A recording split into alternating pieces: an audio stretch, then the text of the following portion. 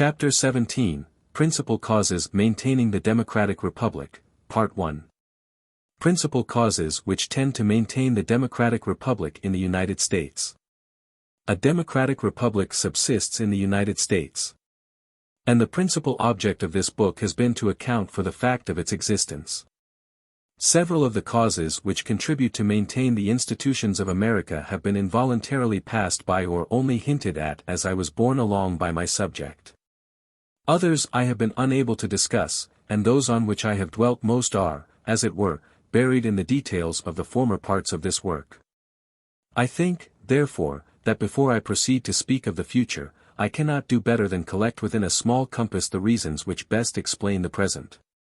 In this retrospective chapter one shall be succinct, for I shall take care to remind the reader very summarily of what he already knows, and I shall only select the most prominent of those facts which I have not yet pointed out. All the causes which contribute to the maintenance of the Democratic Republic in the United States are reducible to three heads. I. The peculiar and accidental situation in which Providence has placed the Americans. 2. The laws. 3. The manners and customs of the people. Accidental or providential causes which contribute to the maintenance of the Democratic Republic in the United States. The Union has no neighbors, no metropolis. The Americans have had the chances of birth in their favor, America an empty country. How?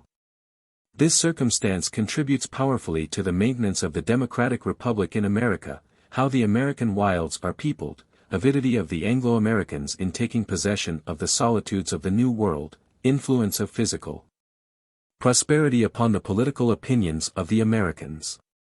1,000 circumstances, independent of the will of man, concur to facilitate the maintenance of a democratic republic in the United States. Some of these peculiarities are known, the others may easily be pointed out. But I shall confine myself to the most prominent amongst them.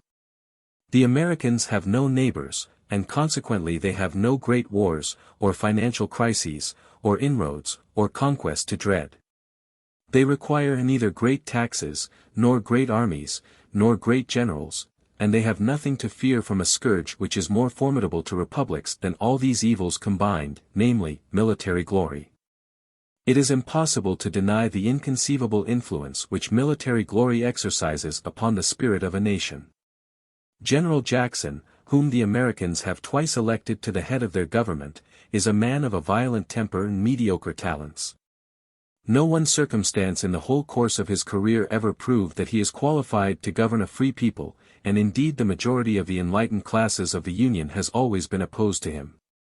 But he was raised to the presidency, and has been maintained in that lofty station, solely by the recollection of a victory which he gained 20 years ago under the walls of New Orleans, a victory which was, however, a very ordinary achievement, and which could only be remembered in a country where battles are rare. Now the people which is thus carried away by the illusions of glory is unquestionably the most cold and calculating, the most unmilitary, if I may use the expression, and the most prosaic of all the peoples of the earth. America has no great capital, a city, whose influence is directly or indirectly felt over the whole extent of the country, which I hold to be one of the first causes of the maintenance of republican institutions in the United States. In cities men cannot be prevented from concerting together, and from awakening a mutual excitement which prompts sudden and passionate resolutions. Cities may be looked upon as large assemblies, of which all the inhabitants are members. Their populace exercises a prodigious influence upon the magistrates, and frequently executes its own wishes without their intervention. The United States have no metropolis, but they already contain several very large cities. Philadelphia reckoned 161,000 inhabitants and New York 202,000 in the year 1830. The lower orders which inhabit these cities constitute a rabble even more formidable than the populace of European towns. They consist of freed blacks in the first place, who are condemned by the laws and by public opinion to a hereditary state of misery and degradation. They also contain a multitude of Europeans who have been driven to the shores of the New World by their misfortunes or their misconduct. And these men inoculate the United States with all our vices, without bringing with them any of those interests which counteract their baneful influence. As inhabitants of a country where they have no civil rights, they are ready to turn all the passions which agitate the community to their own advantage. Thus, within the last few months serious riots have broken out in Philadelphia and in New York. Disturbances of this kind are unknown in the rest of the country, which is nowise alarmed by them, because the population of the cities has hitherto exercised neither power nor influence over the rural districts. Nevertheless, I look upon the size of certain American cities, and especially on the nature of their population, as a real danger which threatens the future security of the democratic republics of the New World. And I venture to predict that they will perish from this circumstance unless the government succeeds in creating an armed force, which, whilst it remains under the control of the majority of the nation, will be independent of the town population, and able to repress its excesses. The population of the city of New York had risen, in 1870, to 942,292, and that of Philadelphia to 674,022. Brooklyn, which may be said to form part of New York City, has a population of 396,099, in addition to that of New York. The frequent disturbances in the great cities of America, and the excessive corruption of their local governments, over which there is no effectual control, are amongst the greatest evils and dangers of the country. To subject the provinces to the metropolis is therefore not only to place the destiny of the empire in the hands of a portion of the community, which may be reprobated as unjust, but to place it in the hands of a populace acting under its own impulses, which must be avoided as dangerous. The preponderance of capital cities is therefore a serious blow upon the representative system, and it exposes modern republics to the same defect as the republics of antiquity, which all perished from not having been acquainted with that form of government. It would be easy for me to adduce a great number of secondary causes which have contributed to establish, and which concur to maintain, the democratic republic of the United States. But I discern two principal circumstances amongst these favorable elements, which I hasten to point out. I have already observed that the origin of the American settlements may be looked upon as the first and most efficacious cause to which the present prosperity of the United States may be attributed. The Americans had the chances of birth in their favor, and their forefathers imported that equality of conditions into the country whence the democratic republic has very naturally taken its rise. Nor was this all they did. For besides this republican condition of society, the early settler bequeathed to their descendants those customs, manners, and opinions which contribute most to the success of a republican form of government. When I reflect upon the consequences of this primary circumstance, methinks I see the destiny of America embodied in the first Puritan who landed on those shores, just as the human race was represented by the first man. The chief circumstance which has favored the establishment and the maintenance of a democratic republic in the United States is the nature of the territory which the American inhabit. Their ancestors gave them the love of equality and of freedom, but God himself gave them the means of remaining equal and free, by placing them upon a boundless continent, which is open to their exertions. General prosperity is favorable to the stability of all governments, but more particularly of a democratic constitution, which depends upon the dispositions of the majority, and more particularly of that portion of the community which is most exposed to feel the pressure of want.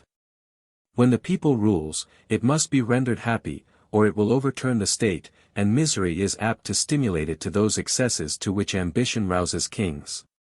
The physical causes, independent of the laws, which contribute to promote general prosperity, are more numerous in America than they have ever been in any other country in the world, at any other period of history. In the United States not only is legislation democratic, but nature herself favors the cause of the people. In what part of human tradition can be found anything at all similar to that which is occurring under our eyes in North America? The celebrated communities of antiquity were all founded in the midst of hostile nations, which they were obliged to subjugate before they could flourish in their place. Even the moderns have found, in some parts of South America, vast regions inhabited by a people of inferior civilization, but which occupied and cultivated the soil. To found their new states it was necessary to extirpate or to subdue a numerous population, until civilization has been made to blush for their success. But North America was only inhabited by wandering tribes, who took no thought of the natural riches of the soil, and that vast country was still, properly speaking, an empty continent, a desert land awaiting its inhabitants. Everything is extraordinary in America, the social condition of the inhabitants, as well as the laws, but the soil upon which these institutions are founded is more extraordinary than all the rest. When man was first placed upon the earth by the Creator, the earth was inexhaustible in its youth, but man was weak and ignorant. And when he had learned to explore the treasures which it contained, hosts of his fellow creatures covered its surface, and he was obliged to earn an asylum for repose and for freedom by the sword. At that same period North America was discovered, as if it had been kept in reserve by the deity, and had just risen from beneath the waters of the deluge.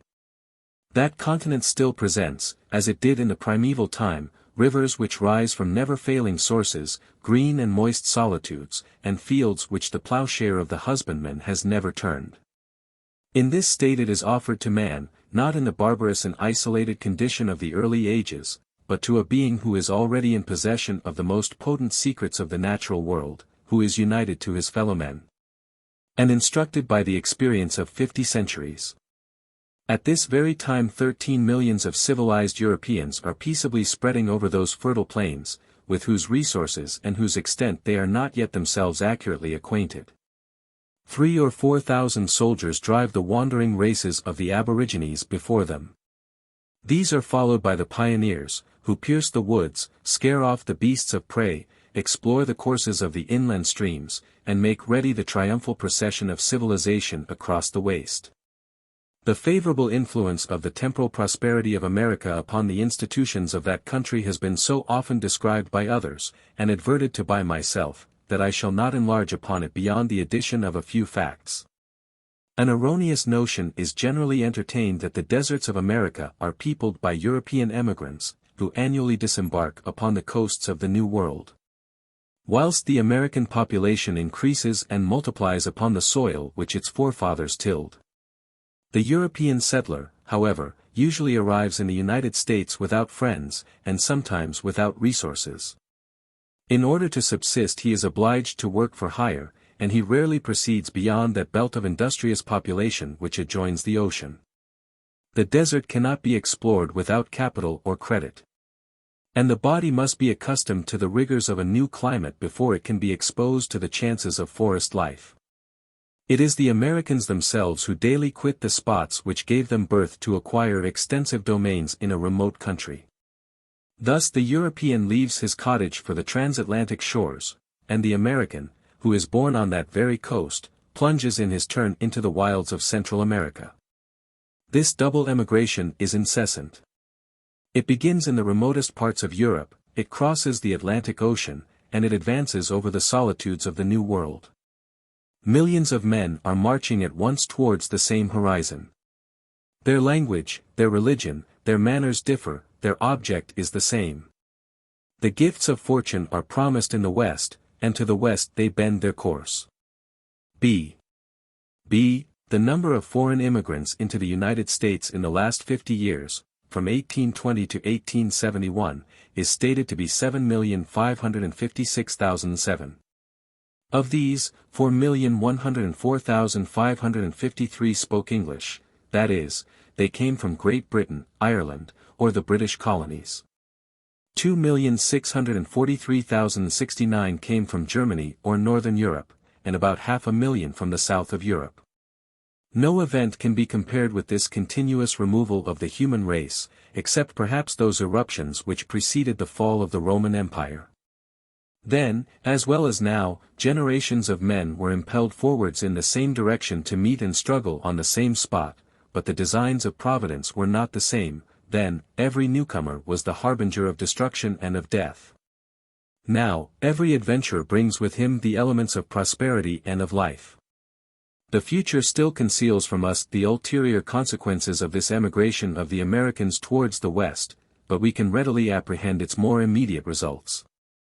As a portion of the inhabitants annually leave the states in which they were born, the population of these states increases very slowly, although they have long been established. Thus in Connecticut, which only contains 59 inhabitants to the square mile, the population has not increased by more than 1/4 in 40 years, whilst that of England has been augmented by 1/3 in the lapse of the same period.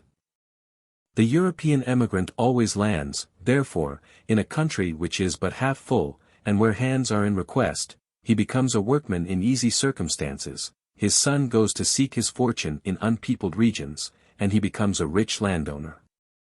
The former amasses the capital which the latter invests, and the stranger as well as the native is unacquainted with want.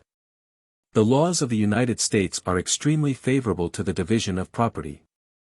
But a cause which is more powerful than the laws prevents property from being divided to excess. See, this is very perceptible in the states which are beginning to be thickly peopled. Massachusetts is the most populous part of the Union, but it contains only 80 inhabitants to the square mile, which is much less than in France, where 162 are reckoned to the same extent of country. But in Massachusetts estates are very rarely divided, the eldest son takes the land, and the others go to seek their fortune in the desert. The law has abolished the rights of primogeniture, but circumstances have concurred to re-establish it under a form of which none can complain, and by which no just rights are impaired. See, in New England the estates are exceedingly small, but they are rarely subjected to further division. A single fact will suffice to show the prodigious number of individuals who leave New England, in this manner, to settle themselves in the wilds. We were assured in 1830 that 36 of the members of Congress were born in the little state of Connecticut. The population of Connecticut, which constitutes only 1/43rd part of that of the United States, thus furnished 1/8 of the whole body of representatives. The states of Connecticut, however, only sends 5 delegates to Congress. And the 31 others sit for the new Western states. If these 31 individuals had remained in Connecticut, it is probable that instead of becoming rich landowners they would have remained humble laborers, that they would have lived in obscurity without being able to rise into public life. And that, far from becoming useful members of the legislature, they might have been unruly citizens. These reflections do not escape the observation of the Americans any more than of ourselves. It cannot be doubted, says Chancellor Kent in his Treatise on American Law, that the division of landed estates must produce great evils when it is carried to such excess as that each parcel of land is insufficient to support a family. But these disadvantages have never been felt in the United States, and many generations must elapse before they can be felt. The extent of our inhabited territory, the abundance of adjacent land, and the continual stream of emigration flowing from the shores of the Atlantic towards the interior of the country, suffice as yet, and will long suffice, to prevent the parcelling out of estates. It is difficult to describe the rapacity with which the American rushes forward to secure the immense booty which fortune proffers to him. In the pursuit he fearlessly braves the arrow of the Indian and the distempers of the forest.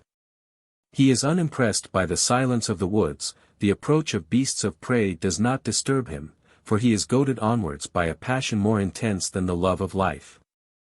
Before him lies a boundless continent, and he urges onwards as if time pressed, and he was afraid of finding no room for his exertions. I have spoken of the emigration from the older states, but how shall I describe that which takes place from the more recent ones? 50 years have scarcely elapsed since that of Ohio was founded. The greater part of its inhabitants were not born within its confines, its capital has only been built 30 years, and its territory is still covered by an immense extent of uncultivated fields. Nevertheless, the population of Ohio is already proceeding westward, and most of the settlers who descend to the fertile savannas of Illinois are citizens of Ohio. These men left their first country to improve their condition. They quit their resting place to ameliorate it still more. Fortune awaits them everywhere, but happiness they cannot attain. The desire of prosperity is become an ardent and restless passion in their minds which grows by what it gains. They early broke the ties which bound them to their natal earth, and they have contracted no fresh ones on their way. Emigration was at first necessary to them as a means of subsistence. And it soon becomes a sort of game of chance, which they pursue for the emotions it excites as much as for the gain it procures. Sometimes the progress of man is so rapid that the desert reappears behind him. The woods stoop to give him a passage, and spring up again when he has passed. It is not uncommon in crossing the new states of the West to meet with deserted dwellings in the midst of the wilds.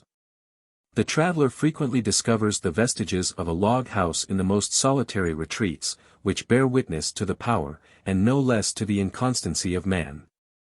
In these abandoned fields, and over these ruins of a day, the primeval forest soon scatters a fresh vegetation, the beasts resume the haunts which were once their own, and nature covers the traces of man's path with branches and with flowers, which obliterate his evanescent track.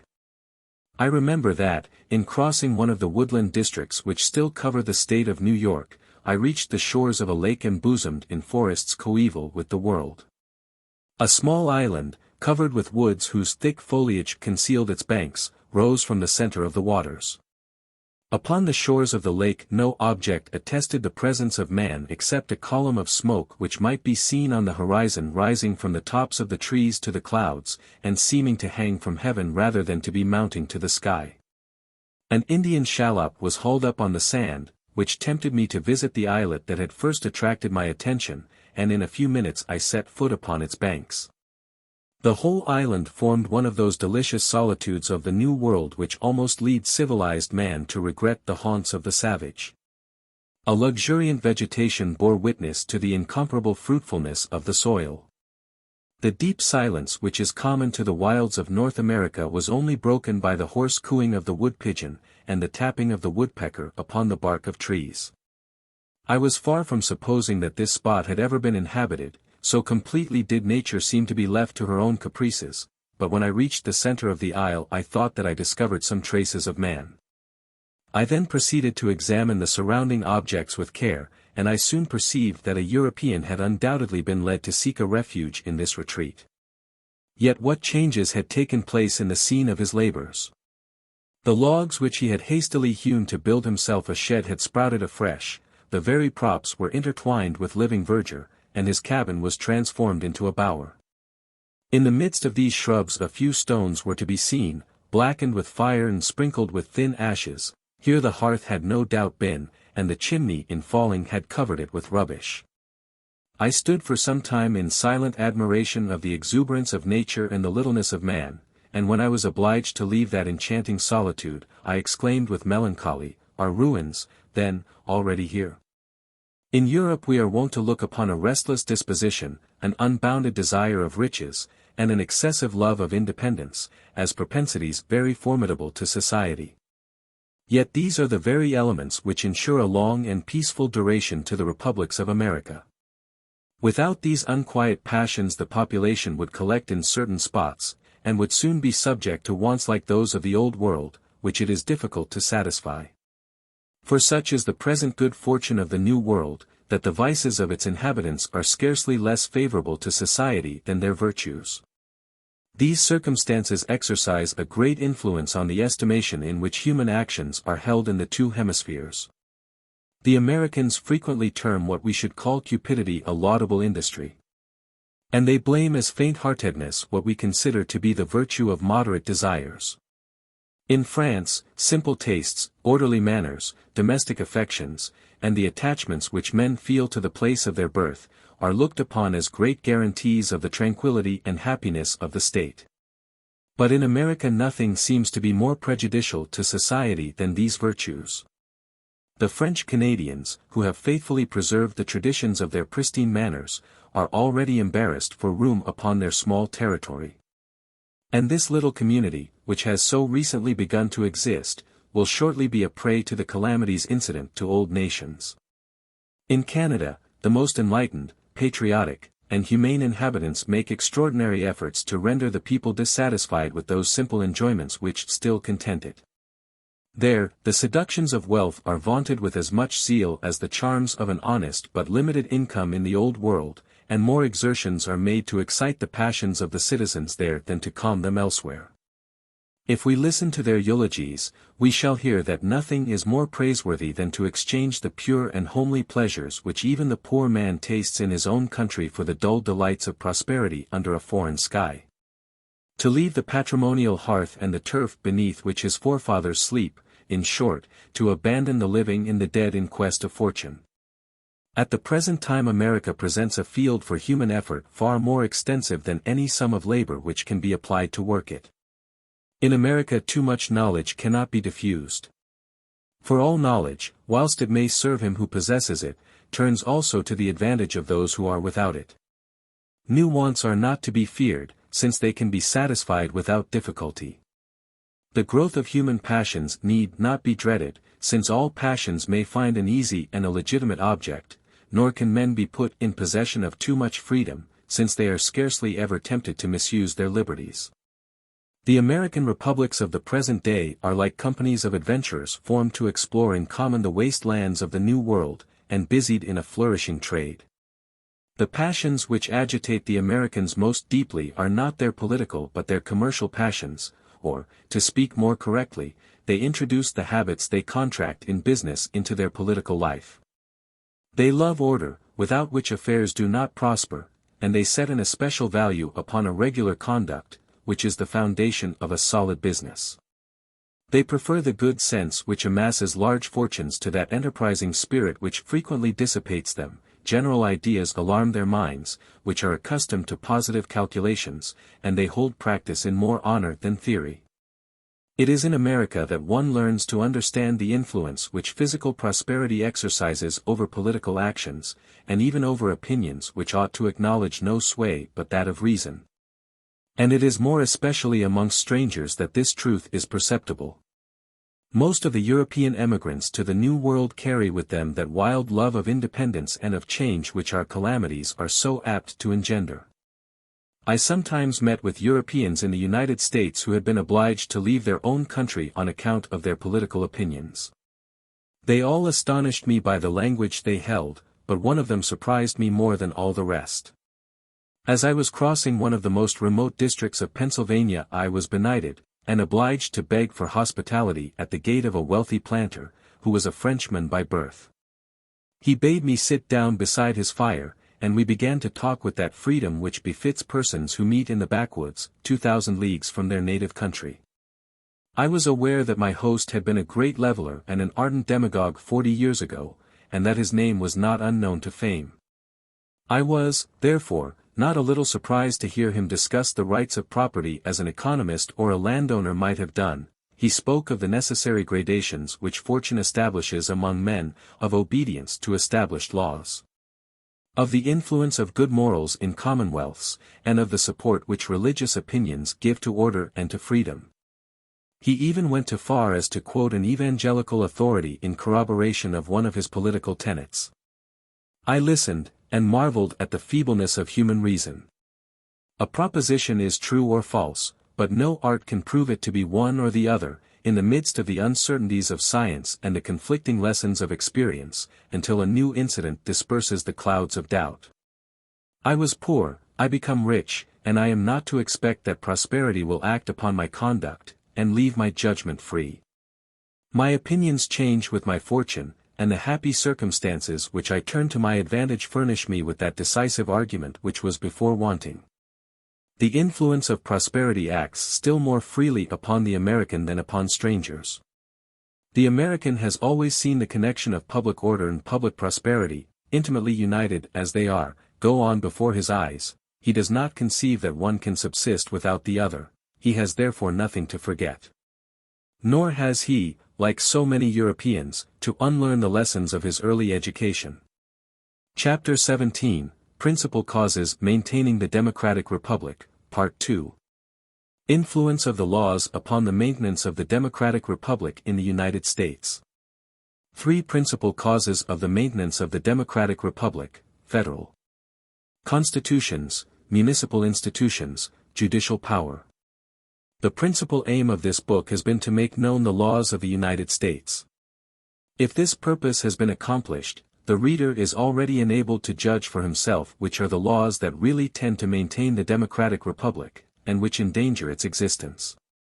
If I have not succeeded in explaining this in the whole course of my work, I cannot hope to do so within the limits of a single chapter. It is not my intention to retrace the path I have already pursued, and a very few lines will suffice to recapitulate what I have previously explained. Three circumstances seem to me to contribute most powerfully to the maintenance of the democratic republic in the United States. The first is that federal form of government which the Americans have adopted, and which enables the Union to combine the power of a great empire with the security of a small state. The second consists in those municipal institutions which limit the despotism of the majority, and at the same time impart a taste for freedom and a knowledge of the art of being free to the people. The third is to be met with in the constitution of the judicial power. I have shown in what manner the courts of justice serve to repress the excesses of democracy, and how they check and direct the impulses of the majority without stopping its activity. Influence of manners upon the maintenance of the democratic republic in the United States. I have previously remarked that the manners of the people may be considered as one of the general causes to which the maintenance of a democratic republic in the United States is attributable. I here use the word manners with the meaning which the ancients attached to the word mores, for I apply it not only to manners in their proper sense of what constitutes the character of social intercourse, but I extend it to the various notions and opinions current among men, and to the mass of those ideas which constitute their character of mind.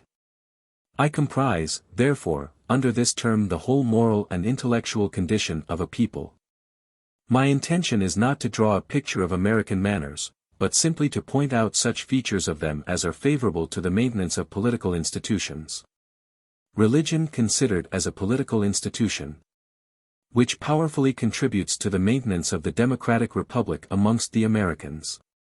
North America peopled by men who professed a democratic and republican Christianity, a rival of the Catholics, for what reason the Catholics form the most democratic and the most republican class at the present time. Every religion is to be found in juxtaposition to a political opinion which is connected with it by affinity. If the human mind be left to follow its own bent, it will regulate the temporal and spiritual institutions of society upon one uniform principle. And man will endeavor, if I may use the expression, to harmonize the state in which he lives upon earth with the state which he believes to await him in heaven. The greatest part of British America was peopled by men who, after having shaken off the authority of the Pope, acknowledged no other religious supremacy. They brought with them into the New World a form of Christianity which I cannot better describe than by styling it a democratic and republican religion. This sect contributed powerfully to the establishment of a democracy and a republic, and from the earliest settlement of the emigrants politics and religion contracted an alliance which has never been dissolved. About 50 years ago Ireland began to pour a Catholic population into the United States.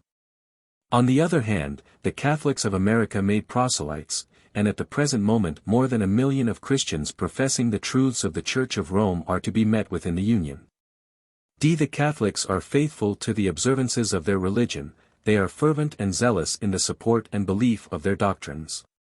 Nevertheless they constitute the most republican and the most democratic class of citizens which exists in the United States. And although this fact may surprise the observer at first, the causes by which it is occasioned may easily be discovered upon reflection. It is difficult to ascertain with accuracy the amount of the Roman Catholic population of the United States, but in 1868 an able writer in the Edinburgh Review, volume XVIII. p. 521, affirmed that the whole Catholic population of the United States was then about 4 million, divided into 43 dioceses, with 3,795 churches, under the care of 45 bishops and 2,317 clergymen. But this rapid increase is mainly supported by immigration from the Catholic countries of Europe.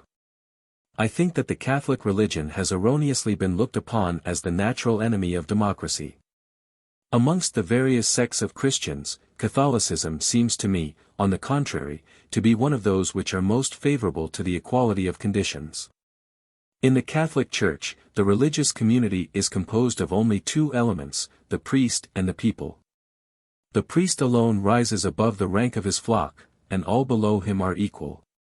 On doctrinal points the Catholic faith places all human capacities upon the same level, it subjects the wise and ignorant, the man of genius and the vulgar crowd, to the details of the same creed. It imposes the same observances upon the rich and needy, it inflicts the same austerities upon the strong and the weak, it listens to no compromise with mortal man, but, reducing all the human race to the same standard. It confounds all the distinctions of society at the foot of the same altar, even as they are confounded in the sight of God. If Catholicism predisposes the faithful to obedience, it certainly does not prepare them for inequality, but the contrary may be said of Protestantism, which generally tends to make men independent, more than to render them equal. Catholicism is like an absolute monarchy. If the sovereign be removed, all the other classes of society are more equal than they are in republics. It has not unfrequently occurred that the Catholic priest has left the service of the altar to mix with the governing powers of society, and to take his place amongst the civil gradations of men. This religious influence has sometimes been used to secure the interests of that political state of things to which he belonged. At other times Catholics have taken the side of aristocracy from a spirit of religion. But no sooner is the priesthood entirely separated from the government, as is the case in the United States. Then is found that no class of men are more naturally disposed than the Catholics to transfuse the doctrine of the equality of conditions into the political world. If, then, the Catholic citizens of the United States are not forcibly led by the nature of their tenets to adopt democratic and republican principles, at least they are not necessarily opposed to them. And their social position, as well as their limited number, obliges them to adopt these opinions.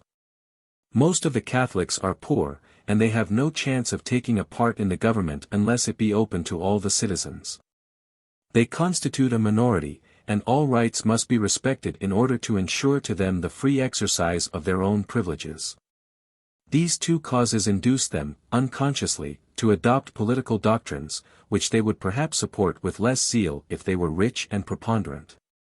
The Catholic clergy of the United States has never attempted to oppose this political tendency, but it seeks rather to justify its results. The priests in America have divided the intellectual world into two parts. In the one they place the doctrines of revealed religion, which command their assent. In the other they leave those truths which they believe to have been freely left open to the researches of political inquiry. Thus the Catholics of the United States are at the same time the most faithful believers and the most zealous citizens. It may be asserted that in the United States no religious doctrine displays the slightest hostility to democratic and republican institutions. The clergy of all the different sects hold the same language, their opinions are consonant to the laws, and the human intellect flows onwards in one sole current. I happened to be staying in one of the largest towns in the Union, when I was invited to attend a public meeting which had been called for the purpose of assisting the Poles, and of sending them supplies of arms and money. I found 2,000 or 3,000 persons collected in a vast hall which had been prepared to receive them.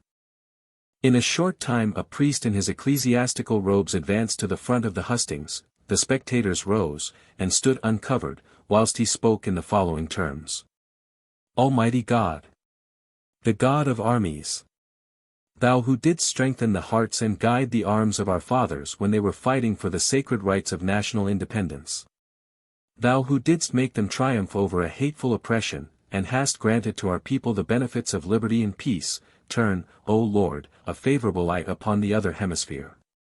Pitifully look down upon that heroic nation which is even now struggling as we did in the former time, and for the same rights which we defended with our blood. Thou, who didst create man in the likeness of the same image, let not tyranny mar thy work, and establish inequality upon the earth. Almighty God! Do thou watch over the destiny of the Poles, and render them worthy to be free. May thy wisdom direct their counsels, and may thy strength sustain their arms. Shed forth thy terror over their enemies, scatter the powers which take counsel against them. And vouchsafe that the injustice which the world has witnessed for 50 years, be not consummated in our time. O Lord, who holdest alike the hearts of nations and of men in thy powerful hand, raise up allies to the sacred cause of right. Arouse the French nation from the apathy in which its rulers retain it, that it go forth again to fight for the liberties of the world. Lord, turn not thou thy face from us, and grant that we may always be the most religious as well as the freest people of the earth. Almighty God, hear our supplications this day. Save the Poles, we beseech thee, in the name of thy well-beloved Son, our Lord Jesus Christ, who died upon the cross for the salvation of men. Amen. The whole meeting responded, "Amen," with devotion. Indirect influence of religious opinions upon political society in the United States.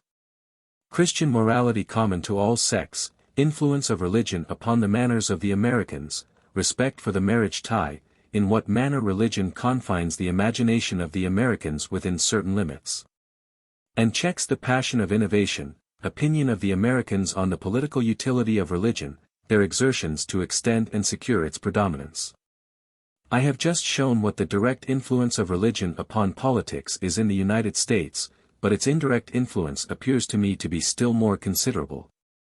And it never instructs the Americans more fully in the art of being free than when it says nothing of freedom. The sects which exist in the United States are innumerable. They all differ in respect to the worship which is due from man to his Creator, but they all agree in respect to the duties which are due from man to man. Each sect adores the deity in its own peculiar manner, but all the sects preach the same moral law in the name of God. If it be of the highest importance to man, as an individual, that his religion should be true, the case of society is not the same. Society has no future life to hope for or to fear. And provided the citizens profess a religion, the peculiar tenets of that religion are of very little importance to its interests. Moreover, almost all the sects of the United States are comprised within the great unity of Christianity, and Christian morality is everywhere the same.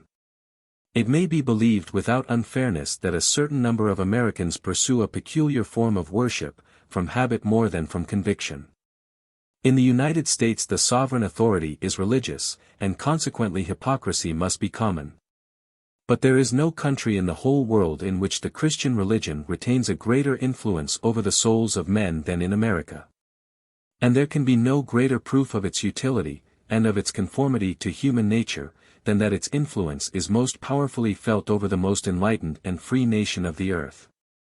I have remarked that the members of the American clergy in general, without even excepting those who do not admit religious liberty, are all in favor of civil freedom, but they do not support any particular political system.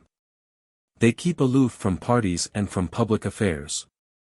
In the United States religion exercises but little influence upon the laws and upon the details of public opinion, but it directs the manners of the community, and by regulating domestic life it regulates the state.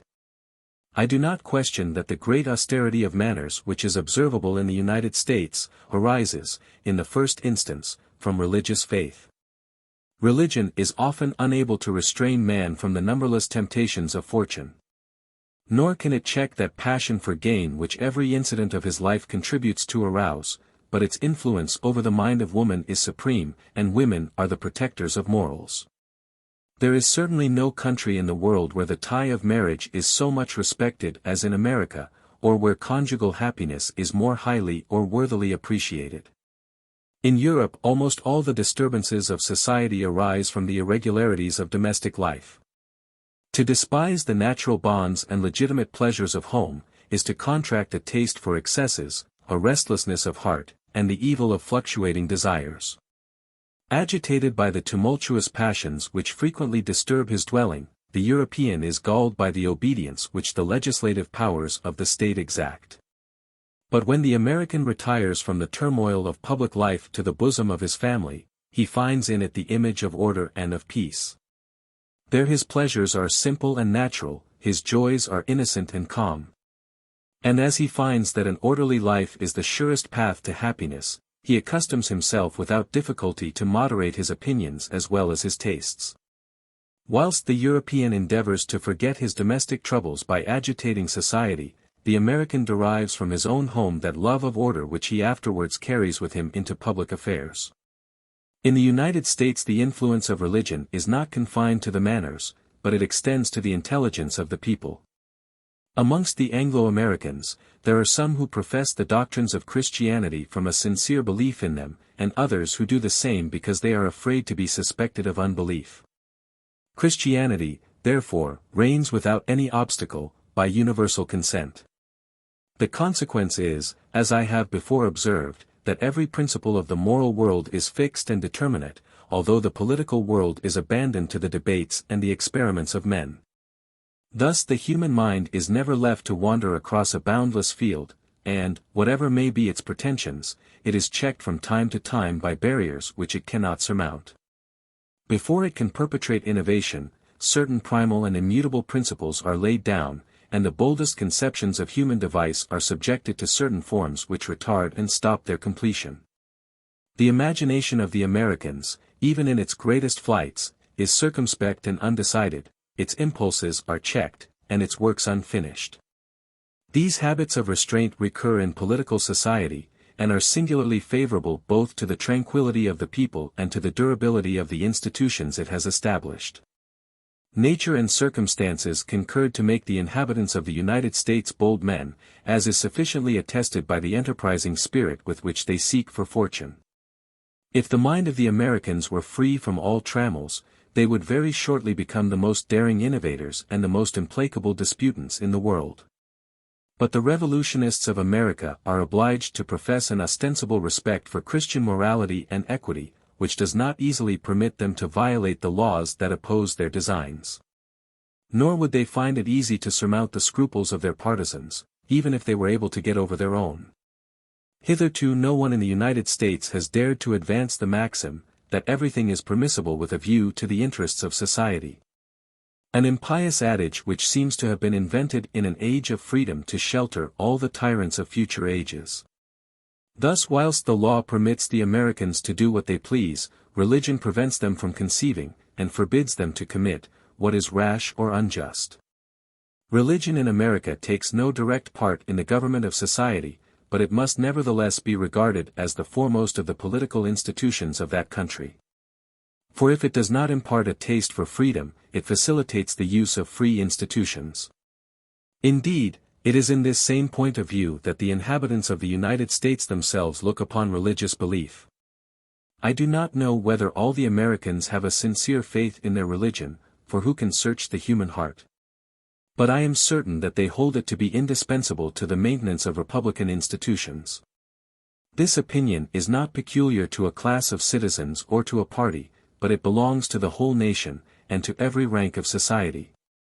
In the United States, if a political character attacks a sect, this may not prevent even the partisans of that very sect from supporting him, but if he attacks all the sects together, everyone abandons him, and he remains alone.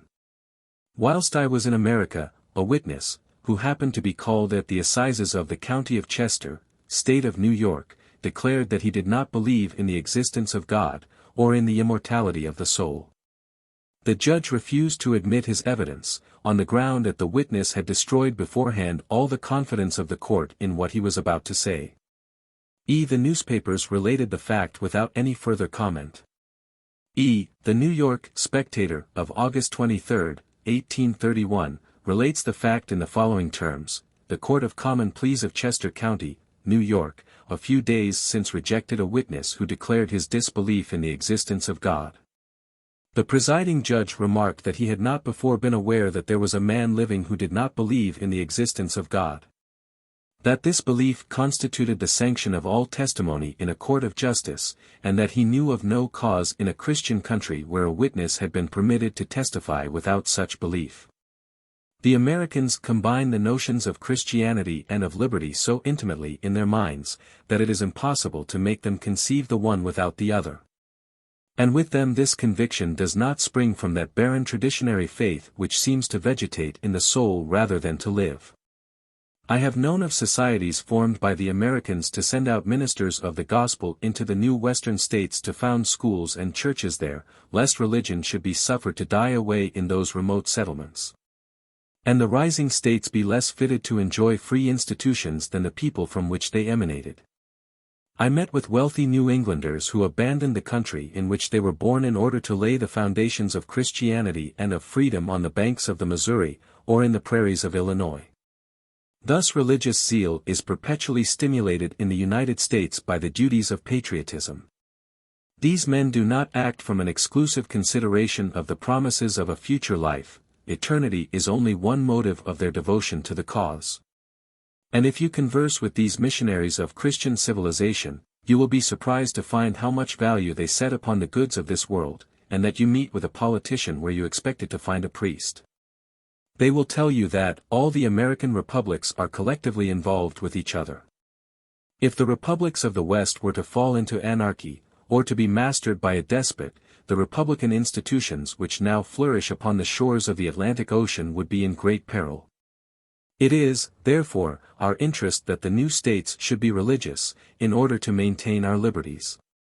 Such are the opinions of the Americans, and if any hold that the religious spirit which I admire is the very thing most amiss in America, and that the only element wanting to the freedom and happiness of the human race is to believe in some blind cosmogony, or to assert with Cabanis the secretion of thought by the brain, I can only reply that those who hold this language have never been in America, and that they have never seen a religious or a free nation. When they return from their expedition, we shall hear what they have to say. There are persons in France who look upon republican institutions as a temporary means of power, of wealth, and distinction. Men who are the condottieri of liberty, and who fight for their own advantage, whatever be the colors they wear, it is not to these that I address myself. But there are others who look forward to the republican form of government as a tranquil and lasting state, towards which modern society is daily impelled by the ideas and manners of the time, and who sincerely desire to prepare men to be free.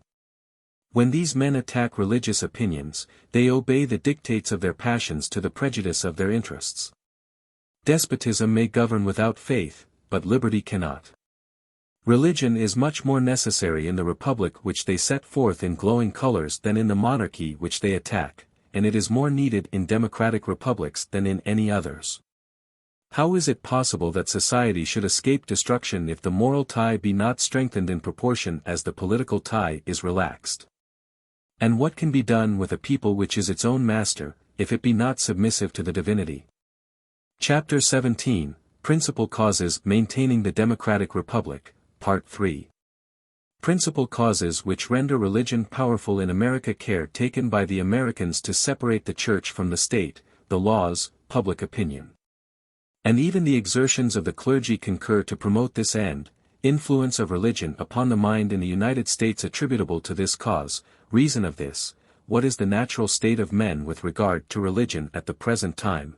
What are the peculiar and incidental causes which prevent men, in certain countries, from arriving at this state?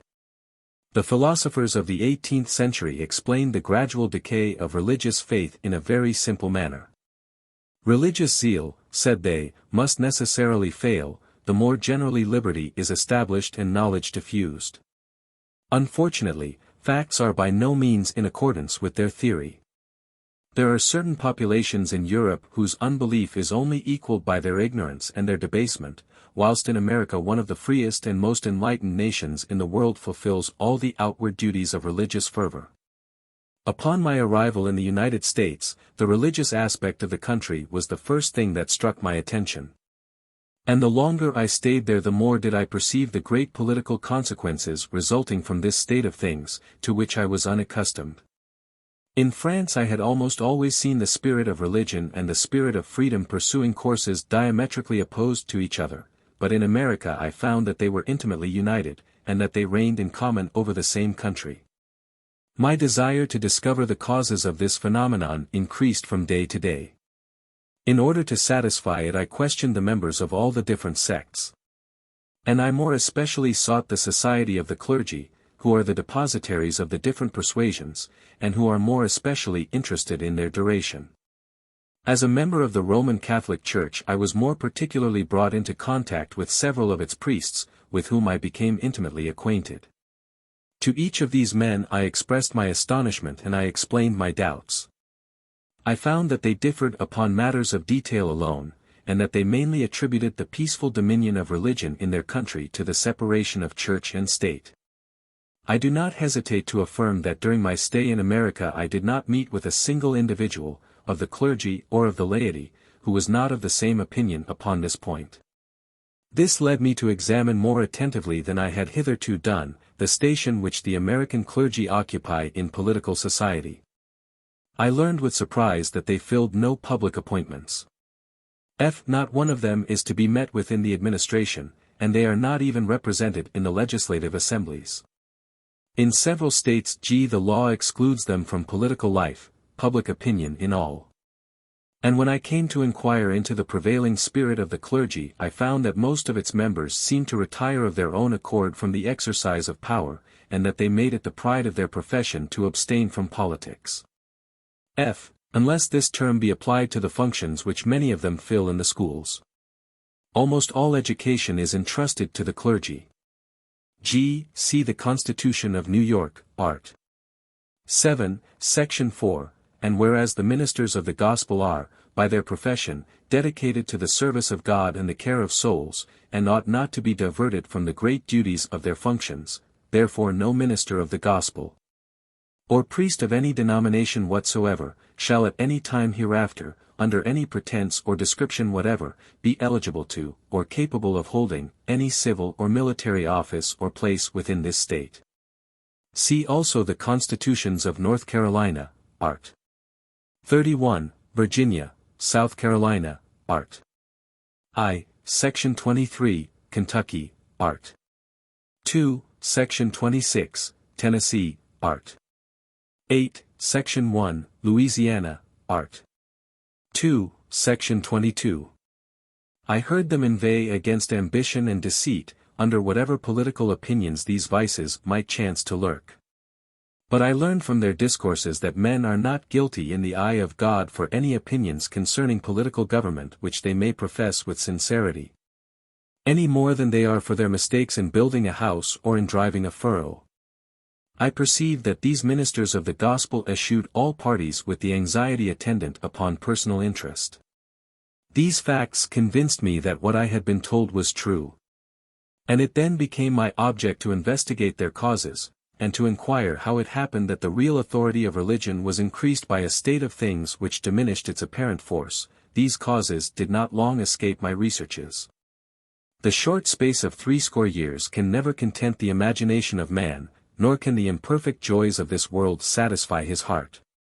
Man alone, of all created beings, displays a natural contempt of existence, and yet a boundless desire to exist. He scorns life, but he dreads annihilation. These different feelings incessantly urge his soul to the contemplation of a future state, and religion directs his musings thither. Religion, then, is simply another form of hope, and it is no less natural to the human heart than hope itself.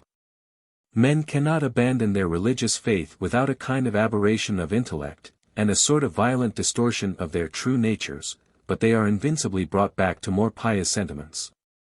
For unbelief is an accident, and faith is the only permanent state of mankind. If we only consider religious institutions in a purely human point of view, they may be said to derive an inexhaustible element of strength from man himself, since they belong to one of the constituent principles of human nature. I am aware that at certain times religion may strengthen this influence, which originates in itself, by the artificial power of the laws, and by the support of those temporal institutions which direct society. Religions, intimately united to the governments of the earth, have been known to exercise a sovereign authority derived from the twofold source of terror and of faith. But when a religion contracts an alliance of this nature, I do not hesitate to affirm that it commits the same error as a man who should sacrifice his future to his present welfare. And in obtaining a power to which it has no claim, it risks that authority which is rightfully its own. When a religion founds its empire upon the desire of immortality which lives in every human heart, it may aspire to universal dominion.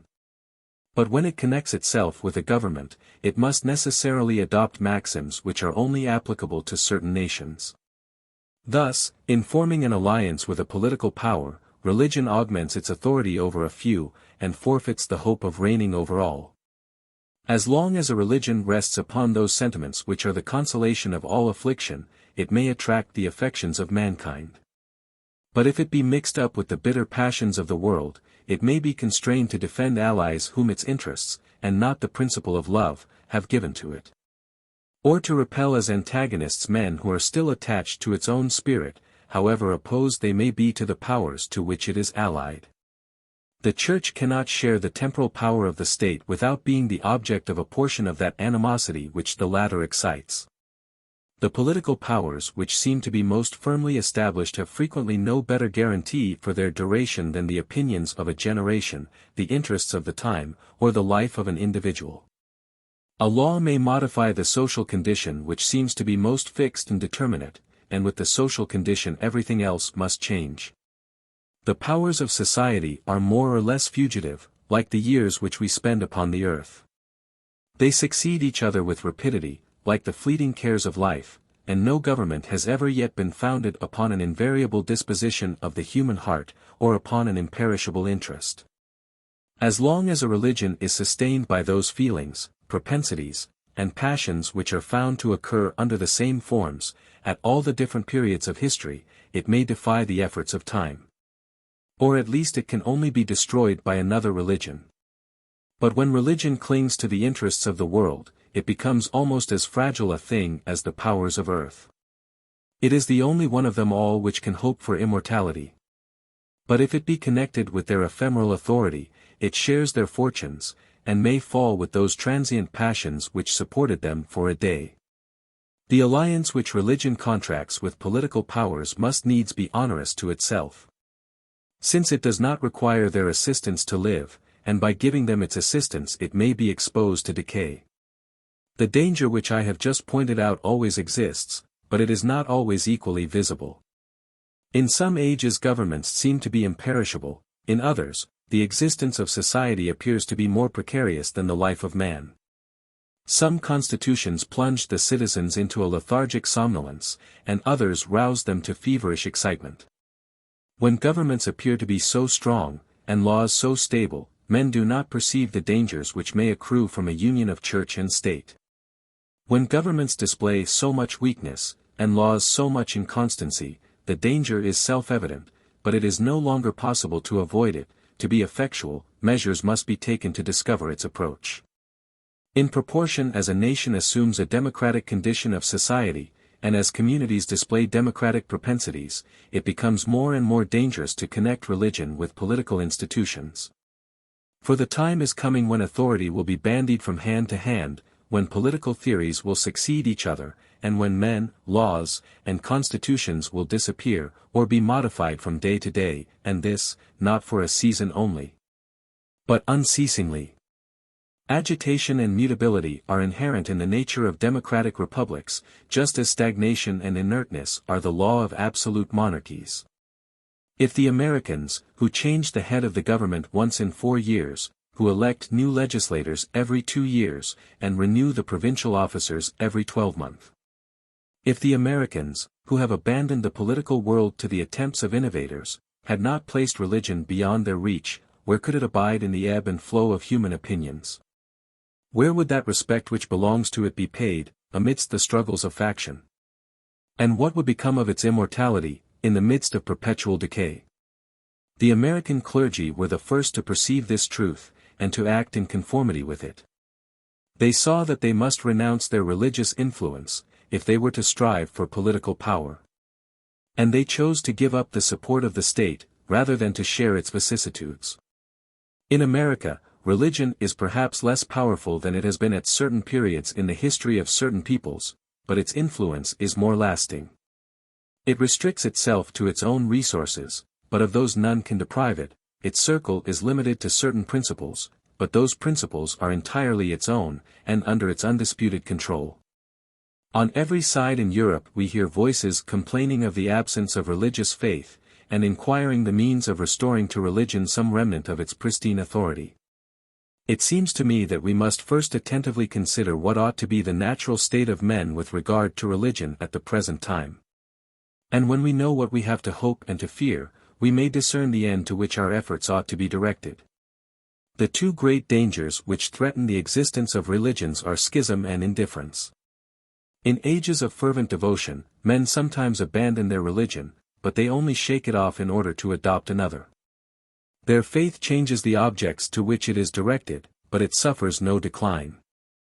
The old religion then excites enthusiastic attachment or bitter enmity in either party. Some leave it with anger, others cling to it with increased devotedness, and although persuasions differ, irreligion is unknown. Such, however, is not the case when a religious belief is secretly undermined by doctrines which may be termed negative, since they deny the truth of one religion without affirming that of any other. Prodigious revolutions then take place in the human mind, without the apparent cooperation of the passions of man, and almost without his knowledge. Men lose the objects of their fondest hopes, as if through forgetfulness. They are carried away by an imperceptible current which they have not the courage to stem, but which they follow with regret, since it bears them from a faith they love, to a skepticism that plunges them into despair. In ages which answer to this description, men desert their religious opinions from lukewarmness rather than from dislike. They do not reject them, but the sentiments by which they were once fostered disappear. But if the unbeliever does not admit religion to be true, he still considers it useful. Regarding religious institutions in a human point of view, he acknowledges their influence upon manners and legislation. He admits that they may serve to make men live in peace with one another, and to prepare them gently for the hour of death. He regrets the faith which he has lost. And as he is deprived of a treasure which he has learned to estimate at its full value, he scruples to take it from those who still possess it. On the other hand, those who continue to believe are not afraid openly to avow their faith. They look upon those who do not share their persuasion as more worthy of pity than of opposition, and they are aware that to acquire the esteem of the unbelieving, they are not obliged to follow their example. They are hostile to no one in the world. And as they do not consider the society in which they live as an arena in which religion is bound to face its thousand deadly foes, they love their contemporaries, whilst they condemn their weaknesses and lament their errors.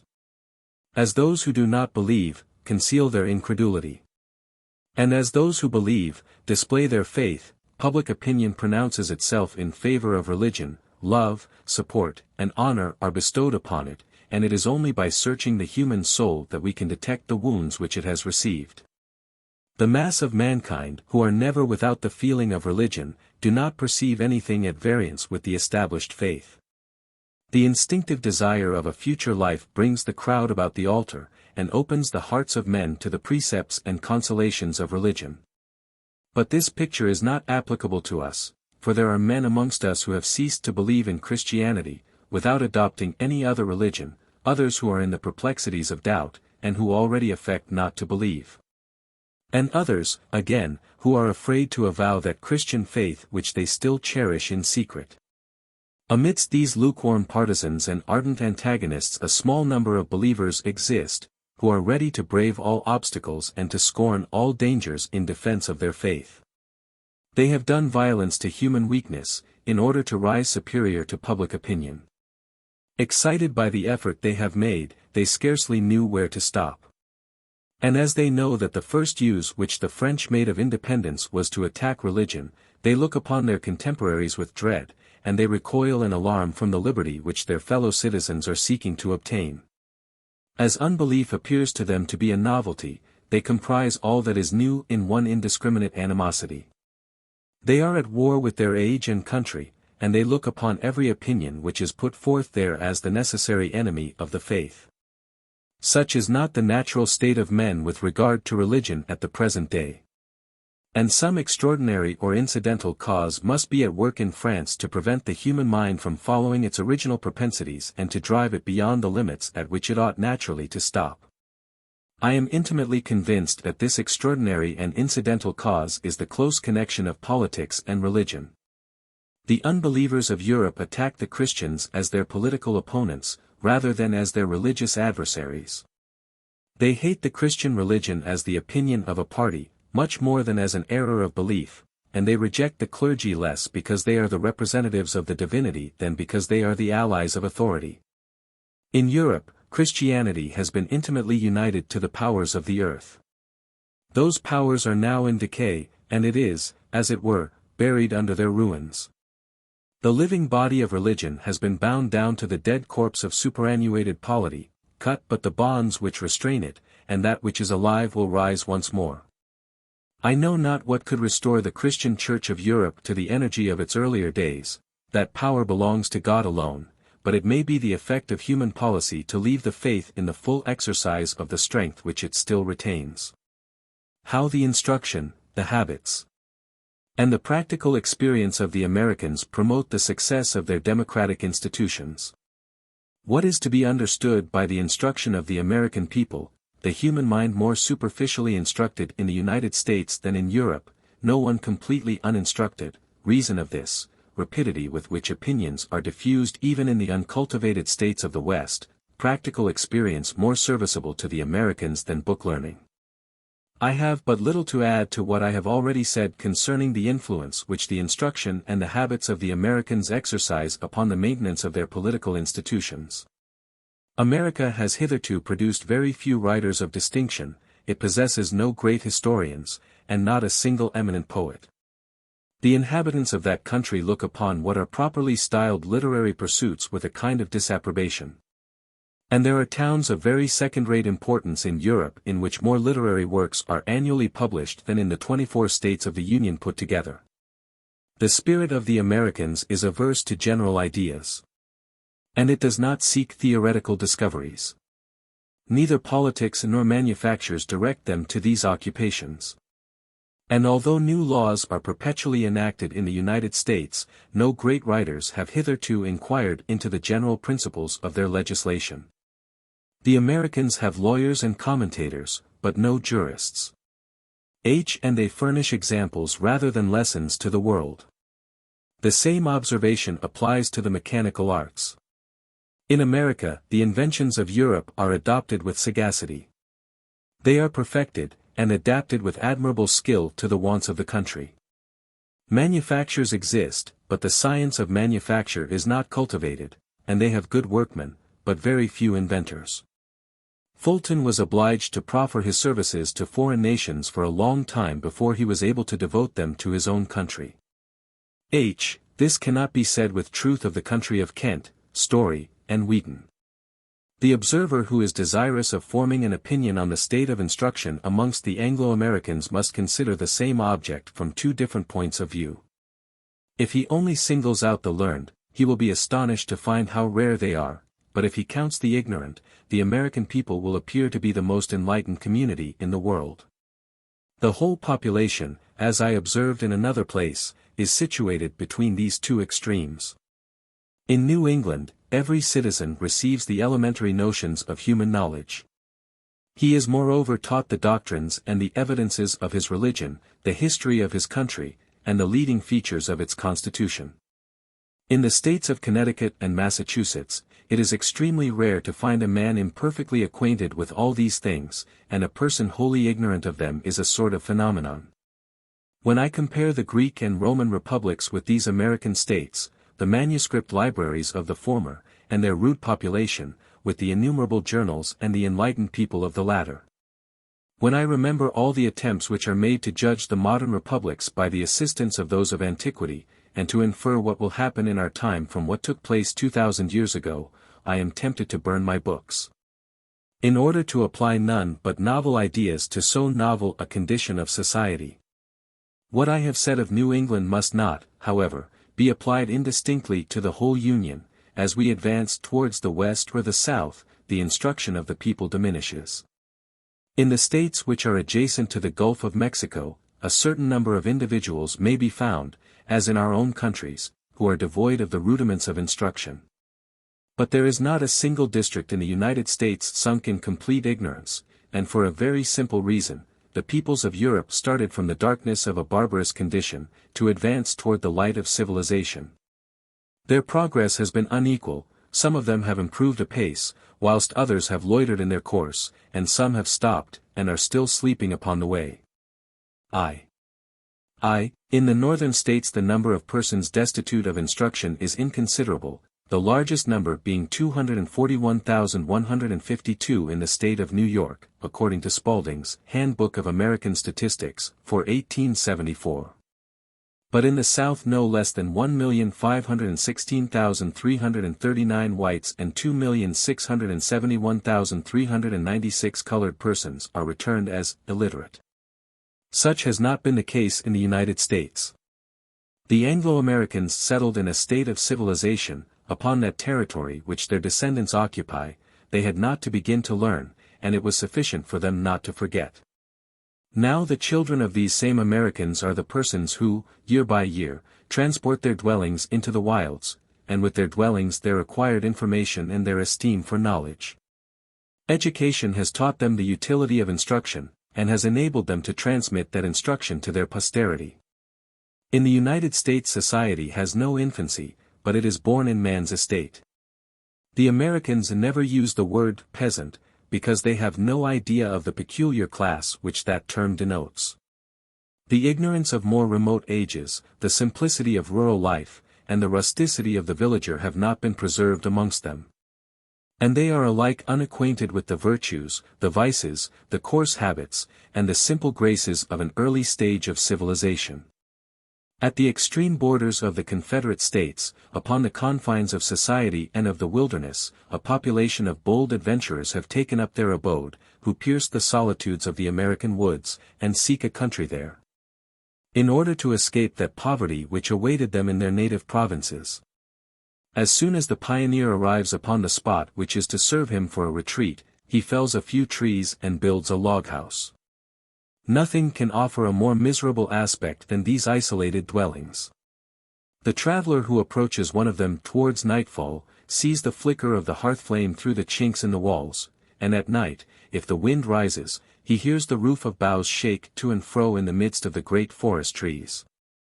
Who would not suppose that this poor hut is the asylum of rudeness and ignorance? Yet no sort of comparison can be drawn between the pioneer and the dwelling which shelters him. Everything about him is primitive and unformed, but he is himself the result of the labor and the experience of 18 centuries. He wears the dress, and he speaks the language of cities. He is acquainted with the past, curious of the future, and ready for argument upon the present. He is, in short, a highly civilized being, who consents, for a time, to inhabit the backwoods, and who penetrates into the wilds of the New World with the Bible, an axe, and a file of newspapers. It is difficult to imagine the incredible rapidity with which public opinion circulates in the midst of these deserts. I do not think that so much intellectual intercourse takes place in the most enlightened and populous districts of France. It cannot be doubted that, in the United States, the instruction of the people powerfully contributes to the support of a democratic republic. And such must always be the case, I believe, where instruction which awakens the understanding is not separated from moral education which amends the heart. But I by no means exaggerate this benefit, and I am still further from thinking, as so many people do think in Europe, that men can be instantaneously made citizens by teaching them to read and write. True information is mainly derived from experience, and if the Americans had not been gradually accustomed to govern themselves, their book learning would not assist them much at the present day. I traveled along a portion of the frontier of the United States in a sort of cart which was termed the mail. We passed, day and night, with great rapidity along the roads which were scarcely marked out, through immense forests. When the gloom of the woods became impenetrable, the coachman lighted branches of fir, and we journeyed along by the light they cast. From time to time we came to a hut in the midst of the forest, which was a post office. The mail dropped an enormous bundle of letters at the door of this isolated dwelling, and we pursued our way at full gallop, leaving the inhabitants of the neighboring log houses to send for their share of the treasure. When the author visited America, the locomotive and the railroad were scarcely invented, and not yet introduced in the United States. It is superfluous to point out the immense effect of those inventions in extending civilization and developing the resources of that vast continent. In 1831 there were 51 miles of railway in the United States. In 1872 there were 60,000 miles of railway. In 1832 each inhabitant of Michigan paid a sum equivalent to 1 fr 22 cent, French money, to the post office revenue, and each inhabitant of the Floridas paid 1 fr 5 cent. See National Calendar, 1833, page 244. In the same year each inhabitant of the Department du Nord paid 1 fr 4 cent to the revenue of the French post office. See the Compte rendu de l'administration des finances, 1833, page 623. Now the state of Michigan only contained at that time 7 inhabitants per square league and Florida only 5. The public instruction and the commercial activity of these districts is inferior to that of most of the states in the Union. Whilst the Department du Nord, which contains 3,400 inhabitants per square league, is one of the most enlightened and manufacturing parts of France. I have lived a great deal with the people in the United States, and I cannot express how much I admire their experience and their good sense. An American should never be allowed to speak of Europe. For he will then probably display a vast deal of presumption and very foolish pride. He will take up with those crude and vague notions which are so useful to the ignorant all over the world. But if you question him respecting his own country, the cloud which dimmed his intelligence will immediately disperse, his language will become as clear and as precise as his thoughts. He will inform you what his rights are, and by what means he exercises them. He will be able to point out the customs which obtain in the political world. You will find that he is well acquainted with the rules of the administration, and that he is familiar with the mechanism of the laws. The citizen of the United States does not acquire his practical science and his positive notions from books. The instruction he has acquired may have prepared him for receiving those ideas, but it did not furnish them. The American learns to know the laws by participating in the act of legislation. And he takes a lesson in the forms of government from governing. The great work of society is ever going on beneath his eyes, and, as it were, under his hands. In the United States politics are the end and aim of education. In Europe its principal object is to fit men for private life. The interference of the citizens in public affairs is too rare an occurrence for it to be anticipated beforehand. Upon casting a glance over society in the two hemispheres, these differences are indicated even by its external aspect. In Europe we frequently introduced the ideas and the habits of private life into public affairs. And as we pass at once from the domestic circle to the government of the state, we may frequently be heard to discuss the great interests of society in the same manner in which we converse with our friends. The Americans, on the other hand, transfuse the habits of public life into their manners in private, and in their country the jury is introduced into the games of schoolboys, and parliamentary forms are observed in the order of a feast. Chapter 17, Principal Causes Maintaining the Democratic Republic, Part 4. The laws contribute more to the maintenance of the democratic republic in the United States than the physical circumstances of the country. And the manners more than the laws. All the nations of America have a democratic state of society, yet democratic institutions only subsist amongst the Anglo-Americans, the Spaniards of South America. Equally favored by physical causes as the Anglo-Americans, unable to maintain a democratic republic, Mexico, which has adopted the Constitution of the United States. In the same predicament, the Anglo-Americans of the West less able to maintain it than those of the East, reason of these different results. I have remarked that the maintenance of democratic institutions in the United States is attributable to the circumstances, the laws, and the manners of that country. Most Europeans are only acquainted with the first of these three causes, and they are apt to give it a preponderating importance which it does not really possess. I remind the reader of the general signification which I give to the word manners, namely, the moral and intellectual characteristics of social man taken collectively. It is true that the Anglo-Saxons settled in the New World in a state of social equality, the low-born and the noble were not to be found amongst them, and professional prejudices were always as entirely unknown as the prejudices of birth. Thus, as the condition of society was democratic, the empire of democracy was established without difficulty. But this circumstance is by no means peculiar to the United States. Almost all the transatlantic colonies were founded by men equal amongst themselves, or who became so by inhabiting them.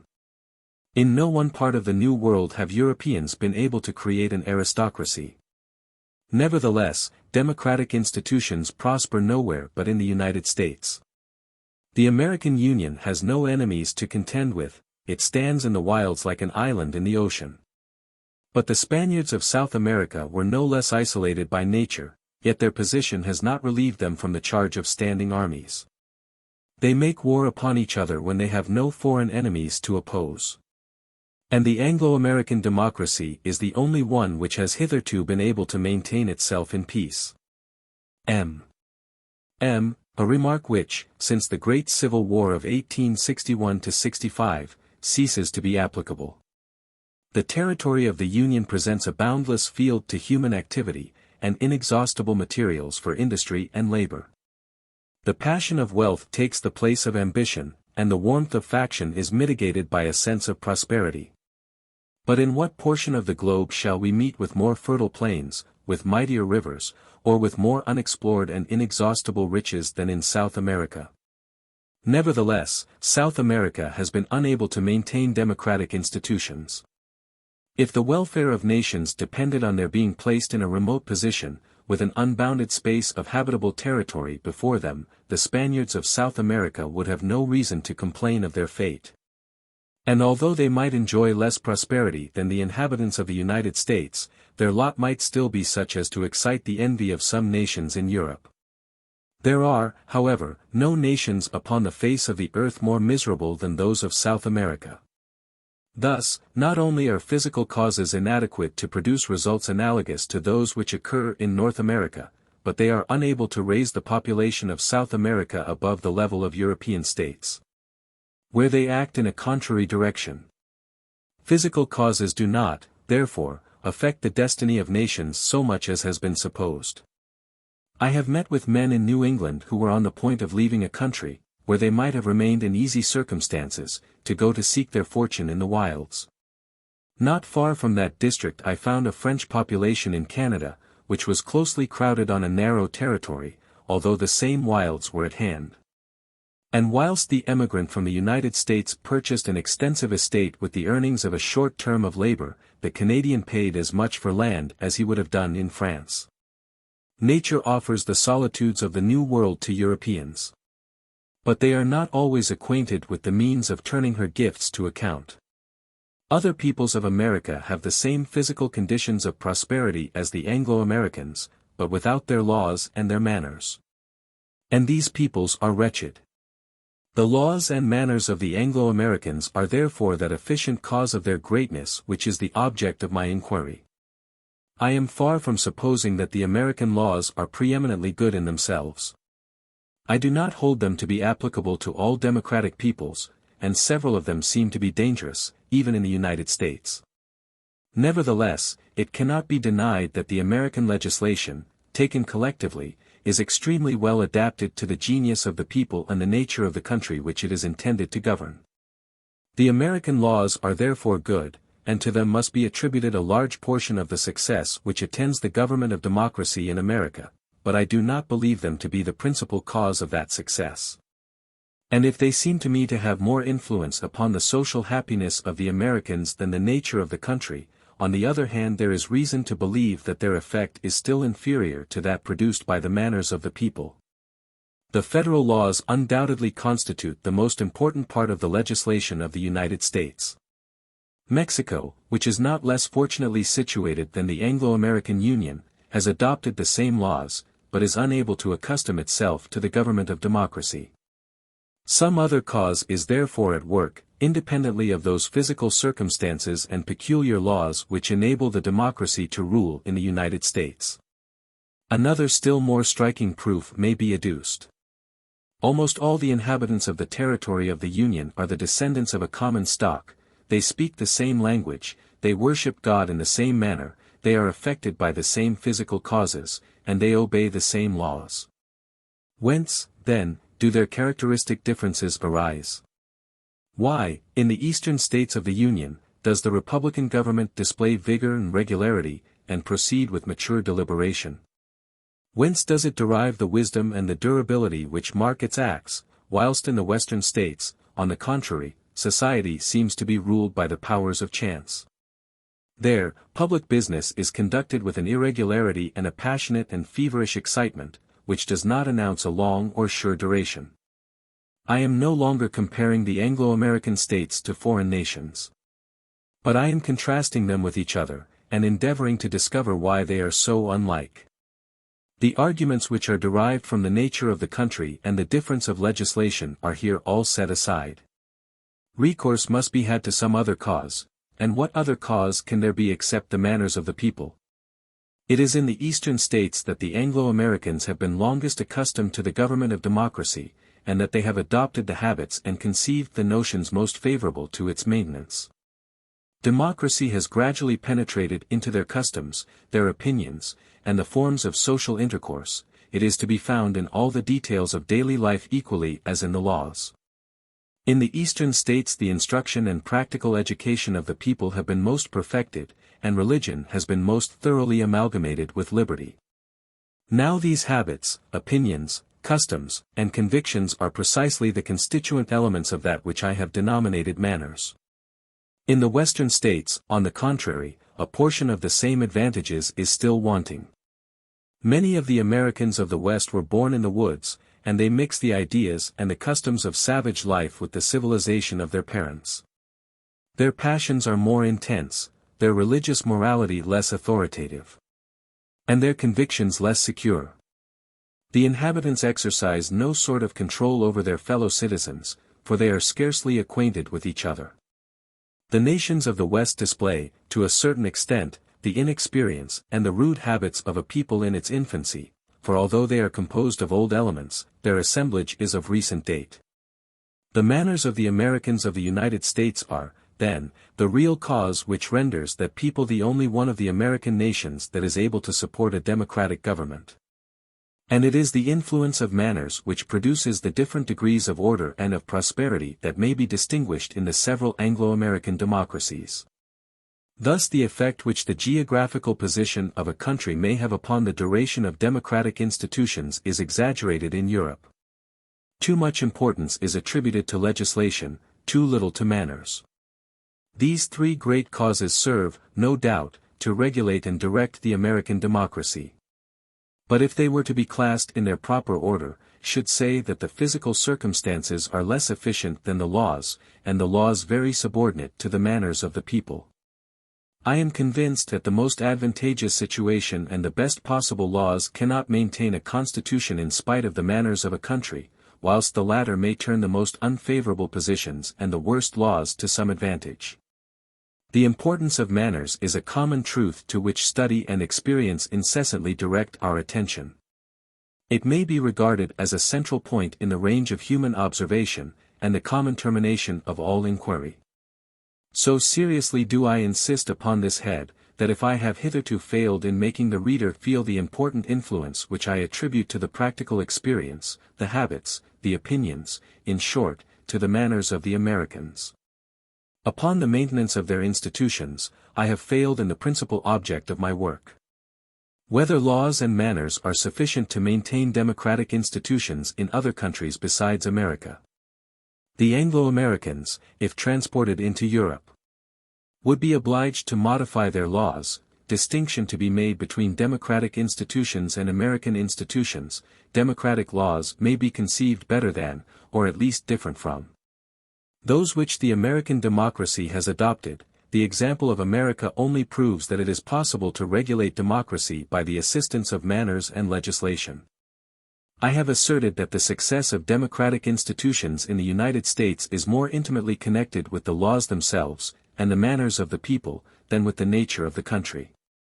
But does it follow that the same causes would of themselves produce the same results, if they were put into operation elsewhere? And if the country is no adequate substitute for laws and manners, can laws and manners in their turn prove a substitute for the country? It will readily be understood that the necessary elements of a reply to this question are wanting. Other peoples are to be found in the New World besides the Anglo-Americans. And as these people are affected by the same physical circumstances as the latter, they may fairly be compared together. But there are no nations out of America which have adopted the same laws and manners, being destitute of the physical advantages peculiar to the Anglo-Americans. No standard of comparison therefore exists, and we can only hazard an opinion upon this subject. It appears to me, in the first place, that a careful distinction must be made between the institutions of the United States and democratic institutions in general.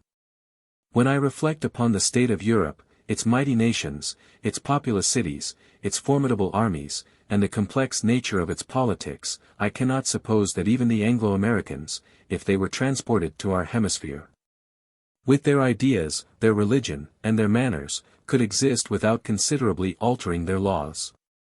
But a democratic nation may be imagined, organized differently from the American people. It is not impossible to conceive a government really established upon the will of the majority. but in which the majority, repressing its natural propensity to equality, should consent, with a view to the order and the stability of the state, to invest a family or an individual with all the prerogatives of the executive. A democratic society might exist, in which the forces of the nation would be more centralized than they are in the United States. The people would exercise a less direct and less irresistible influence upon public affairs, and yet every citizen invested with certain rights would participate, within his sphere, in the conduct of the government. The observations I made amongst the Anglo-Americans induce me to believe that democratic institutions of this kind, prudently introduced into society, so as gradually to mix with the habits and to be interfused with the opinions of the people, might subsist in other countries besides America. If the laws of the United States were the only imaginable democratic laws, or the most perfect which it is possible to conceive, I should admit that the success of those institutions affords no proof of the success of democratic institutions in general, in a country less favored by natural circumstances. But as the laws of America appear to me to be defective in several respects, and as I can readily imagine others of the same general nature, the peculiar advantages of that country do not prove that democratic institutions cannot succeed in a nation less favored by circumstances, if ruled by better laws. If human nature were different in America from what it is elsewhere, or if the social condition of the Americans engendered habits and opinions amongst them different from those which originate in the same social condition in the Old World, the American democracies would afford no means of predicting what may occur in other democracies. If the Americans displayed the same propensities as all other democratic nations, and if their legislators had relied upon the nature of the country and the favor of circumstances to restrain those propensities within due limits, the prosperity of the United States would be exclusively attributable to physical causes, and it would afford no encouragement to a people inclined to imitate their example, without sharing their natural advantages. But neither of these suppositions is borne out by facts. In America the same passions are to be met with as in Europe, some originating in human nature, others in the democratic condition of society. Thus in the United States I found that restlessness of heart which is natural to men, when all ranks are nearly equal and the chances of elevation are the same to all. I found the democratic feeling of envy expressed under 1,000 different forms. I remarked that the people frequently displayed, in the conduct of affairs, a consummate mixture of ignorance and presumption. And I inferred that in America, men are liable to the same failings and the same absurdities as amongst ourselves. But upon examining the state of society more attentively, I speedily discovered that the Americans had made great and successful efforts to counteract these imperfections of human nature, and to correct the natural defects of democracy. Their divers municipal laws appeared to me to be a means of restraining the ambition of the citizens within a narrow sphere, and of turning those same passions which might have worked havoc in the state, to the good of the township or the parish. The American legislators have succeeded to a certain extent in opposing the notion of rights to the feelings of envy, the permanence of the religious world to the continual shifting of politics, the experience of the people to its theoretical ignorance, and its practical knowledge of business to the impatience of its desires. The Americans, then, have not relied upon the nature of their country to counterpoise those dangers which originate in their constitution and in their political laws. To evils which are common to all democratic peoples they have applied remedies which none but themselves had ever thought of before, and although they were the first to make the experiment, they have succeeded in it. The manners and laws of the Americans are not the only ones which may suit a democratic people, but the Americans have shown that it would be wrong to despair of regulating democracy by the aid of manners and of laws.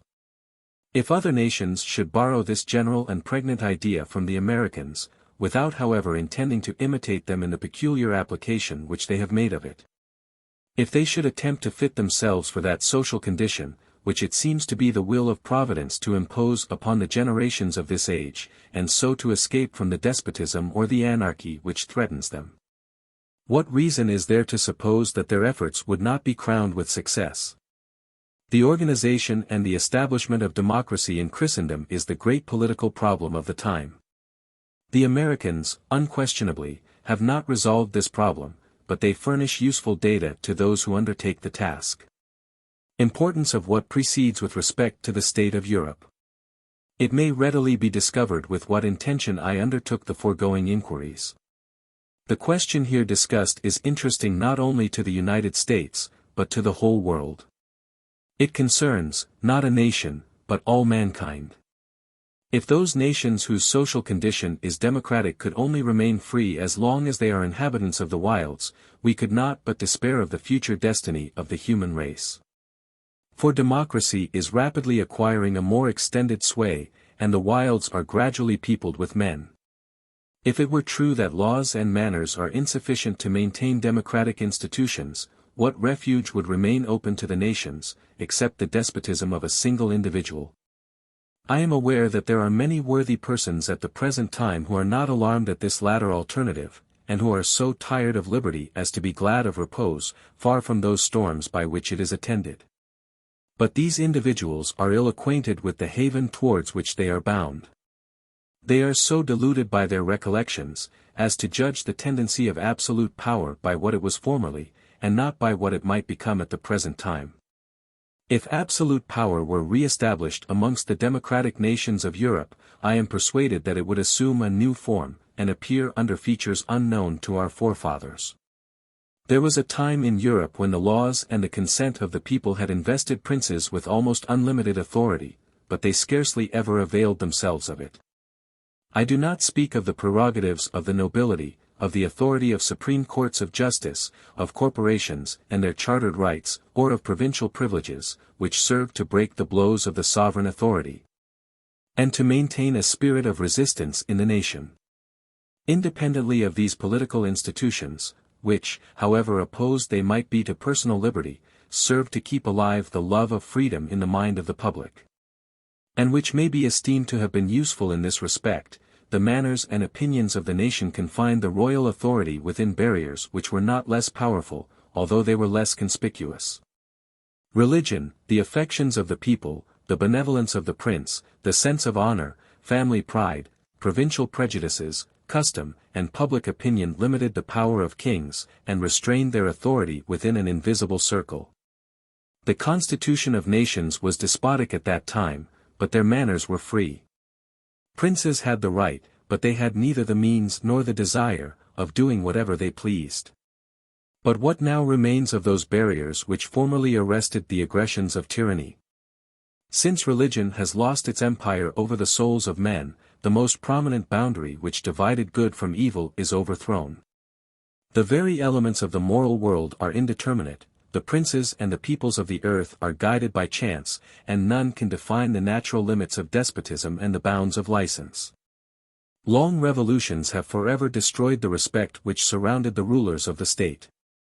And since they have been relieved from the burden of public esteem, princes may henceforward surrender themselves without fear to the seductions of arbitrary power. When kings find that the hearts of their subjects are turned towards them, they are clement, because they are conscious of their strength, and they are chary of the affection of their people. Because the affection of their people is the bulwark of the throne. A mutual interchange of goodwill then takes place between the prince and the people, which resembles the gracious intercourse of domestic society. The subjects may murmur at the sovereign's decree, but they are grieved to displease him. And the sovereign chastises his subjects with the light hand of parental affection. But when once the spell of royalty is broken in the tumult of revolution, when successive monarchs have crossed the throne, so as alternately to display to the people the weakness of their right and the harshness of their power, the sovereign is no longer regarded by any as the father of the state. And he is feared by all as its master. If he be weak, he is despised, if he be strong, he is detested. He himself is full of animosity and alarm, he finds that he is as a stranger in his own country, and he treats his subjects like conquered enemies. When the provinces and the towns formed so many different nations in the midst of their common country, each of them had a will of its own, which was opposed to the general spirit of subjection. But now that all the parts of the same empire, after having lost their immunities, their customs, their prejudices, their traditions, and their names, are subjected and accustomed to the same laws, it is not more difficult to oppress them collectively than it was formerly to oppress them singly. Whilst the nobles enjoyed their power, and indeed long after that power was lost, the honor of aristocracy conferred an extraordinary degree of force upon their personal opposition. They afford instances of men who, notwithstanding their weakness, still entertained a high opinion of their personal value, and dared to cope single-handed with the efforts of the public authority. But at the present day, when all ranks are more and more confounded, when the individual disappears in the throng, and is easily lost in the midst of a common obscurity, when the honor of monarchy has almost lost its empire without being succeeded by public virtue, and when nothing can enable man to rise above himself, who shall say at what point the exigencies of power and the servility of weakness will stop? As long as family feeling was kept alive, the antagonist of oppression was never alone. He looked about him, and found his clients, his hereditary friends, and his kinsfolk. If this support was wanting, he was sustained by his ancestors and animated by his posterity. But when patrimonial estates are divided, and when a few years suffice to confound the distinctions of a race, where can family feeling be found? What force can there be in the customs of a country which has changed and is still perpetually changing its aspect, in which every act of tyranny has a precedent, and every crime an example? In which there is nothing so old that its antiquity can save it from destruction, and nothing so unparalleled that its novelty can prevent it from being done? What resistance can be offered by manners of so pliant a make that they have already often yielded? What strength can even public opinion have retained, when no 20 persons are connected by a common tie? When not a man, nor a family, nor chartered corporation, nor class, nor free institution, has the power of representing or exerting that opinion. And when every citizen, being equally weak, equally poor, and equally dependent, has only his personal impotence to oppose to the organized force of the government. The annals of France furnish nothing analogous to the condition in which that country might then be thrown. But it may more aptly be assimilated to the times of old, and to those hideous eras of Roman oppression, when the manners of the people were corrupted, their traditions obliterated, their habits destroyed, their opinions shaken, and freedom, expelled from the laws, could find no refuge in the land. When nothing protected the citizens, and the citizens no longer protected themselves, when human nature was the sport of man, and princes wearied out the clemency of heaven before they exhausted the patience of their subjects. Those who hope to revive the monarchy of Henry IV or of Louis XIV, appear to me to be afflicted with mental blindness.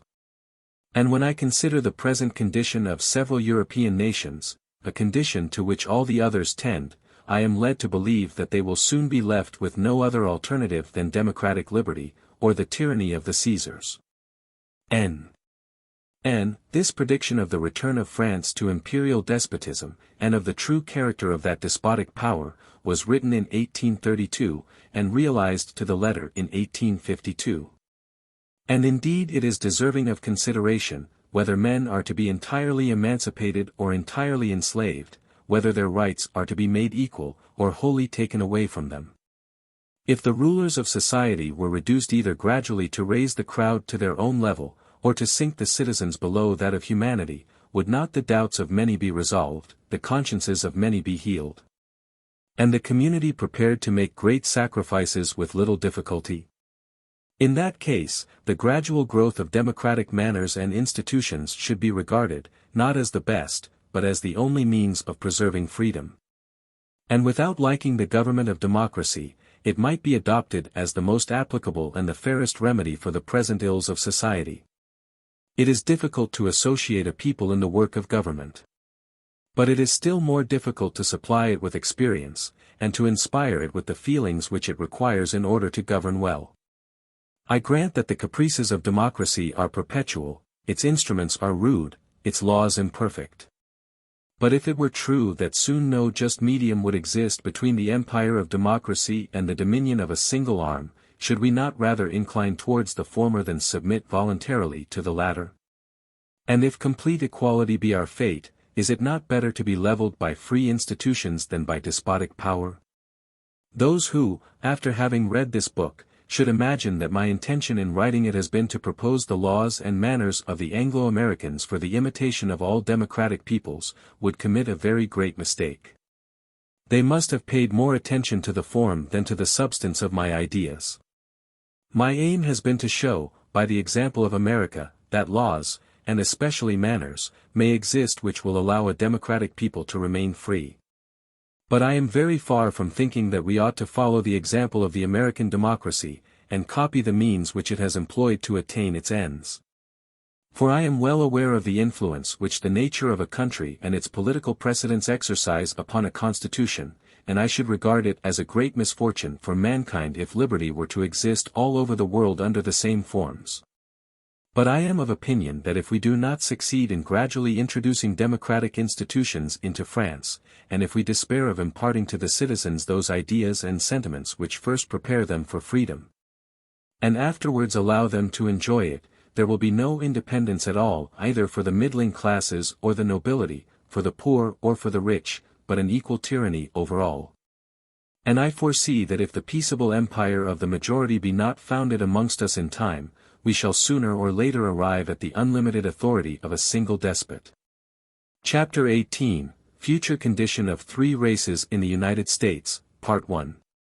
The present and probable future condition of the three races which inhabit the territory of the United States.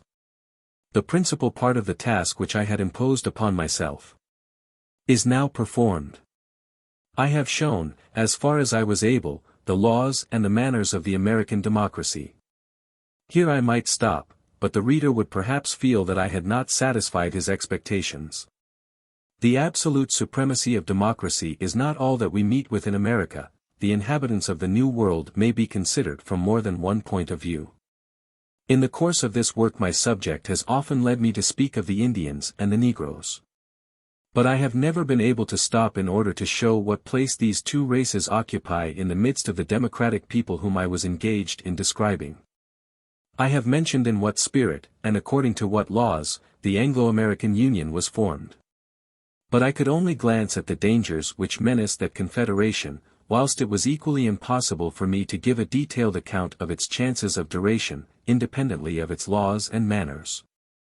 When speaking of the United Republican States, I hazarded no conjectures upon the permanence of republican forms in the New World, and when making frequent allusion to the commercial activity which reigns in the Union, I was unable to inquire into the future condition of the Americans as a commercial people. These topics are collaterally connected with my subject without forming a part of it, they are American without being democratic, and to portray democracy has been my principal aim. It was therefore necessary to postpone these questions, which I now take up as the proper termination of my work. The territory now occupied or claimed by the American Union spreads from the shores of the Atlantic to those of the Pacific Ocean. On the east and west its limits are those of the continent itself. On the south it advances nearly to the tropic, and it extends upwards to the icy regions of the north. The human beings who are scattered over this space do not form, as in Europe, so many branches of the same stock.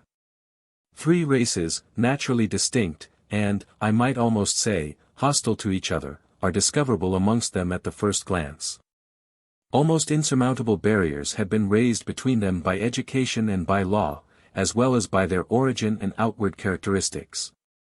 But fortune has brought them together on the same soil, where, although they are mixed, they do not amalgamate, and each race fulfills its destiny apart.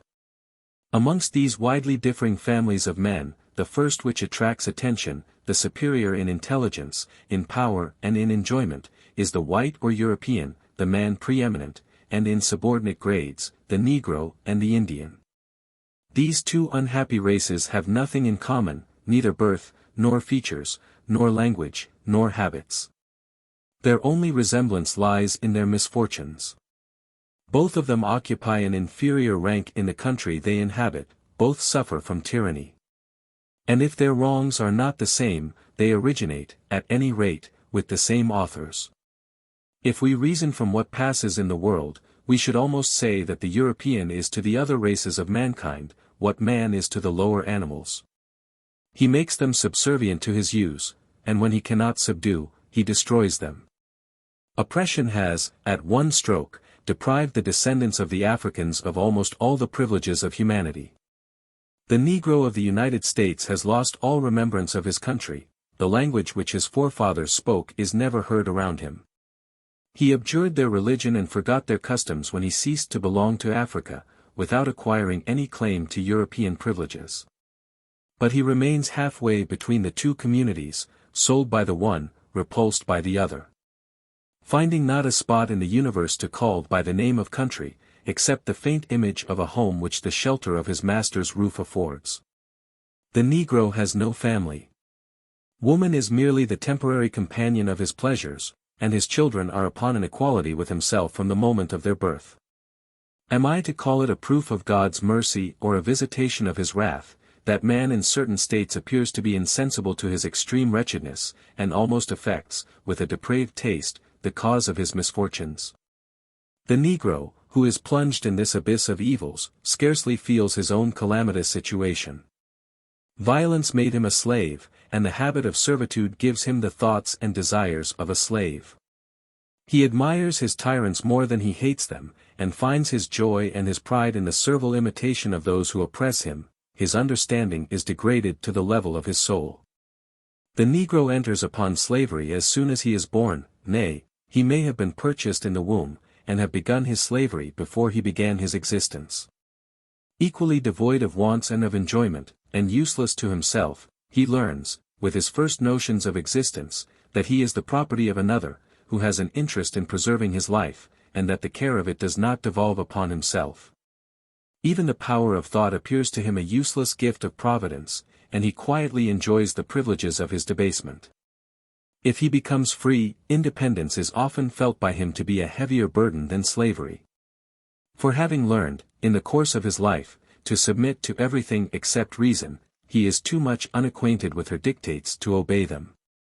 1,000 new desires beset him, and he is destitute of the knowledge and energy necessary to resist them. These are masters which it is necessary to contend with, and he has learnt only to submit and obey. In short, he sinks to such a depth of wretchedness, that while servitude brutalizes, liberty destroys him.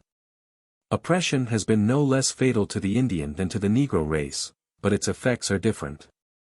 Before the arrival of white men in the New World, the inhabitants of North America lived quietly in their woods, enduring the vicissitudes and practicing the virtues and vices common to savage nations. The Europeans, having dispersed the Indian tribes and driven them into the deserts, condemned them to a wandering life full of inexpressible sufferings. Savage nations are only controlled by opinion and by custom. When the North American Indians had lost the sentiment of attachment to their country, when their families were dispersed, their traditions obscured, and the chain of their recollections broken. When all their habits were changed, and their wants increased beyond measure, European tyranny rendered them more disorderly and less civilized than they were before. The moral and physical condition of these tribes continually grew worse, and they became more barbarous as they became more wretched. Nevertheless, the Europeans have not been able to metamorphose the character of the Indians. And though they have had power to destroy them, they have never been able to make them submit to the rules of civilized society. The lot of the Negro is placed on the extreme limit of servitude, while that of the Indian lies on the uttermost verge of liberty, and slavery does not produce more fatal effects upon the first, than independence upon the second. The Negro has lost all property in his own person, and he cannot dispose of his existence without committing a sort of fraud, but the savage is his own master as soon as he is able to act. Parental authority is scarcely known to him. He has never bent his will to that of any of his kind, nor learned the difference between voluntary obedience and a shameful subjection, and the very name of law is unknown to him. To be free, with him, signifies to escape from all the shackles of society. As he delights in this barbarous independence, and would rather perish than sacrifice the least part of it, civilization has little power over him. The Negro makes 1,000 fruitless efforts to insinuate himself amongst men who repulse him. He conforms to the tastes of his oppressors, adopts their opinions, and hopes by imitating them to form a part of their community. Having been told from infancy that his race is naturally inferior to that of the whites, he assents to the proposition and is ashamed of his own nature. In each of his features he discovers a trace of slavery, and, if it were in his power, he would willingly rid himself of everything that makes him what he is. The Indian, on the contrary, has his imagination inflated with the pretended nobility of his origin, and lives and dies in the midst of these dreams of pride. Far from desiring to conform his habits to ours, he loves his savage life as the distinguishing mark of his race, and he repels every advance to civilization, less perhaps from the hatred which he entertains for it, than from a dread of resembling the Europeans. While he has nothing to oppose to our perfection in the arts but the resources of the desert, to our tactics nothing but undisciplined courage. Whilst our well-digested plans are met by the spontaneous instincts of savage life, who can wonder if he fails in this unequal contest? The native of North America retains his opinions and the most insignificant of his habits with a degree of tenacity which has no parallel in history. For more than 200 years the wandering tribes of North America have had daily intercourse with the whites, and they have never derived from them either a custom or an idea. Yet the Europeans have exercised a powerful influence over the savages, they have made them more licentious, but not more European. In the summer of 1831 I happened to be beyond Lake Michigan, at a place called Green Bay, which serves as the extreme frontier between the United States and the Indians on the northwestern side. Here I became acquainted with an American officer, Major H., who, after talking to me at length on the inflexibility of the Indian character, related the following fact: "I formerly knew a young Indian," said he, "who had been educated at a college in New England, where he had greatly distinguished himself, and had acquired the external appearance of a member of civilized society. When the war broke out between ourselves and the English in 1810, I saw this young man again. He was serving in our army, at the head of the warriors of his tribe, for the Indians were admitted amongst the ranks of the Americans, upon condition that they would abstain from their horrible custom of scalping their victims. On the evening of the Battle of C, came and sat himself down by the fire of our bivouac. I asked him what had been his fortune that day. He related his exploits. And growing warm and animated by the recollection of them, he concluded by suddenly opening the breast of his coat, saying, 'You must not betray me, see here.' And I actually beheld," said the Major, "between his body and his shirt, the skin and hair of an English head, still dripping with gore. The Negro, who earnestly desires to mingle his race with that of the European, cannot effect it. While the Indian, who might succeed to a certain extent, disdains to make the attempt. The servility of the one dooms him to slavery, the pride of the other to death." I remember that while I was traveling through the forests which still cover the state of Alabama, I arrived one day at the log house of a pioneer. I did not wish to penetrate into the dwelling of the American, but retired to rest myself for a while on the margin of a spring, which was not far off, in the woods. While I was in this place, which was in the neighborhood of the Creek territory, an Indian woman appeared, followed by a negress, and holding by the hand a little white girl of 5 or 6 years old, whom I took to be the daughter of the pioneer. A sort of barbarous luxury set off the costume of the Indian. Rings of metal were hanging from her nostrils and ears, her hair, which was adorned with glass beads, fell loosely upon her shoulders. And I saw that she was not married, for she still wore that necklace of shells which the bride always deposits on the nuptial couch. The negress was clad in squalid European garments. They all three came and seated themselves upon the banks of the fountain, and the young Indian, taking the child in her arms, lavished upon her such fond caresses as mothers give, while the negress endeavored by various little artifices to attract the attention of the young Creole. The child displayed in her slightest gestures a consciousness of superiority which formed a strange contrast with her infantine weakness, as if she received the attentions of her companions with a sort of condescension. The negress was seated on the ground before her mistress, watching her smallest desires, and apparently divided between strong affection for the child and servile fear. Whilst the savage displayed, in the midst of her tenderness, an air of freedom and of pride which was almost ferocious. I had approached the group, and I contemplated them in silence. But my curiosity was probably displeasing to the Indian woman, for she suddenly rose, pushed the child roughly from her, and giving me an angry look plunged into the thicket. I had often chanced to see individuals met together in the same place, who belonged to the 3 races of men which people North America. I had perceived from many different results the preponderance of the whites. But in the picture which I have just been describing there was something peculiarly touching. A bond of affection here united the oppressors with the oppressed, and the effort of nature to bring them together rendered still more striking the immense distance placed between them by prejudice and by law. The present and probable future condition of the Indian tribes which inhabit the territory possessed by the Union. Gradual disappearance of the native tribes, manner in which it takes place, miseries accompanying the forced migrations of the Indians. The savages of North America had only two ways of escaping destruction. War or civilization. They are no longer able to make war, reasons why they refused to become civilized when it was in their power. And why they cannot become so now that they desire it, instance of the Creeks and Cherokees, policy of the particular states towards these Indians, policy of the federal government. None of the Indian tribes which formerly inhabited the territory of New England, the Narragansetts, the Mohicans, the Pequots, have any existence but in the recollection of man. The Lenapes, who received William Penn, 150 years ago, upon the banks of the Delaware, have disappeared, and I myself met with the last of the Iroquois, who were begging alms.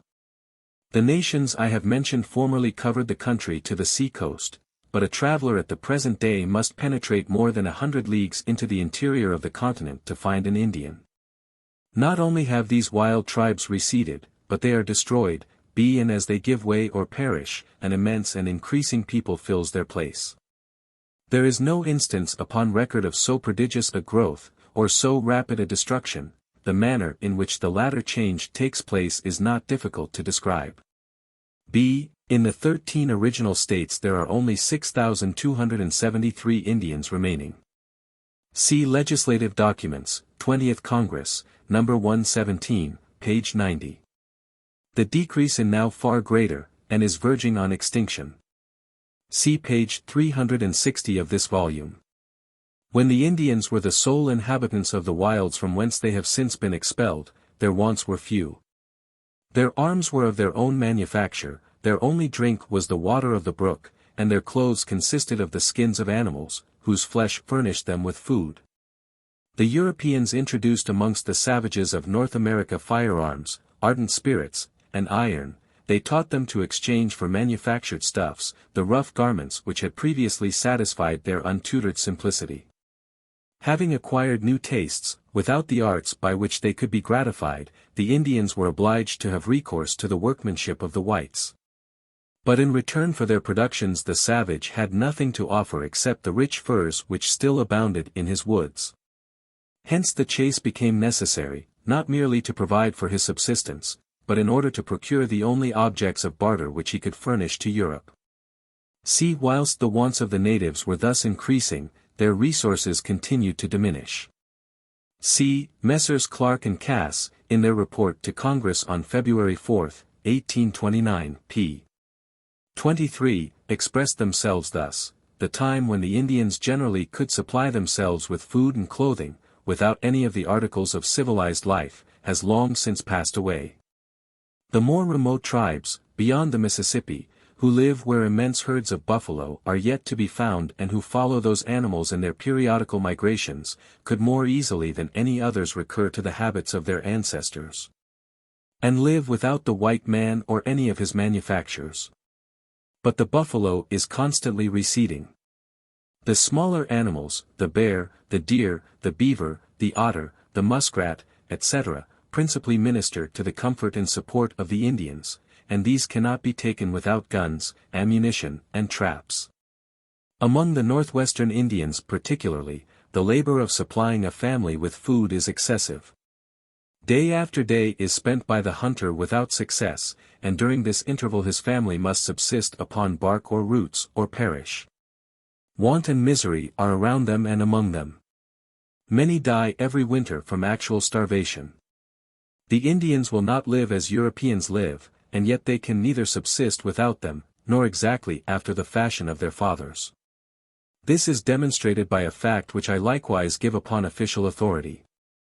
Some Indians of a tribe on the banks of Lake Superior had killed a European. The American government interdicted all traffic with the tribe to which the guilty parties belonged, until they were delivered up to justice. This measure had the desired effect. From the moment when a European settlement is formed in the neighborhood of the territory occupied by the Indians, the beasts of chase take the alarm. Thousands of savages, wandering in the forests and destitute of any fixed dwelling, did not disturb them. But as soon as the continuous sounds of European labor are heard in their neighborhood, they begin to flee away, and retire to the west, where their instinct teaches them that they will find deserts of immeasurable extent. The buffalo is constantly receding, say Messrs. Clark and Cass in their report of the year 1829, a few years since they approached the base of the Allegheny. And a few years hence they may even be rare upon the immense plains which extend to the base of the Rocky Mountains. I have been assured that this effect of the approach of the whites is often felt at 200 leagues distance from their frontier. Their influence is thus exerted over tribes whose name is unknown to them, and who suffer the evils of usurpation long before they are acquainted with the authors of their distress. E.D. 5 years ago, says Volney in his Tableau d'États-Unis, p. 370, in going from Vincennes to Kaskaskia, a territory which now forms part of the state of Illinois, but which at the time I mention was completely wild, 1797. You could not cross a prairie without seeing herds of from 400 to 500 buffaloes. There are now none remaining. They swam across the Mississippi to escape from the hunters, and more particularly from the bells of the American cows. The truth of what I here advance may be easily proved by consulting the tabular statement of Indian tribes inhabiting the United States and their territories. Legislative Documents, 20th Congress, No. 117, pages 90 to 105. It is there shown that the tribes in the center of America are rapidly decreasing, although the Europeans are still at a considerable distance from them. Bold adventurers soon penetrate into the country the Indians have deserted, and when they have advanced about 15 or 20 leagues from the extreme frontiers of the whites, they begin to build habitations for civilized beings in the midst of the wilderness. This is done without difficulty, as the territory of a hunting nation is ill-defined. It is the common property of the tribe, and belongs to no one in particular, so that individual interests are not concerned in the protection of any part of it. A few European families, settled in different situations at a considerable distance from each other, soon drive away the wild animals which remain between their places of abode. The Indians, who had previously lived in a sort of abundance, then find it difficult to subsist, and still more difficult to procure the articles of barter which they stand in need of. To drive away their game is to deprive them of the means of existence, as effectually as if the fields of our agriculturists were stricken with barrenness. And they are reduced, like famished wolves, to prowl through the forsaken woods in quest of prey. Their instinctive love of their country attaches them to the soil which gave them birth, even after it has ceased to yield anything but misery and death. At length they are compelled to acquiesce, and to depart. They follow the traces of the elk, the buffalo, and the beaver, and are guided by these wild animals in the choice of their future country. Properly speaking, therefore, it is not the Europeans who drive away the native inhabitants of America, it is famine which compels them to recede. A happy distinction which had escaped the casuists of former times, and for which we are indebted to modern discovery. The Indians, say Messrs. Clark and Cass in their report to Congress, p. 15, are attached to their country by the same feelings which bind us to ours. And, besides, there are certain superstitious notions connected with the alienation of what the Great Spirit gave to their ancestors, which operate strongly upon the tribes who have made few or no cessions, but which are gradually weakened as our intercourse with them is extended. We will not sell the spot which contains the bones of our fathers, is almost always the first answer to a proposition for a sale. It is impossible to conceive the extent of the sufferings which attend these forced emigrations. They are undertaken by a people already exhausted and reduced, and the countries to which the newcomers betake themselves are inhabited by other tribes which receive them with jealous hostility. Hunger is in the rear. War awaits them, and misery besets them on all sides. In the hope of escaping from such a host of enemies, they separate, and each individual endeavors to procure the means of supporting his existence in solitude and secrecy, living in the immensity of the desert like an outcast in civilized society.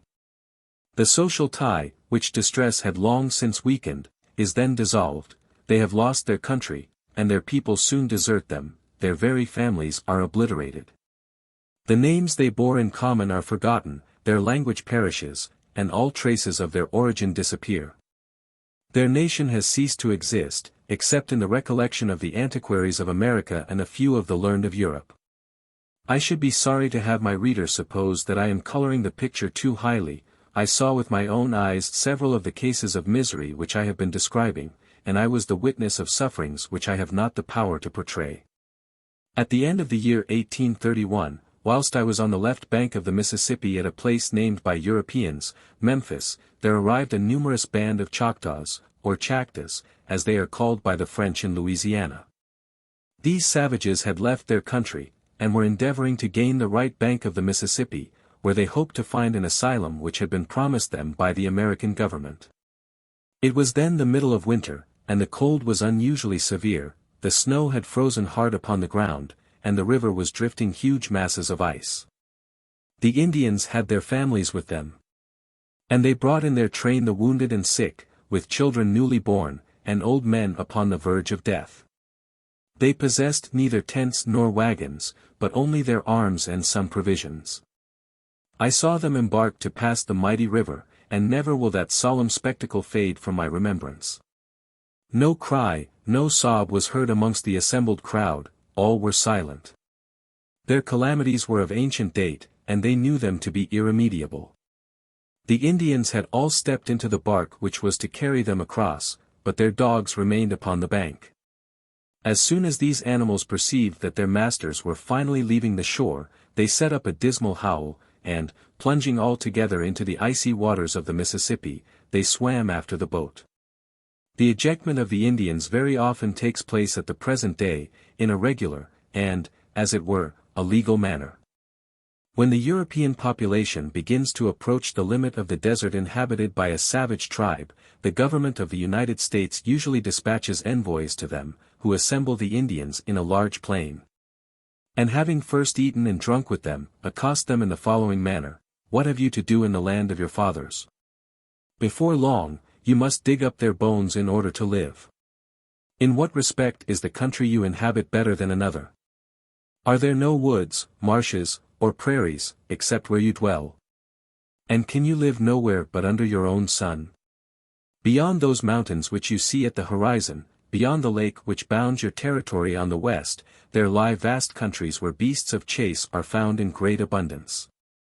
Sell your lands to us, and go to live happily in those solitudes." After holding this language, they spread before the eyes of the Indians firearms, woolen garments, kegs of brandy, glass necklaces, bracelets of tinsel, earrings, and looking-glasses. If, when they have beheld all these riches, they still hesitate, it is insinuated that they have not the means of refusing their required consent, and that the government itself will not long have the power of protecting them in their rights. What are they to do? Half convinced, and half compelled, they go to inhabit new deserts, where the importunate whites will not let them remain 10 years in tranquility. In this manner do the Americans obtain, at a very low price, whole provinces, which the richest sovereigns of Europe could not purchase. C. In the Legislative Documents of Congress, Doc. 117, the narrative of what takes place on these occasions. This curious passage is from the above-mentioned report, made to Congress by Messrs. Clark and Cass in February, 1829. Mr. Cass is now the Secretary of War. The Indians, says the report, reach the treaty ground poor and almost naked. Large quantities of goods are taken there by the traders, and are seen and examined by the Indians. The women and children become importunate to have their wants supplied, and their influence is soon exerted to induce a sale. Their improvidence is habitual and unconquerable. The gratification of his immediate wants and desires is the ruling passion of an Indian. The expectation of future advantages seldom produces much effect. The experience of the past is lost, and the prospects of the future disregarded. It would be utterly hopeless to demand a cession of land, unless the means were at hand of gratifying their immediate wants. And when their condition and circumstances are fairly considered, it ought not to surprise us that they are so anxious to relieve themselves. On May 19, 1830, Mr. Edward Everett affirmed before the House of Representatives, that the Americans had already acquired by treaty, to the east and west of the Mississippi, 230 million of acres. In 1808 the Osages gave up 48 million acres for an annual payment of $1,000. In 1818 the Quapaws yielded up 29 million acres for $4,000. They reserved for themselves a territory of 1 million acres for a hunting ground. A solemn oath was taken that it should be respected, but before long it was invaded like the rest. Mr. Bell, in his report of the Committee on Indian Affairs, February 24, 1830, has these words: "To pay an Indian tribe what their ancient hunting grounds are worth to them, after the game is fled or destroyed." As a mode of appropriating wild lands claimed by Indians, has been found more convenient, and certainly it is more agreeable to the forms of justice, as well as more merciful, than to assert the possession of them by the sword. Thus the practice of buying Indian titles is but the substitute which humanity and expediency have imposed, in place of the sword, in arriving at the actual enjoyment of property claimed by the right of discovery, and sanctioned by the natural superiority allowed to the claims of civilized communities over those of savage tribes. Up to the present time so invariable has been the operation of certain causes, first in diminishing the value of forest lands to the Indians, and secondly in disposing them to sell readily, that the plan of buying their right of occupancy has never threatened to retard, in any perceptible degree, the prosperity of any of the states. Legislative Documents, 21st Congress, No. 227, page 6. Chapter 18, Future Condition of Three Races, Part 2. These are great evils, and it must be added that they appear to me to be irremediable. I believe that the Indian nations of North America are doomed to perish, and that whenever the Europeans shall be established on the shores of the Pacific Ocean, that race of men will be no more. The Indians had only the two alternatives of war or civilization, in other words, they must either have destroyed the Europeans or become their equals. This seems, indeed, to be the opinion of almost all American statesmen. Judging of the future by the past, says Mr. Cass, we cannot err in anticipating a progressive diminution of their numbers, and their eventual extinction, unless our border should become stationary, and they be removed beyond it.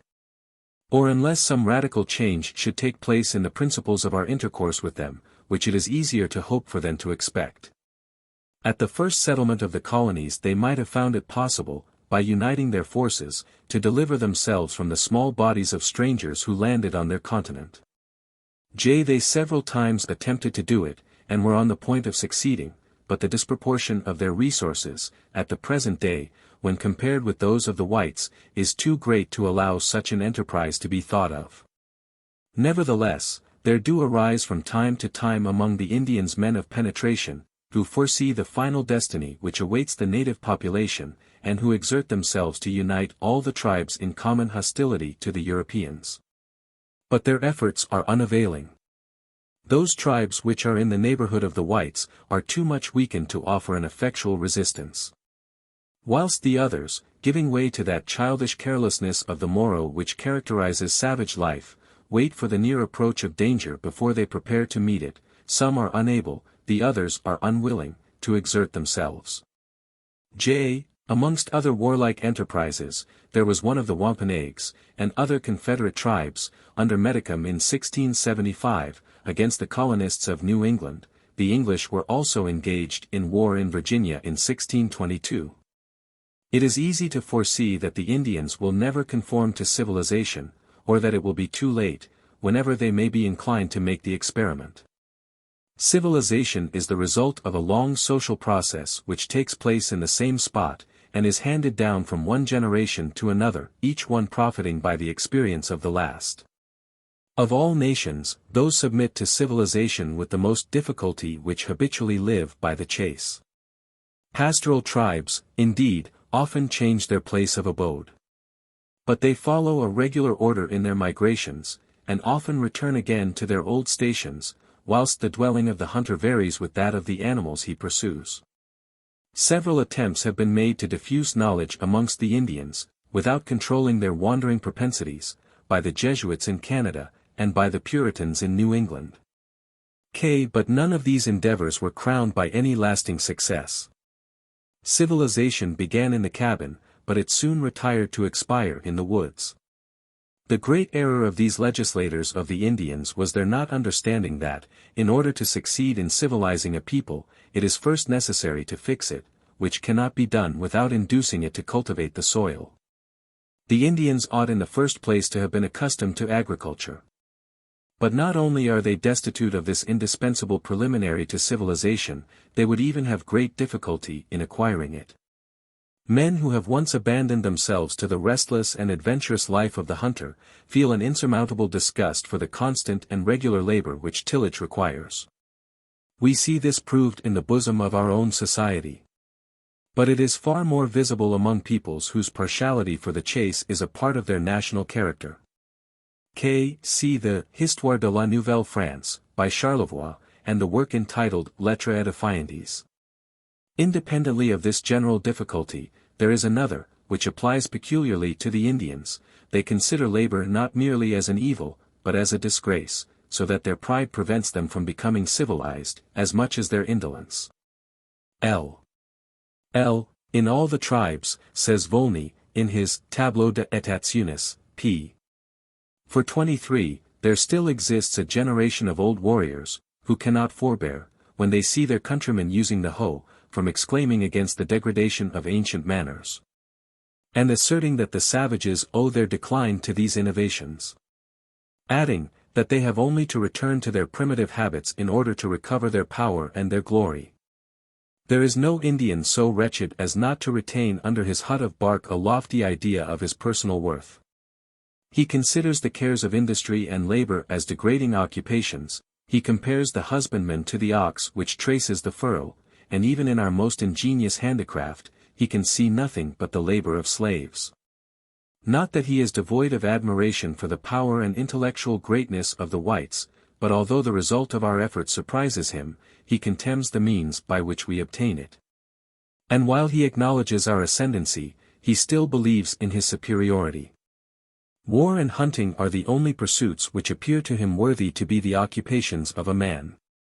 And the Indian, in the dreary solitude of his woods, cherishes the same ideas, the same opinions as the noble of the Middle Ages in his castle, and he only requires to become a conqueror to complete the resemblance. Thus, however strange it may seem, it is in the forests of the New World, and not amongst the Europeans who people its coasts, that the ancient prejudices of Europe are still in existence. The following description occurs in an official document: until a young man has been engaged with an enemy, and has performed some acts of valor, he gains no consideration, but is regarded nearly as a woman. In their great war dances all the warriors in succession strike the post, as it is called, and recount their exploits. On these occasions their auditory consists of the kinsmen, friends, and comrades of the narrator. The profound impression which his discourse produces on them is manifested by the silent attention it receives, and by the loud shouts which hail its termination. The young man who finds himself at such a meeting without anything to recount is very unhappy. And instances have sometimes occurred of young warriors, whose passions had been thus inflamed, quitting the war dance suddenly, and going off alone to seek for trophies which they might exhibit, and adventures which they might be allowed to relate. More than once, in the course of this work, I have endeavored to explain the prodigious influence which the social condition appears to exercise upon the laws and the manners of men, and I beg to add a few words on the same subject.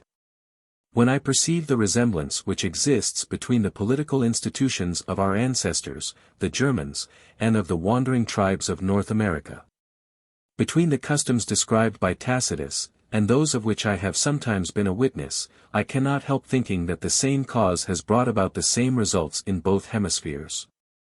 And that in the midst of the apparent diversity of human affairs, a certain number of primary facts may be discovered, from which all the others are derived.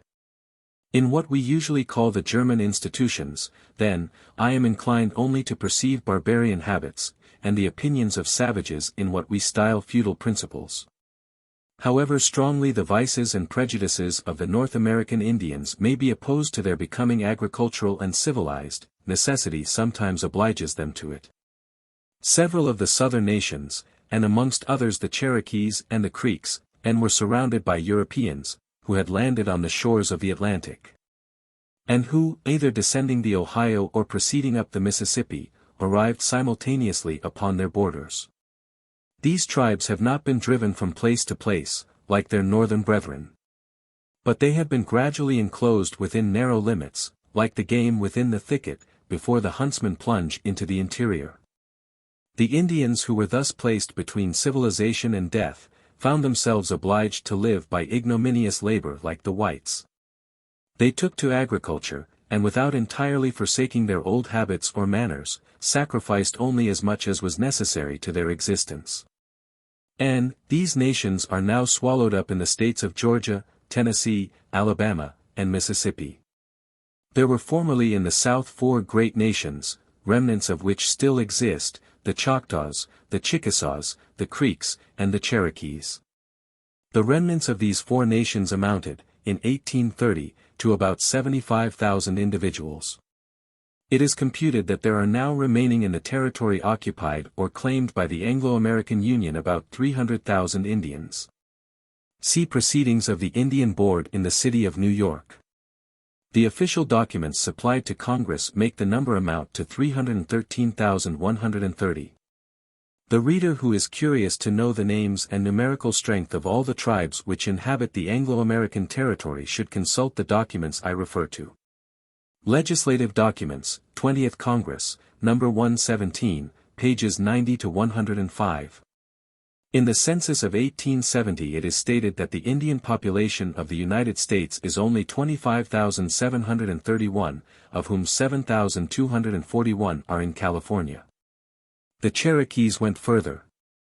They created a written language, established a permanent form of government, and as everything proceeds rapidly in the New World, before they had all of them clothes, they set up a newspaper. Oh, I brought back with me to France 1 or 2 copies of this singular publication. The growth of European habits has been remarkably accelerated among these Indians by the mixed race which has sprung up.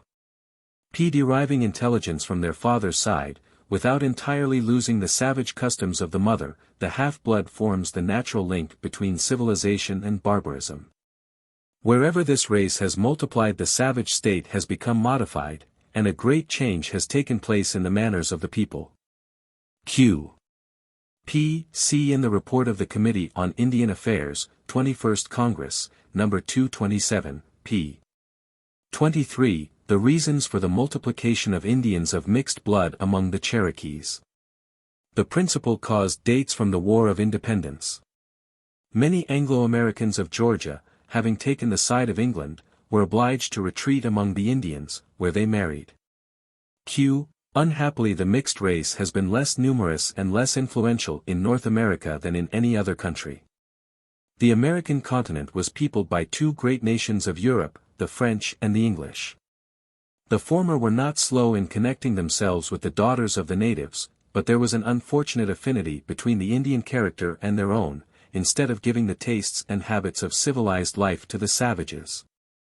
The French too often grew passionately fond of the state of wild freedom they found them in. They became the most dangerous of the inhabitants of the desert, and won the friendship of the Indian by exaggerating his vices and his virtues. M. de Senonville, the governor of Canada, wrote thus to Louis XIV in 1685, "It has long been believed that in order to civilize the savages we ought to draw them nearer to us. But there is every reason to suppose we have been mistaken. Those which have been brought into contact with us have not become French, and the French who have lived among them are changed into savages, affecting to dress and live like them." History of New France, by Charlevoix, Volume 2, page 345. The Englishman, on the contrary, continuing obstinately attached to the customs and the most insignificant habits of his forefathers, has remained in the midst of the American solitudes just what he was in the bosom of European cities. He would not allow of any communication with savages whom he despised, and avoided with care the union of his race with theirs. Thus while the French exercised no salutary influence over the Indians, the English have always remained alien from them. The success of the Cherokees proves that the Indians are capable of civilization, but it does not prove that they will succeed in it. This difficulty which the Indians find in submitting to civilization proceeds from the influence of a general cause, which it is almost impossible for them to escape. An attentive survey of history demonstrates that, in general, barbarous nations have raised themselves to civilization by degrees, and by their own efforts. Whenever they derive knowledge from a foreign people, they stood towards it in the relation of conquerors, and not of a conquered nation. When the conquered nation is enlightened, and the conquerors are half savage, as in the case of the invasion of Rome by the northern nations or that of China by the Mongols, the power which victory bestows upon the barbarian is sufficient to keep up his importance among civilized men, and permit him to rank as their equal, until he becomes their rival. The one has might on his side, the other has intelligence. The former admires the knowledge and the arts of the conquered, the latter envies the power of the conquerors. The barbarians at length admit civilized man into their palaces, and he in turn opens his schools to the barbarians. But when the side on which the physical force lies, also possesses an intellectual preponderance, the conquered party seldom becomes civilized, it retreats, or is destroyed. It may therefore be said, in a general way, that savages go forth in arms to seek knowledge, but that they do not receive it when it comes to them. If the Indian tribes which now inhabit the heart of the continent could summon up energy enough to attempt to civilize themselves, they might possibly succeed. Superior already to the barbarous nations which surround them, they would gradually gain strength and experience, and when the Europeans should appear upon their borders, they would be in a state, if not to maintain their independence, at least to assert their right to the soil, and to incorporate themselves with the conquerors. But it is the misfortune of Indians to be brought into contact with a civilized people, which is also, it must be owned, the most avaricious nation on the globe, whilst they are still semi-barbarian, to find despots in their instructors, and to receive knowledge from the hand of oppression. Living in the freedom of the woods, the North American Indian was destitute, but he had no feeling of inferiority towards anyone. As soon, however, as he desires to penetrate into the social scale of the whites, he takes the lowest rank in society, for he enters, ignorant and poor, within the pale of science and wealth. After having led a life of agitation, beset with evils and dangers, but at the same time filled with proud emotions, he is obliged to submit to a wearisome, obscure, and degraded state. And to gain the bread which nourishes him by hard and ignoble labor, such are in his eyes the only results of which civilization can boast, and even this much he is not sure to obtain. There is in the adventurous life of the hunter a certain irresistible charm, which seizes the heart of man and carries him away in spite of reason and experience. This is plainly shown by the memoirs of Tanner. Tanner is a European who was carried away at the age of 6 by the Indians, and has remained 30 years with them in the woods.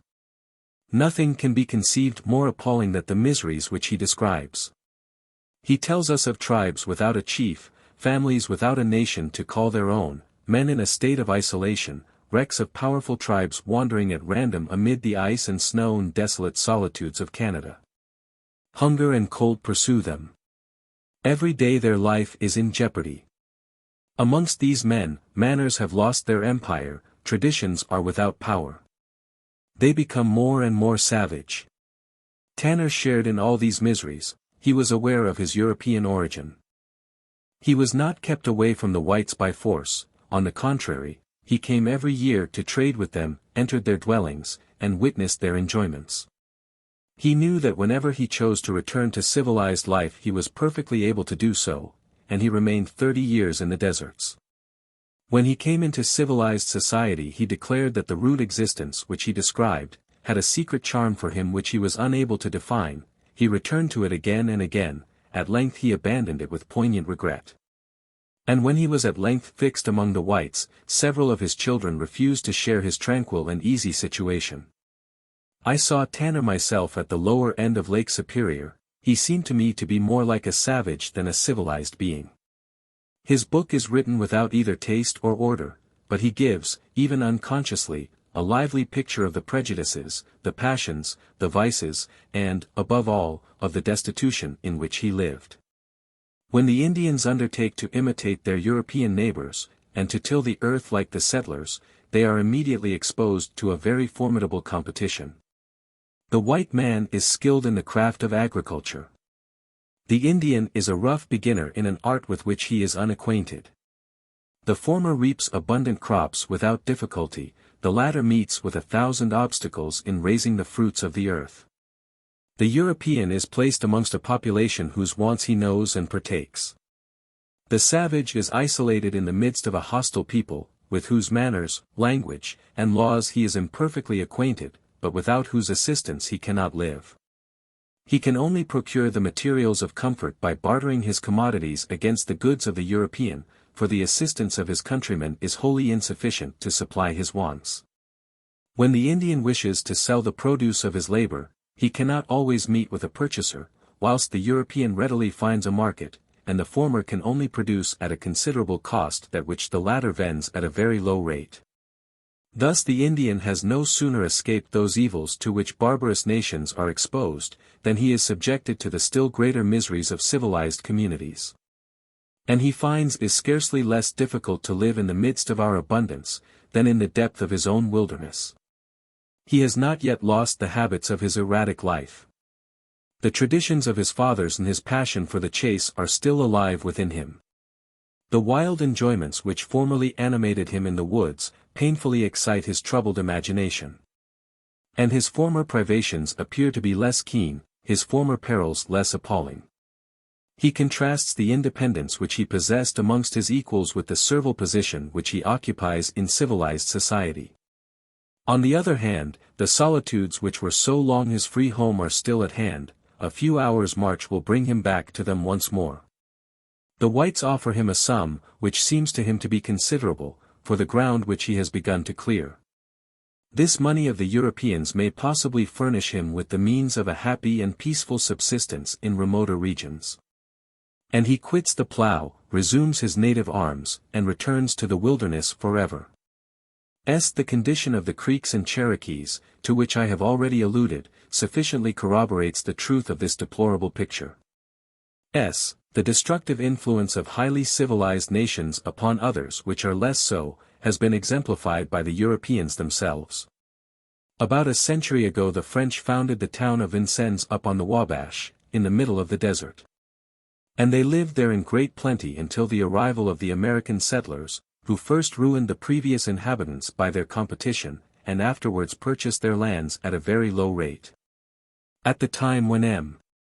de Volney, from whom I borrow these details, passed through Vincennes, the number of the French was reduced to 100 individuals, most of whom were about to pass over to Louisiana or to Canada. These French settlers were worthy people, but idle and uninstructed. They had contracted many of the habits of savages.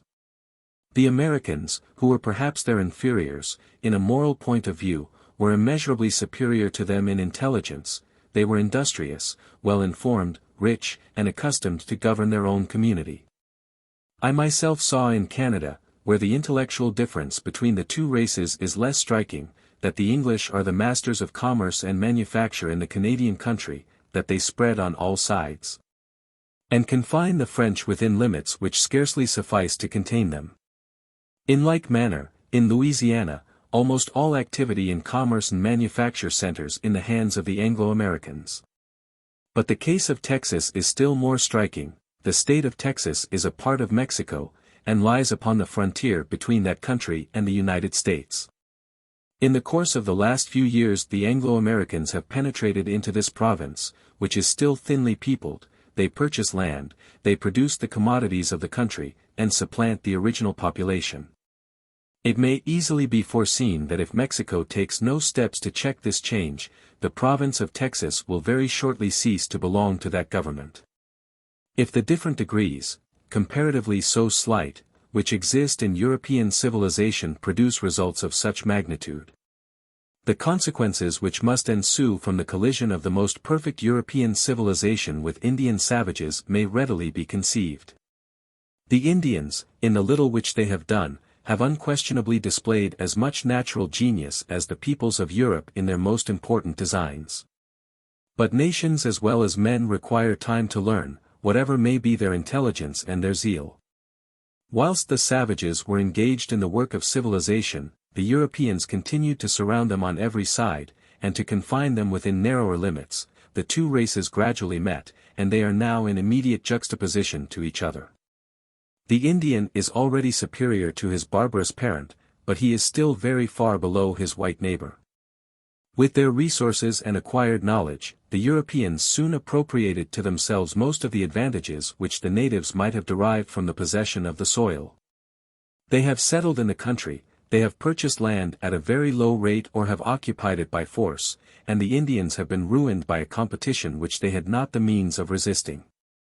They were isolated in their own country, and their race only constituted a colony of troublesome aliens in the midst of a numerous and domineering people.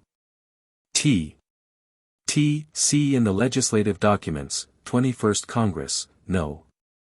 89, instances of excesses of every kind committed by the whites upon the territory of the Indians, either in taking possession of a part of their lands, until compelled to retire by the troops of Congress, or carrying off their cattle, burning their houses, cutting down their corn, and doing violence to their persons. It appears, nevertheless, from all these documents that the claims of the natives are constantly protected by the government from the abuse of force. The Union has a representative agent continually employed to reside among the Indians. And the report of the Cherokee agent, which is among the documents I have referred to, is almost always favorable to the Indians. The intrusion of whites, he says, upon the lands of the Cherokees would cause ruin to the poor, helpless, and inoffensive inhabitants. And he further remarks upon the attempt of the state of Georgia to establish a division line for the purpose of limiting the boundaries of the Cherokees, that the line drawn having been made by the whites, and entirely upon ex parte evidence of their several rights, was of no validity whatever. Washington said in one of his messages to Congress, "We are more enlightened and more powerful than the Indian nations, we are therefore bound in honor to treat them with kindness and even with generosity." But this virtuous and high-minded policy has not been followed. The rapacity of the settlers is usually backed by the tyranny of the government.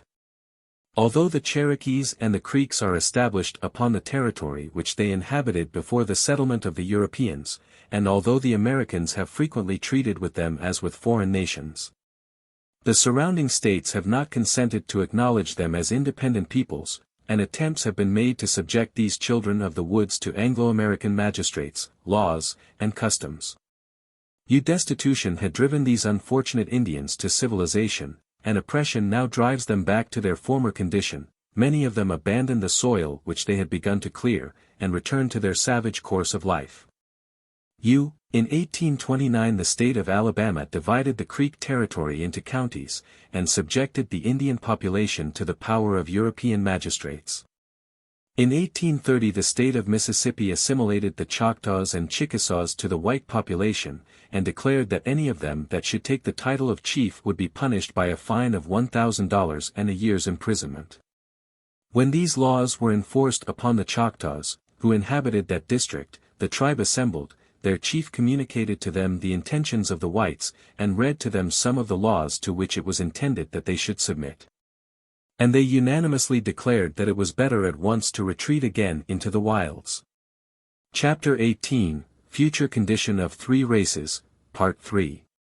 If we consider the tyrannical measures which have been adopted by the legislatures of the southern states, the conduct of their governors, and the decrees of their courts of justice, we shall be convinced that the entire expulsion of the Indians is the final result to which the efforts of their policy are directed. The Americans of that part of the Union look with jealousy upon the aborigines, they are aware that these tribes have not yet lost the traditions of savage life, and before civilization has permanently fixed them to the soil, it is intended to force them to recede by reducing them to despair. The Creeks and Cherokees, oppressed by the several states, have appealed to the central government, which is by no means insensible to their misfortunes, and is sincerely desirous of saving the remnant of the natives, and of maintaining them in the free possession of that territory, which the Union is pledged to respect. But the several states oppose so formidable a resistance to the execution of this design, that the government is obliged to consent to the extirpation of a few barbarous tribes in order not to endanger the safety of the American Union. The Georgians, who are so much annoyed by the proximity of the Indians, inhabit a territory which does not at present contain more than 7 inhabitants to the square mile. In France there are 162 inhabitants to the same extent of country.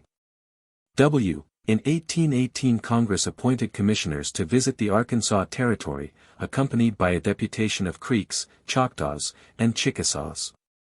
This expedition was commanded by Messrs. Kennerly, McCoy, Wash Hood, and John Bell. See the different reports of the commissioners, and their journal, in the Documents of Congress, No. 87, House of Representatives. But the federal government, which is not able to protect the Indians, would fain mitigate the hardships of their lot, and, with this intention, proposals have been made to transport them into more remote regions at the public cost. Between the 33rd and 37th degrees of north latitude, a vast tract of country lies, which has taken the name of Arkansas, from the principal river that waters its extent. It is bounded on the one side by the confines of Mexico, on the other by the Mississippi. Numberless streams cross it in every direction. The climate is mild, and the soil productive, but it is only inhabited by a few wandering hordes of savages. The government of the Union wishes to transport the broken remnants of the indigenous population of the South to the portion of this country which is nearest to Mexico, and at a great distance from the American settlements. We were assured, towards the end of the year 1831, that 10,000 Indians had already gone down to the shores of the Arkansas, and fresh detachments were constantly following them. But Congress has been unable to excite a unanimous determination in those whom it is disposed to protect. Some, indeed, are willing to quit the seat of oppression, but the most enlightened members of the community refuse to abandon their recent dwellings and their springing crops. They are of opinion that the work of civilization, once interrupted, will never be resumed. They fear that those domestic habits which have been so recently contracted, may be irrevocably lost in the midst of a country which is still barbarous, and where nothing is prepared for the subsistence of an agricultural people. They know that their entrance into those wilds will be opposed by inimical hordes, and that they have lost the energy of barbarians, without acquiring the resources of civilization to resist their attacks. Moreover, the Indians readily discover that the settlement which is proposed to them is merely a temporary expedient. Who can assure them that they will at length be allowed to dwell in peace in their new retreat? The United States pledged themselves to the observance of the obligation, but the territory which they at present occupy was formerly secured to them by the most solemn oaths of Anglo-American faith. The American government does not indeed rob them of their lands, but it allows perpetual incursions to be made on them. In a few years the same white population which now flocks around them, will track them to the solitudes of the Arkansas. They will then be exposed to the same evils without the same remedies, and as the limits of the earth will at last fail them, their only refuge is the grave. The fifth article of the treaty made with the Creeks in August, 1790, is in the following words: the United States solemnly guarantee to the Creek nation all their land within the limits of the United States. The seventh article of the treaty concluded in 1791 with the Cherokees says, the United States solemnly guarantee to the Cherokee nation all their lands not hereby ceded. The following article declared that if any citizen of the United States or other settler not of the Indian race should establish himself upon the territory of the Cherokees, the United States would withdraw their protection from that individual, and give him up to be punished as the Cherokee nation should think fit. The Union treats the Indians with less cupidity and rigor than the policy of the several states, but the two governments are alike destitute of good faith. The states extend what they are pleased to term the benefits of their laws to the Indians, with a belief that the tribes will recede rather than submit. And the central government, which promises a permanent refuge to these unhappy beings, is well aware of its inability to secure it to them. Why? This does not prevent them from promising in the most solemn manner to do so. See the letter of the President addressed to the Creek Indians, March 23, 1829, Proceedings of the Indian Board, in the City of New York, p. 5. Beyond the great river Mississippi, where a part of your nation has gone, your father has provided a country large enough for all of you, and he advises you to remove to it. There your white brothers will not trouble you. They will have no claim to the land, and you can live upon it, you and all your children, as long as the grass grows, or the water runs, in peace and plenty. It will be yours forever. The Secretary of War, in a letter written to the Cherokees, April 18, 1829, see the same work, p. 6, declares to them that they cannot expect to retain possession of the lands at that time occupied by them, but gives them the most positive assurance of uninterrupted peace if they would remove beyond the Mississippi, as if the power which could not grant them protection then, would be able to afford it them hereafter. Thus the tyranny of the states obliges the savages to retire, the Union, by its promises and resources, facilitates their retreat, and these measures tend to precisely the same end. By the will of our Father in heaven, the governor of the whole world, said the Cherokees in their petition to Congress, the red man of America has become small, and the white man great and renowned. When the ancestors of the people of these United States first came to the shores of America, they found the red man strong, though he was ignorant and savage, yet he received them kindly, and gave them dry land to rest their weary feet. They met in peace, and shook hands in token of friendship. Whatever the white man wanted and asked of the Indian, the latter willingly gave. At that time the Indian was the lord, and the white man the suppliant. But now the scene has changed. The strength of the red man has become weakness. As his neighbors increased in numbers, his power became less and less, and now, of the many and powerful tribes who once covered these United States, only a few are to be seen, a few whom a sweeping pestilence has left. The northern tribes, who were once so numerous and powerful, are now nearly extinct. Thus it has happened to the red man of America. Shall we, who are remnants, share the same fate? To obtain a correct idea of the policy pursued by the several states and the Union with respect to the Indians, it is necessary to consult, first, the laws of the colonial and state governments relating to the Indian inhabitants. See the Legislative Documents, 21st Congress, No. 319. 2d. The laws of the Union on the same subject, and especially that of March 30, 1802. See Stories, Laws of the United States. 3d. The report of Mr. Cass, Secretary of War, relative to Indian Affairs, November 29, 1823. A. December 18, 1829. The land on which we stand we have received as an inheritance from our fathers, who possessed it from time immemorial, as a gift from our common Father in heaven. They bequeathed it to us as their children, and we have sacredly kept it, as containing the remains of our beloved men. This right of inheritance we have never ceded nor ever forfeited. Permit us to ask, what better right can the people have to a country than the right of inheritance and immemorial peaceable possession? We know it is said of late by the state of Georgia and by the executive of the United States, that we have forfeited this right, but we think this is said gratuitously. At what time have we made the forfeit? What great crime have we committed, whereby we must forever be divested of our country and rights? Was it when we were hostile to the United States, and took part with the King of Great Britain, during the struggle for independence? If so, why was not this forfeiture declared in the first treaty of peace between the United States and our beloved men? Why was not such an article as the following inserted in the treaty: the United States give peace to the Cherokees, but, for the part they took in the late war, declare them to be but tenants at will, to be removed when the convenience of the states, within whose chartered limits they live, shall require it? That was the proper time to assume such a possession. But it was not thought of, nor would our forefathers have agreed to any treaty whose tendency was to deprive them of their rights and their country.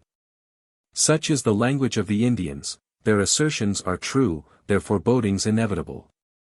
From whichever side we consider the destinies of the aborigines of North America, their calamities appear to be irremediable. If they continue barbarous, they are forced to retire. If they attempt to civilize their manners, the contact of a more civilized community subjects them to oppression and destitution. They perish if they continue to wander from waste to waste, and if they attempt to settle they still must perish.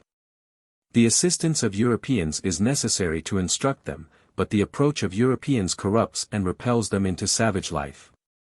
They refuse to change their habits as long as their solitudes are their own, and it is too late to change them when they are constrained to submit.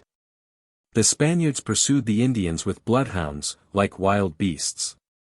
They sacked the New World with no more temper or compassion than a city taken by storm, but destruction must cease, and frenzy be stayed. The remnant of the Indian population which had escaped the massacre mixed with its conquerors, and adopted in the end their religion and their manners.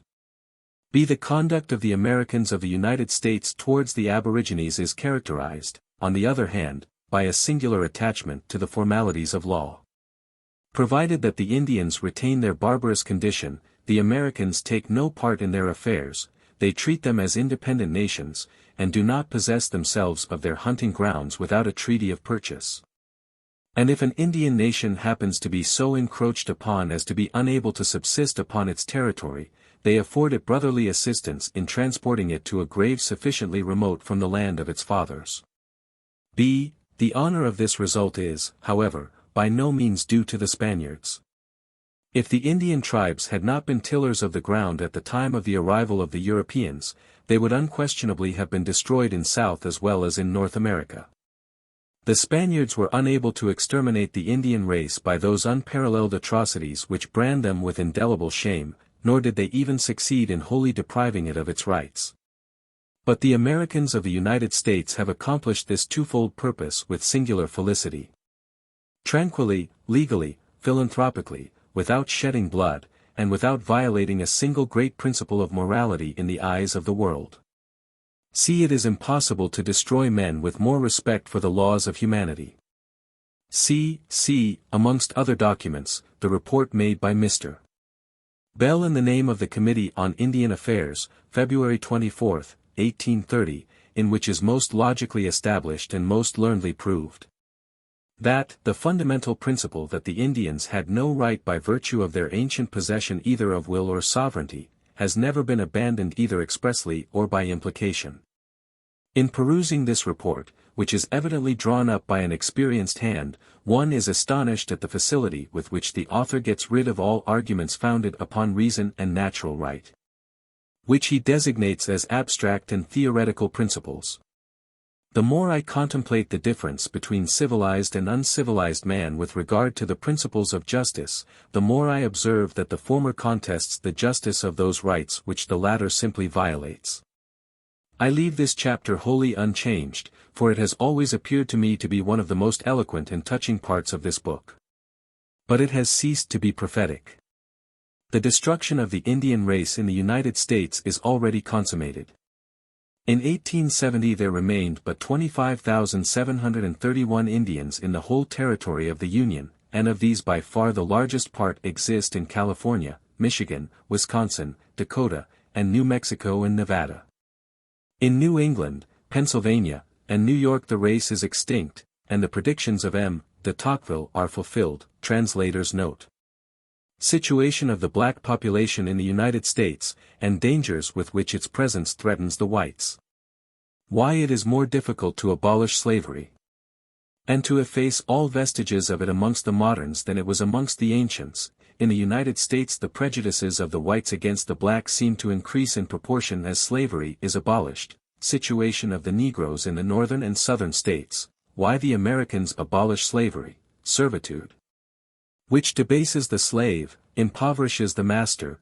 Contrast between the left and the right bank of the Ohio, to what attributable, the black race, as well as slavery, recedes towards the south. Explanation of this fact, difficulties attendant upon the abolition of slavery in the south, dangers to come, general anxiety, foundation of a black colony in Africa. Why the Americans of the South increased the hardships of slavery, whilst they are distressed at its continuance. The Indians will perish in the same isolated condition in which they have lived, but the destiny of the Negroes is in some measure interwoven with that of the Europeans.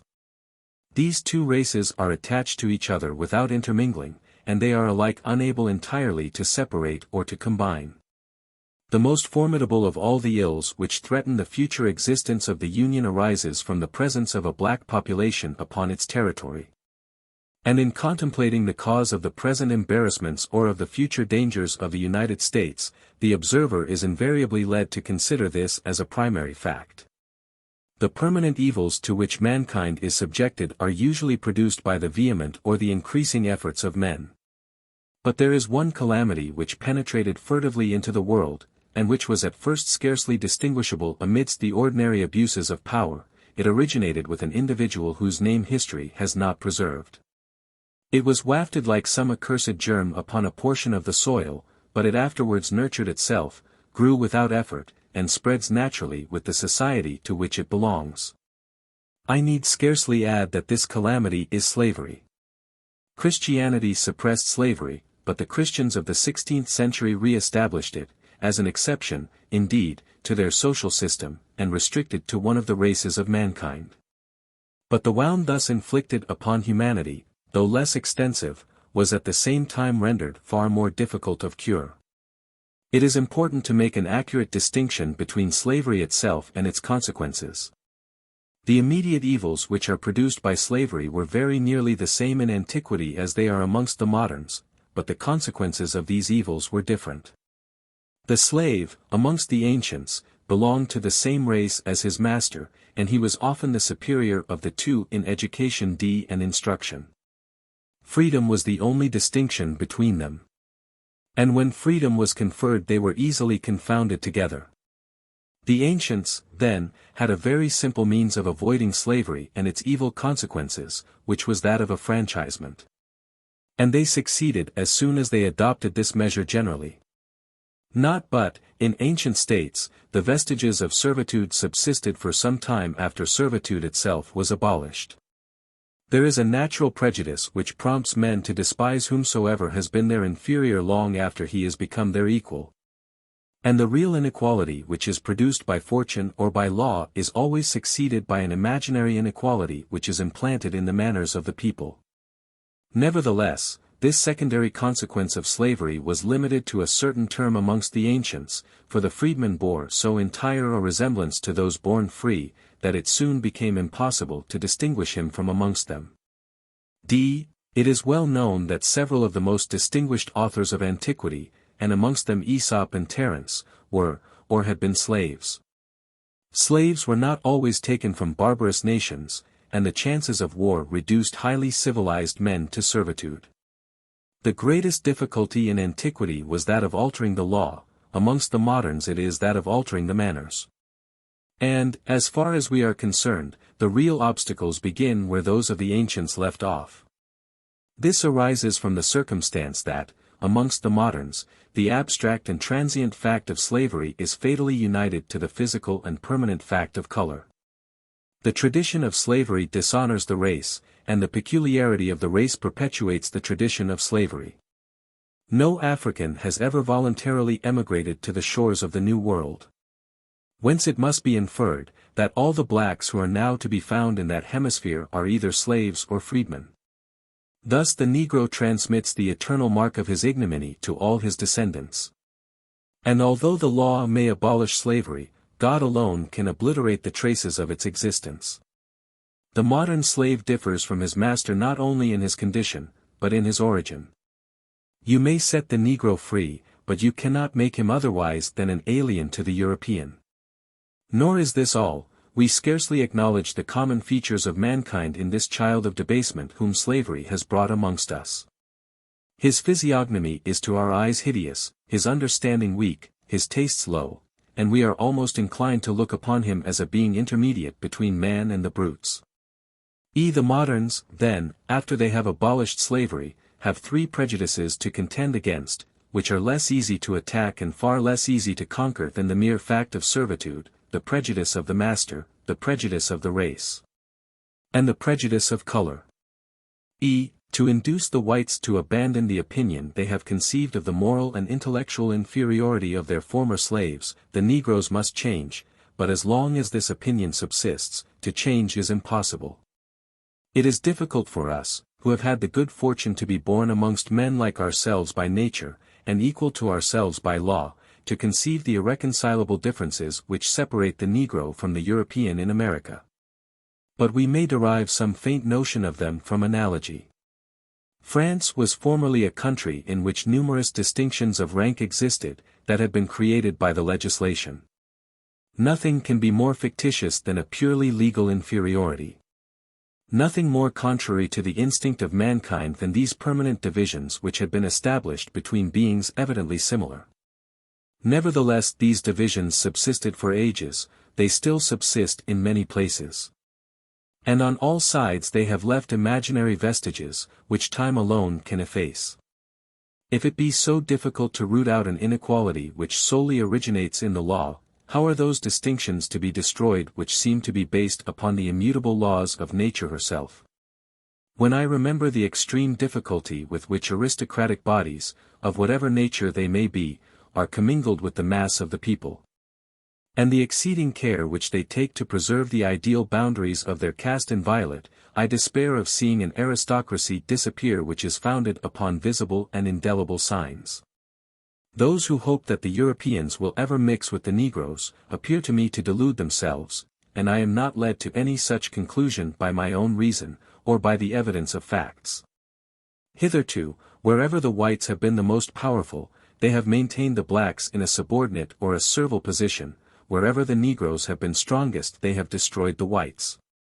Such has been the only retribution which has ever taken place between the two races. I see that in a certain portion of the territory of the United States at the present day, the legal barrier which separated the two races is tending to fall away, but not that which exists in the manners of the country. Slavery recedes, but the prejudice to which it has given birth remains stationary. Whosoever has inhabited the United States must have perceived that in those parts of the Union in which the Negroes are no longer slaves, they have in no wise drawn nearer to the whites. On the contrary, the prejudice of the race appears to be stronger in the states which have abolished slavery, than in those where it still exists, and nowhere is it so intolerant as in those states where servitude has never been known. It is true, that in the north of the Union, marriages may be legally contracted between Negroes and whites. But public opinion would stigmatize a man who should connect himself with a negress as infamous, and it would be difficult to meet with a single instance of such a union. The electoral franchise has been conferred upon the Negroes in almost all the states in which slavery has been abolished, but if they come forward to vote, their lives are in danger. If oppressed, they may bring an action at law, but they will find none but whites amongst their judges, and although they may legally serve as jurors, prejudice repulses them from that office. The same schools do not receive the child of the black and of the European.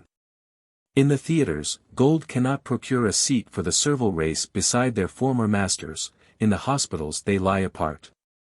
And although they are allowed to invoke the same divinity as the whites, it must be at a different altar, and in their own churches, with their own clergy. The gates of heaven are not closed against these unhappy beings.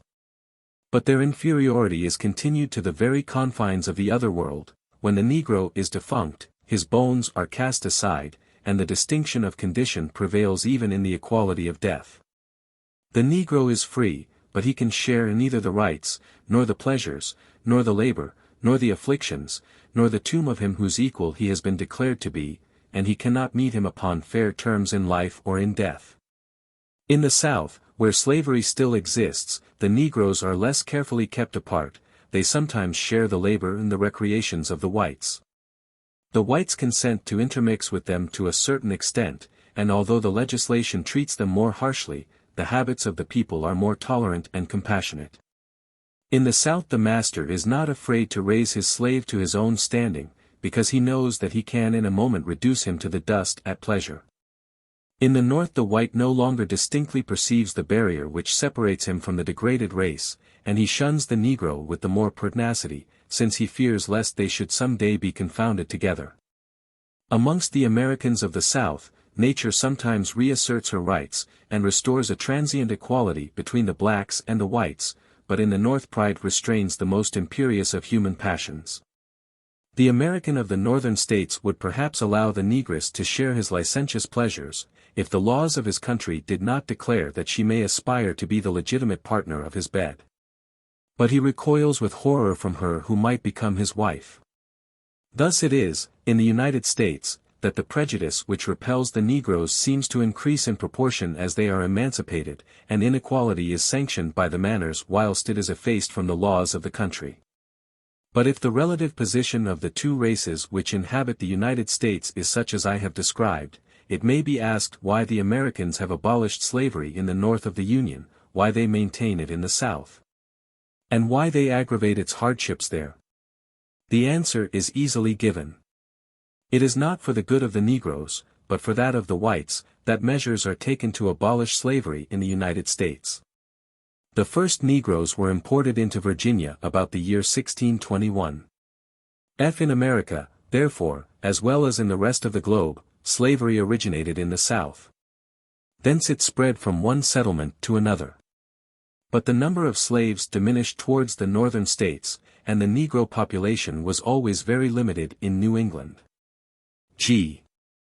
F. C. Beverley's History of Virginia. See also in Jefferson's Memoirs some curious details concerning the introduction of Negroes into Virginia, and the first act which prohibited the importation of them in 1778. G. The number of slaves was less considerable in the North, but the advantages resulting from slavery were not more contested there than in the South. In 1740, the legislature of the state of New York declared that the direct importation of slaves ought to be encouraged as much as possible, and smuggling severely punished in order not to discourage the fair trader. Kent's Commentaries, Volume 2. Page 206. Curious researches, by Belknap, upon slavery in New England, are to be found in the Historical Collection of Massachusetts, Volume 4. Page 193. It appears that Negroes were introduced there in 1630, but that the legislation and manners of the people were opposed to slavery from the first. See also, in the same work, the manner in which public opinion, and afterwards the laws, finally put an end to slavery. A century had scarcely elapsed since the foundation of the colonies, when the attention of the planters was struck by the extraordinary fact, that the provinces which were comparatively destitute of slaves, increased in population, in wealth, and in prosperity more rapidly than those which contained the greatest number of Negroes. In the former, however, the inhabitants were obliged to cultivate the soil themselves, or by hired laborers; in the latter they were furnished with hands for which they paid no wages. Yet although labor and expenses were on the one side, and ease with economy on the other, the former were in possession of the most advantageous system. This consequence seemed to be the more difficult to explain, since the settlers, who all belonged to the same European race, had the same habits, the same civilization, the same laws, and their shades of difference were extremely slight. Time, however, continued to advance, and the Anglo-Americans, spreading beyond the coasts of the Atlantic Ocean, penetrated farther and farther into the solitudes of the West. They met with a new soil and an unwonted climate. The obstacles which opposed them were of the most various character, their races intermingled, the inhabitants of the South went up towards the North, those of the North descended to the South. But in the midst of all these causes, the same result occurred at every step, and in general, the colonies in which there were no slaves became more populous and more rich than those in which slavery flourished. The more progress was made, the more was it shown that slavery, which is so cruel to the slave, is prejudicial to the master. Chapter 18, Future Condition of Three Races, Part 4. But this truth was most satisfactorily demonstrated when civilization reached the banks of the Ohio. The stream which the Indians had distinguished by the name of Ohio, or Beautiful River, waters one of the most magnificent valleys that has ever been made the abode of man. Undulating lands extend upon both shores of the Ohio, whose soil affords inexhaustible treasures to the laborer. On either bank the air is wholesome and the climate mild, and each of them forms the extreme frontier of a vast state. That which follows the numerous windings of the Ohio upon the left is called Kentucky. That upon the right bears the name of the river. These two states only differ in a single respect. Kentucky has admitted slavery, but the state of Ohio has prohibited the existence of slaves within its borders. Not only is slavery prohibited in Ohio, but no free Negroes are allowed to enter the territory of that state, or to hold property in it. See the Statutes of Ohio. Thus the traveler who floats down the current of the Ohio to the spot where that river falls into the Mississippi, may be said to sail between liberty and servitude. And a transient inspection of the surrounding objects will convince him as to which of the two is most favorable to mankind. Upon the left bank of the stream the population is rare. From time to time one descries a troop of slaves loitering in the half-desert fields, the primeval forest recurs at every turn, society seems to be asleep, man to be idle, and nature alone offers a scene of activity and of life. From the right bank, on the contrary, a confused hum is heard which proclaims the presence of industry. The fields are covered with abundant harvests, the elegance of the dwellings announces the taste and activity of the laborer, and man appears to be in the enjoyment of that wealth and contentment which is the reward of labor. The activity of Ohio is not confined to individuals, but the undertakings of the state are surprisingly great. A canal has been established between Lake Erie and the Ohio, by means of which the valley of the Mississippi communicates with the river of the north. And the European commodities which arrive at New York may be forwarded by water to New Orleans across 500 leagues of continent.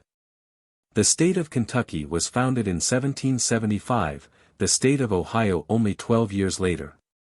But 12 years are more in America than half a century in Europe, and, at the present day, the population of Ohio exceeds that of Kentucky by 250,000 souls. These opposite consequences of slavery and freedom may readily be understood, and they suffice to explain many of the differences which we remark between the civilization of antiquity and that of our own time. The exact numbers given by the census of 1830 were: Kentucky, 688-844, Ohio, 937,679. In 1890 the population of Ohio was 3,672,316, that of Kentucky, 1,858,635. Upon the left bank of the Ohio labor is confounded with the idea of slavery, upon the right bank it is identified with that of prosperity and improvement, on the one side it is degraded, on the other it is honored. On the former territory no white laborers can be found, for they would be afraid of assimilating themselves to the Negroes; on the latter no one is idle, for the white population extends its activity and its intelligence to every kind of employment. Thus the men whose task it is to cultivate the rich soil of Kentucky are ignorant and lukewarm, whilst those who are active and enlightened either do nothing or pass over into the state of Ohio, where they may work without dishonor. It is true that in Kentucky the planters are not obliged to pay wages to the slaves whom they employ. But they derive small profits from their labor, whilst the wages paid to free workmen would be returned with interest in the value of their services.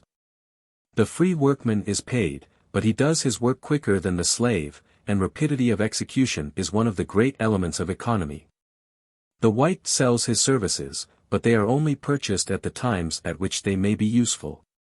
The black can claim no remuneration for his toil, but the expense of his maintenance is perpetual. He must be supported in his old age as well as in the prime of manhood, in his profitless infancy as well as in the productive years of youth.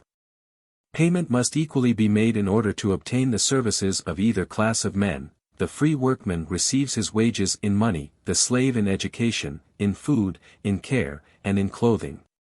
The money which a master spends in the maintenance of his slaves goes gradually and in detail, so that it is scarcely perceived. The salary of the free workman is paid in a round sum, which appears only to enrich the individual who receives it, but in the end the slave has cost more than the free servant, and his labor is less productive. Independently of these causes, which, wherever free workmen abound, render their labor more productive and more economical than that of slaves. Another cause may be pointed out which is peculiar to the United States. The sugar cane has hitherto been cultivated with success only upon the banks of the Mississippi, near the mouth of that river in the Gulf of Mexico. In Louisiana the cultivation of the sugar cane is exceedingly lucrative, and nowhere does a laborer earn so much by his work, and, as there is always a certain relation between the cost of production and the value of the produce. The price of slaves is very high in Louisiana. But Louisiana is one of the Confederated States, and slaves may be carried thither from all parts of the Union. The price given for slaves in New Orleans consequently raises the value of slaves in all the other markets. The consequence of this is, that in the countries where the land is less productive, the cost of slave labor is still very considerable, which gives an additional advantage to the competition of free labor. The influence of slavery extends still further. It affects the character of the master, and imparts a peculiar tendency to his ideas and his tastes. Upon both banks of the Ohio, the character of the inhabitants is enterprising and energetic. But this vigor is very differently exercised in the two states. The white inhabitant of Ohio, who is obliged to subsist by his own exertions, regards temporal prosperity as the principal aim of his existence. And as the country which he occupies presents inexhaustible resources to his industry and ever-varying lures to his activity, his acquisitive ardor surpasses the ordinary limits of human cupidity. He is tormented by the desire of wealth. And he boldly enters upon every path which fortune opens to him. He becomes a sailor, a pioneer, an artisan, or a laborer with the same indifference, and he supports, with equal constancy, the fatigues and the dangers incidental to these various professions. The resources of his intelligence are astonishing, and his avidity in the pursuit of gain amounts to a species of heroism. But the Kentuckian scorns not only labor, but all the undertakings which labor promotes. As he lives in an idle independence, his tastes are those of an idle man, money loses a portion of its value in his eyes, he covets wealth much less than pleasure and excitement. And the energy which his neighbor devotes to gain, turns with him to a passionate love of field sports and military exercises. He delights in violent bodily exertion, he is familiar with the use of arms, and is accustomed from a very early age to expose his life in single combat. Thus slavery not only prevents the whites from becoming opulent, but even from desiring to become so. As the same causes have been continually producing opposite effects for the last 2 centuries in the British colonies of North America. They have established a very striking difference between the commercial capacity of the inhabitants of the South and those of the North. At the present day it is only the northern states which are in possession of shipping, manufactures, railroads, and canals. This difference is perceptible not only in comparing the North with the South, but in comparing the several southern states. Almost all the individuals who carry on commercial operations, or who endeavor to turn slave labor to account in the most southern districts of the Union, have emigrated from the North. The natives of the northern states are constantly spreading over that portion of the American territory where they have less to fear from competition. They discover resources there which escape the notice of the inhabitants. And, as they comply with a system which they do not approve, they succeed in turning it to better advantage than those who first found it and who still maintain it. Were I inclined to continue this parallel, I could easily prove that almost all the differences which may be remarked between the characters of the Americans in the southern and in the northern states have originated in slavery. But this would divert me from my subject, and my present intention is not to point out all the consequences of servitude, but those effects which it has produced upon the prosperity of the countries which have admitted it.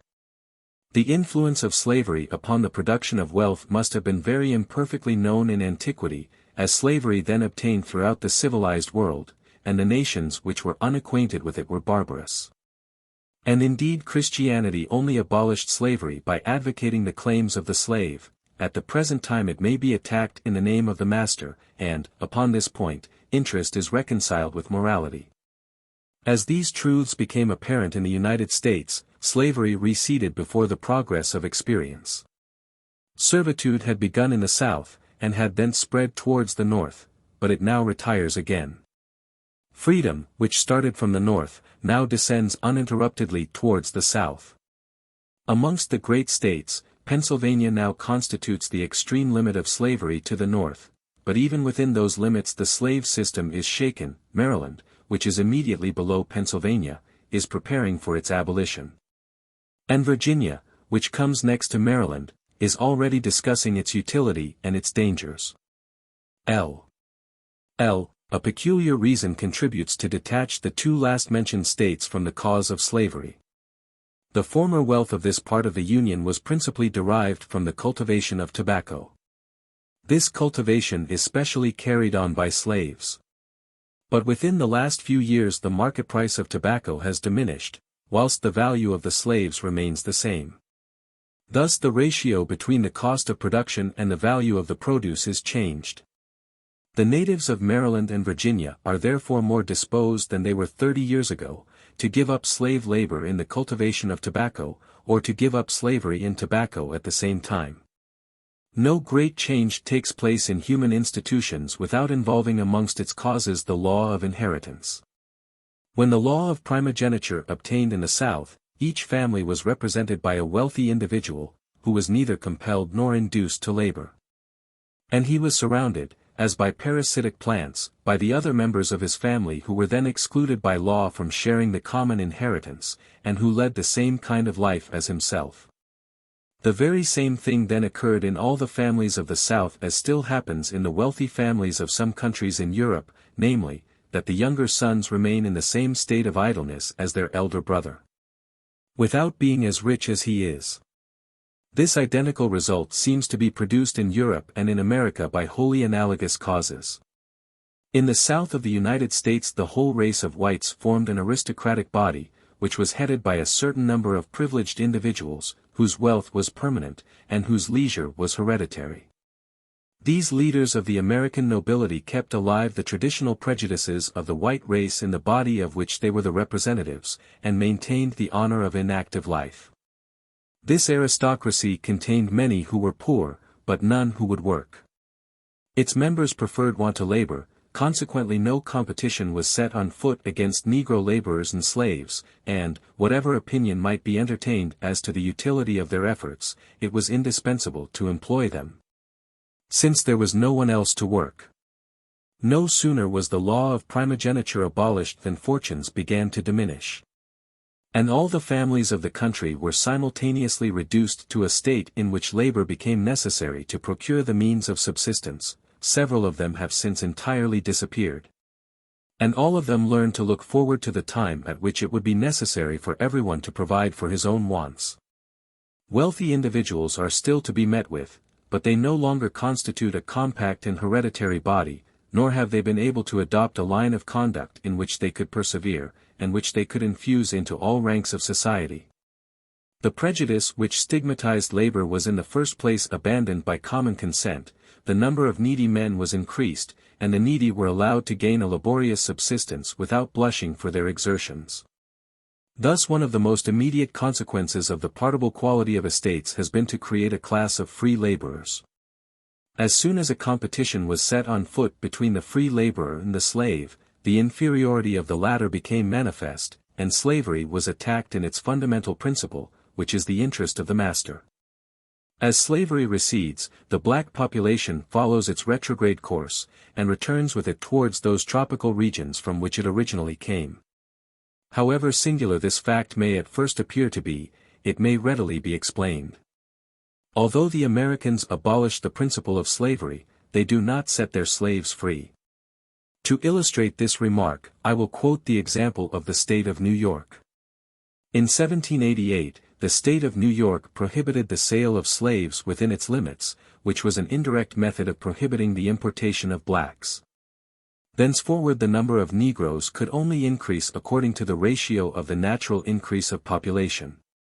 But 8 years later a more decisive measure was taken, and it was enacted that all children born of slave parents after July 4, 1799, should be free.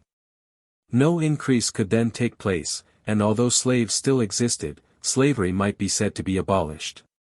From the time at which a northern state prohibited the importation of slaves, no slaves were brought from the South to be sold in its markets. On the other hand, as the sale of slaves was forbidden in that state, an owner was no longer able to get rid of his slave, who thus became a burdensome possession, otherwise than by transporting him to the South. But when a northern state declared that the son of the slave should be born free, the slave lost a large portion of his market value, since his posterity was no longer included in the bargain. And the owner had then a strong interest in transporting him to the South. Thus the same law prevents the slaves of the South from coming to the northern states, and drives those of the North to the South. The want of free hands is felt in a state in proportion as the number of slaves decreases. But in proportion as labor is performed by free hands, slave labor becomes less productive. And the slave is then a useless or onerous possession, whom it is important to export to those southern states where the same competition is not to be feared. Thus the abolition of slavery does not set the slave free, but it merely transfers him from one master to another, and from the North to the South. The emancipated Negroes, and those born after the abolition of slavery, do not, indeed, migrate from the North to the South, but their situation with regard to the Europeans is not unlike that of the aborigines of America. They remain half-civilized, and deprived of their rights in the midst of a population which is far superior to them in wealth and in knowledge, where they are exposed to the tyranny of the laws and the intolerance of the people. On some accounts they are still more to be pitied than the Indians, since they are haunted by the reminiscence of slavery, and they cannot claim possession of a single portion of the soil. Many of them perish miserably. And the rest congregate in the great towns, where they perform the meanest offices, and lead a wretched and precarious existence. The states in which slavery is abolished usually do what they can to render their territory disagreeable to the Negroes as a place of residence.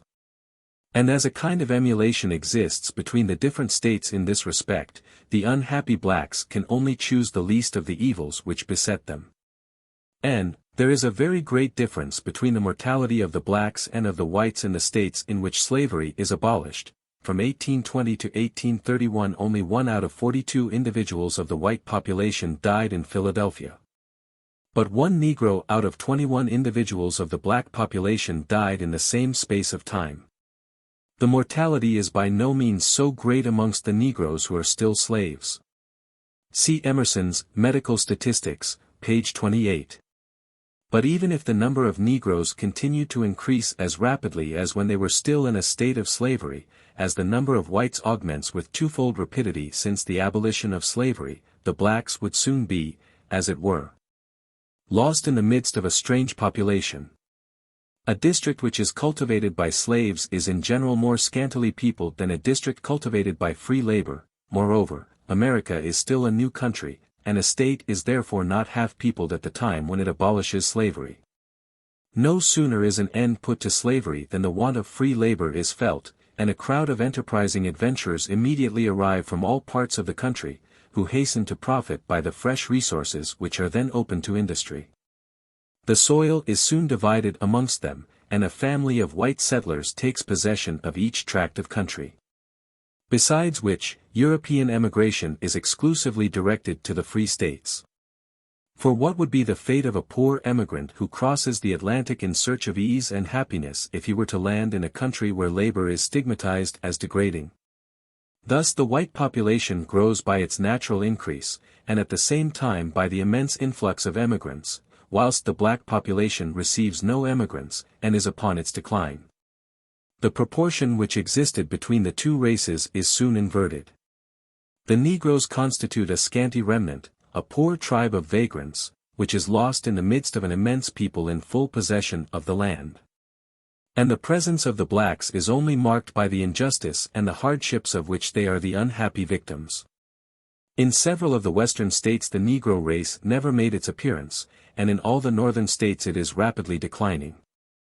Thus the great question of its future condition is confined within a narrow circle, where it becomes less formidable, though not more easy of solution. The more we descend towards the south, the more difficult does it become to abolish slavery with advantage, and this arises from several physical causes which it is important to point out. The first of these causes is the climate. It is well known that in proportion as Europeans approach the tropics they suffer more from labor. Many of the Americans even assert that within a certain latitude the exertions which a Negro can make without danger are fatal to them. Oh, but I do not think that this opinion, which is so favorable to the indolence of the inhabitants of southern regions, is confirmed by experience. The southern parts of the Union are not hotter than the south of Italy and of Spain. And it may be asked why the European cannot work as well there as in the two latter countries. If slavery has been abolished in Italy and in Spain without causing the destruction of the masters, why should not the same thing take place in the Union? I cannot believe that nature has prohibited the Europeans in Georgia and the Floridas, under pain of death, from raising the means of subsistence from the soil. But their labor would unquestionably be more irksome and less productive to them than to the inhabitants of New England. As the free workman thus loses a portion of his superiority over the slave in the southern states, there are fewer inducements to abolish slavery. Oh, this is true of the spots in which rice is cultivated. Rice grounds, which are unwholesome in all countries, are particularly dangerous in those regions which are exposed to the beams of a tropical sun. Europeans would not find it easy to cultivate the soil in that part of the New World if it must be necessarily be made to produce rice, but may they not subsist without rice grounds? These states are nearer to the equator than Italy and Spain, but the temperature of the continent of America is very much lower than that of Europe. The Spanish government formerly caused a certain number of peasants from the Azores to be transported into a district of Louisiana called Attakapas, by way of experiment. These settlers still cultivate the soil without the assistance of slaves, but their industry is so languid as scarcely to supply their most necessary wants. All the plants of Europe grow in the northern parts of the Union. The South has special productions of its own. It has been observed that slave labor is a very expensive method of cultivating corn. The farmer of corn land in a country where slavery is unknown habitually retains a small number of laborers in his service, and at seed time and harvest he hires several additional hands, who only live at his cost for a short period. But the agriculturist in a slave state is obliged to keep a large number of slaves the whole year round, in order to sow his fields and to gather in his crops, although their services are only required for a few weeks. But slaves are unable to wait till they are hired, and to subsist by their own labor in the meantime like free laborers. In order to have their services they must be bought. Slavery, independently of its general disadvantages, is therefore still more inapplicable to countries in which corn is cultivated than to those which produce crops of a different kind. The cultivation of tobacco, of cotton, and especially of the sugar cane, demands, on the other hand, unremitting attention, and women and children are employed in it, whose services are of but little use in the cultivation of wheat. Thus slavery is naturally more fitted to the countries from which these productions are derived. Tobacco, cotton, and the sugar cane are exclusively grown in the South, and they form one of the principal sources of the wealth of those states. If slavery were abolished, the inhabitants of the South would be constrained to adopt one of two alternatives: they must either change their system of cultivation, and then they would come into competition with the more active and more experienced inhabitants of the North. Or, if they continued to cultivate the same produce without slave labor, they would have to support the competition of the other states of the South, which might still retain their slaves. Thus, peculiar reasons for maintaining slavery exist in the South which do not operate in the North. But there is yet another motive which is more cogent than all the others: the South might indeed, rigorously speaking, abolish slavery. But how should it rid its territory of the black population? Slaves and slavery are driven from the North by the same law, but this twofold result cannot be hoped for in the South. The arguments which I have adduced to show that slavery is more natural and more advantageous in the South than in the North, sufficiently prove that the number of slaves must be far greater in the former districts. It was to the southern settlements that the first Africans were brought, and it is there that the greatest number of them have always been imported. As we advance towards the South, the prejudice which sanctions idleness increases in power. In the states nearest to the tropics there is not a single white laborer. The Negroes are consequently much more numerous in the South than in the North. And, as I have already observed, this disproportion increases daily, since the Negroes are transferred to one part of the Union as soon as slavery is abolished in the other. Thus the black population augments in the South, not only by its natural fecundity, but by the compulsory emigration of the Negroes from the North. And the African race has causes of increase in the South very analogous to those which so powerfully accelerate the growth of the European race in the North. In the state of Maine there is 1 Negro in 300 inhabitants, in Massachusetts, 1 in 100. In New York, 2 in 100, in Pennsylvania, 3 in the same number, in Maryland, 34, in Virginia, 42, and lastly, in South Carolina q 55%. Such was the proportion of the black population to the whites in the year 1830. But this proportion is perpetually changing, as it constantly decreases in the North and augments in the South. We find it asserted in an American work, entitled Letters on the Colonization Society, by Mr. Carey, 1833, that for the last 40 years the black race has increased more rapidly than the white race in the state of South Carolina. And that if we take the average population of the 5 states of the South into which slaves were first introduced, viz.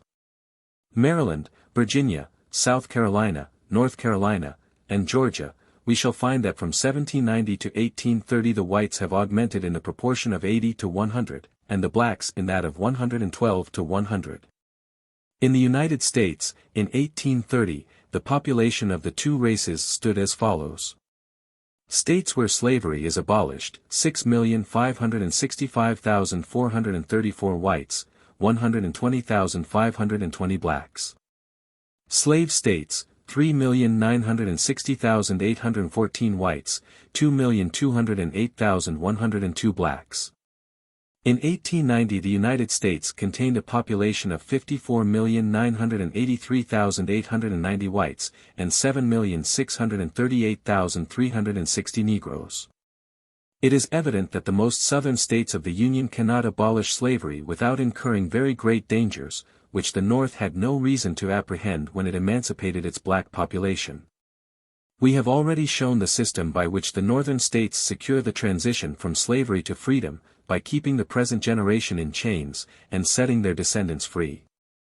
By this means the Negroes are gradually introduced into society, and whilst the men who might abuse their freedom are kept in a state of servitude, those who are emancipated may learn the art of being free before they become their own masters.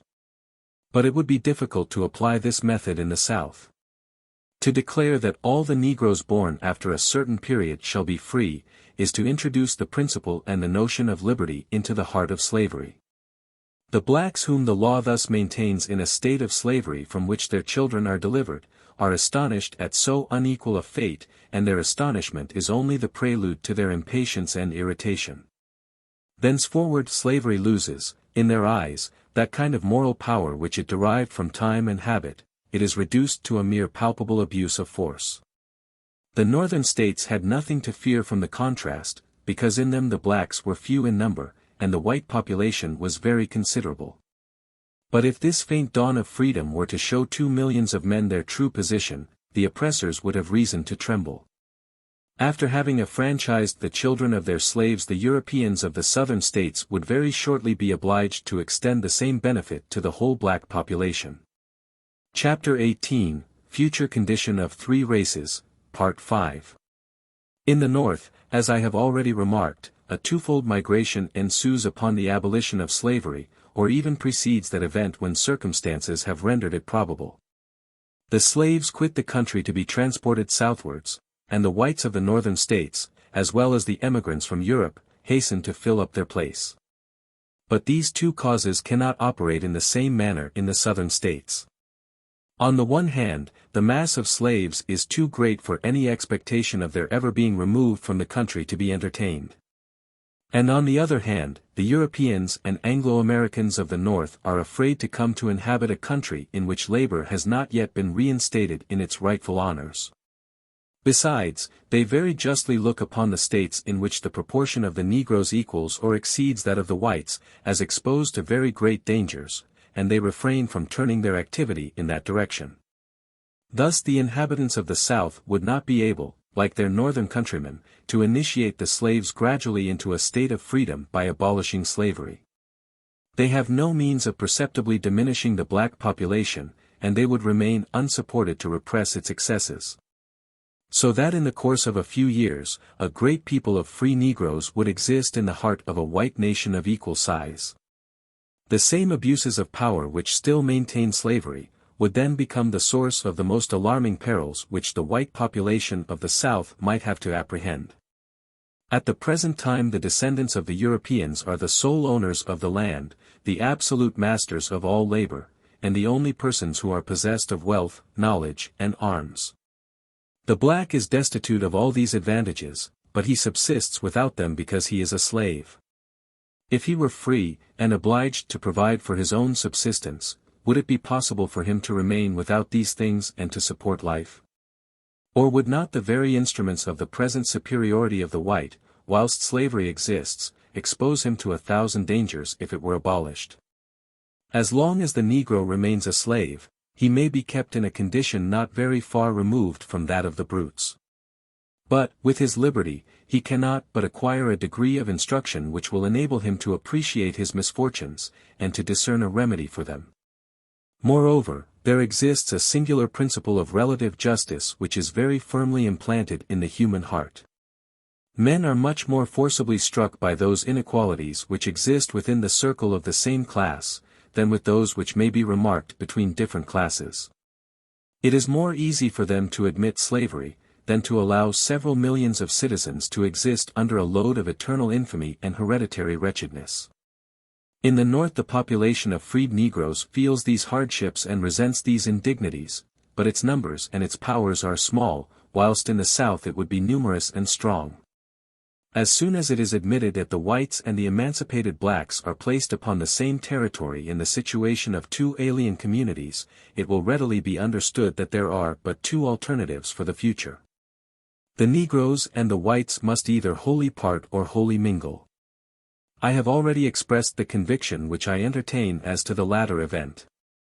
I do not imagine that the white and black races will ever live in any country upon an equal footing. But I believe the difficulty to be still greater in the United States than elsewhere. An isolated individual may surmount the prejudices of religion, of his country, or of his race, and if this individual is a king he may effect surprising changes in society, but a whole people cannot rise, as it were, above itself. A despot who should subject the Americans and their former slaves to the same yoke, might perhaps succeed in commingling their races, but as long as the American democracy remains at the head of affairs, no one will undertake so difficult a task. And it may be foreseen that the freer the white population of the United States becomes, the more isolated will it remain. This opinion is sanctioned by authorities infinitely weightier than anything that I can say. Thus, for instance, it is stated in the Memoirs of Jefferson, as collected by M. Consile, nothing is more clearly written in the Book of Destiny than the emancipation of the blacks. And it is equally certain that the two races will never live in a state of equal freedom under the same government, so insurmountable are the barriers which nature, habit, and opinions have established between them. If the British West India planters had governed themselves, they would assuredly not have passed the slave emancipation bill which the mother country has recently imposed upon them. I have previously observed that the mixed race is the true bond of union between the Europeans and the Indians, just so the mulattoes are the true means of transition between the white and the Negro. So that wherever mulattoes abound, the intermixture of the two races is not impossible. In some parts of America, the European and the Negro races are so crossed by one another, that it is rare to meet with a man who is entirely black, or entirely white, when they are arrived at this point. The two races may really be said to be combined. Or rather to have been absorbed in a third race, which is connected with both without being identical with either. Of all the Europeans the English are those who have mixed least with the Negroes. More mulattoes are to be seen in the south of the Union than in the north, but still they are infinitely more scarce than in any other European colony. Mulattoes are by no means numerous in the United States. They have no force peculiar to themselves, and when quarrels originating in differences of color take place, they generally side with the whites. Just as the lackeys of the great, in Europe, assume the contemptuous airs of nobility to the lower orders. The pride of origin, which is natural to the English, is singularly augmented by the personal pride which democratic liberty fosters amongst the Americans. The white citizen of the United States is proud of his race, and proud of himself. But if the whites and the Negroes do not intermingle in the north of the Union, how should they mix in the South? Can it be supposed for an instant, that an American of the Southern states, placed, as he must forever be, between the white man with all his physical and moral superiority in the Negro, will ever think of preferring the latter? The Americans of the Southern states have two powerful passions which will always keep them aloof. The first is the fear of being assimilated to the Negroes, their former slaves, and the second the dread of sinking below the whites, their neighbors. If I were called upon to predict what will probably occur at some future time, I should say, that the abolition of slavery in the South will, in the common course of things, increase the repugnance of the white population for the men of color. I found this opinion upon the analogous observation which I already had occasion to make in the North. I there remarked that the white inhabitants of the North avoid the Negroes with increasing care, in proportion as the legal barriers of separation are removed by the legislature, and why should not the same result take place in the South? In the North, the whites are deterred from intermingling with the blacks by the fear of an imaginary danger. In the South, where the danger would be real, I cannot imagine that the fear would be less general. If, on the one hand, it be admitted, and the fact is unquestionable, that the colored population perpetually accumulates in the extreme South, and that it increases more rapidly than that of the whites. And if, on the other hand, it be allowed that it is impossible to foresee a time at which the whites and the blacks will be so intermingled as to derive the same benefits from society, must it not be inferred that the blacks and the whites will, sooner or later, come to open strife in the Southern states of the Union? But if it be asked what the issue of the struggle is likely to be, it will readily be understood that we are here left to form a very vague surmise of the truth. The human mind may succeed in tracing a wide circle, as it were, which includes the course of future events, but within that circle 1,000 various chances and circumstances may direct it in as many different ways. And in every picture of the future there is a dim spot, which the eye of the understanding cannot penetrate. It appears, however, to be extremely probable that in the West Indian Islands the white race is destined to be subdued, and the black population to share the same fate upon the continent. In the West India Islands the white planters are surrounded by an immense black population. On the continent, the blacks are placed between the ocean and an innumerable people, which already extends over them in a dense mass, from the icy confines of Canada to the frontiers of Virginia, and from the banks of the Missouri to the shores of the Atlantic. If the white citizens of North America remain united, it cannot be supposed that the Negroes will escape the destruction with which they are menaced. They must be subdued by want or by the sword. But the black population which is accumulated along the coast of the Gulf of Mexico, has a chance of success if the American Union is dissolved when the struggle between the two races begins.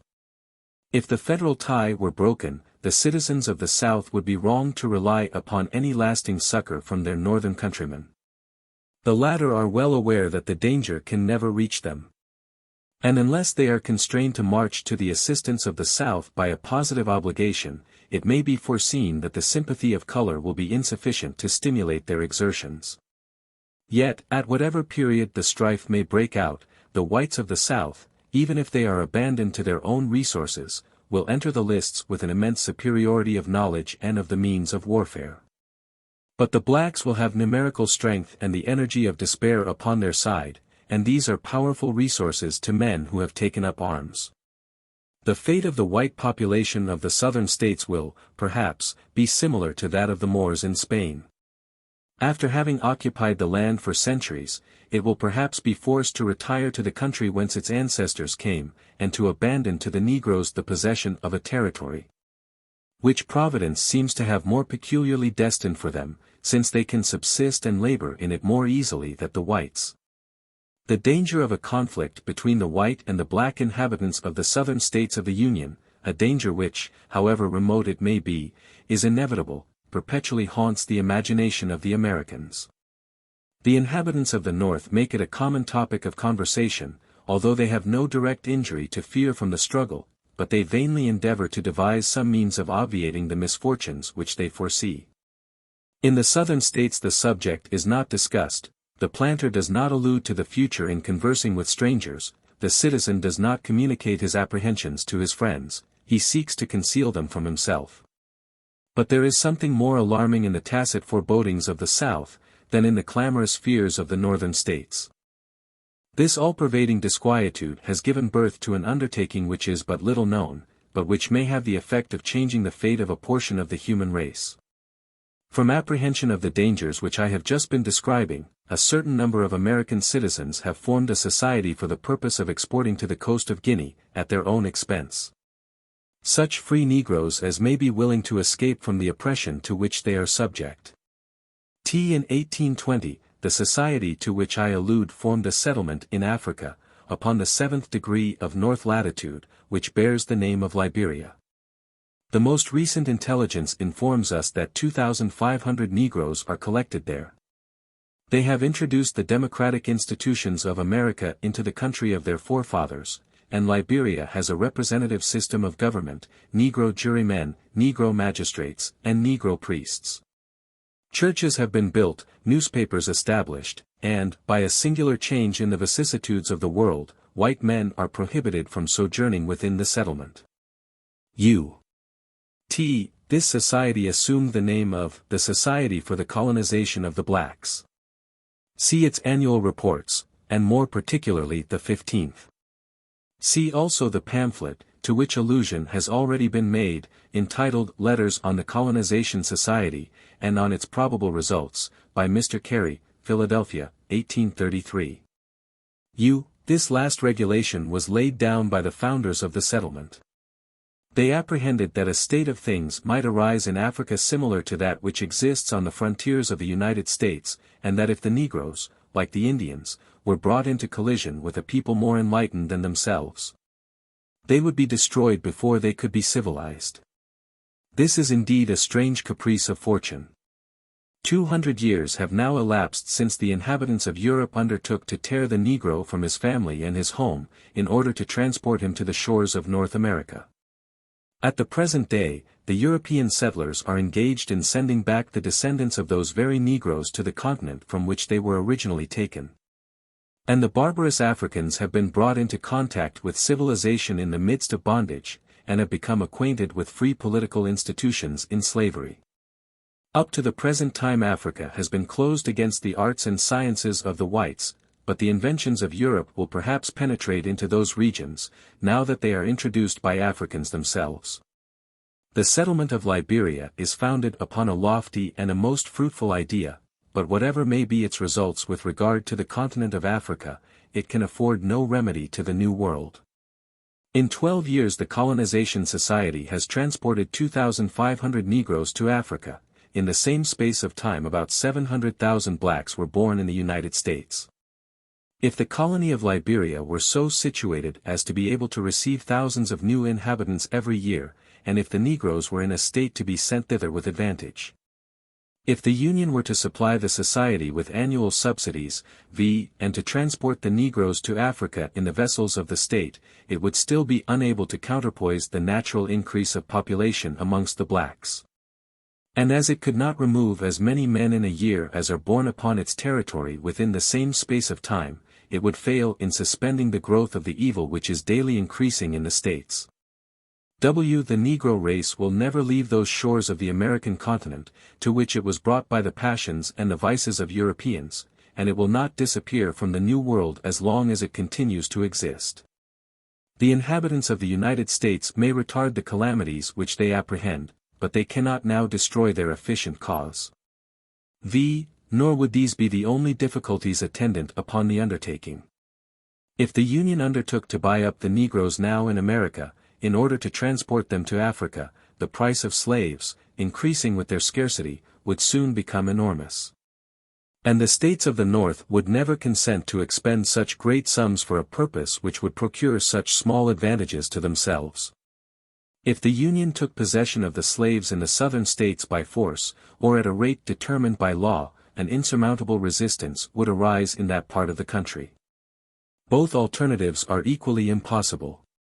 In 1830 there were in the United States 2,010,327 slaves and 319,439 free blacks, in all 2,329,766 Negroes, which formed about 1/5 of the total population of the United States at that time.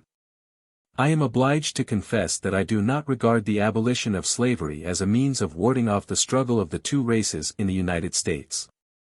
The Negroes may long remain slaves without complaining. But if they are once raised to the level of free men, they will soon revolt at being deprived of all their civil rights, and as they cannot become the equals of the whites, they will speedily declare themselves as enemies. In the North everything contributed to facilitate the emancipation of the slaves. And slavery was abolished, without placing the free Negroes in a position which could become formidable, since their number was too small for them ever to claim the exercise of their rights. But such is not the case in the South. The question of slavery was a question of commerce and manufacture for the slave owners in the North. For those of the South, it is a question of life and death. God forbid that I should seek to justify the principle of Negro slavery, as has been done by some American writers. But I only observe that all the countries which formerly adopted that execrable principle are not equally able to abandon it at the present time. When I contemplate the condition of the South, I can only discover two alternatives which may be adopted by the white inhabitants of those states, viz., either to emancipate the Negroes, and to intermingle with them. Or, remaining isolated from them, to keep them in a state of slavery as long as possible. All intermediate measures seem to me likely to terminate, and that shortly, in the most horrible of civil wars, and perhaps in the extirpation of one or other of the two races. Such is the view which the Americans of the South take of the question, and they act consistently with it. As they are determined not to mingle with the Negroes, they refuse to emancipate them. Not that the inhabitants of the South regard slavery as necessary to the wealth of the planter, for on this point many of them agree with their northern countrymen in freely admitting that slavery is prejudicial to their interest.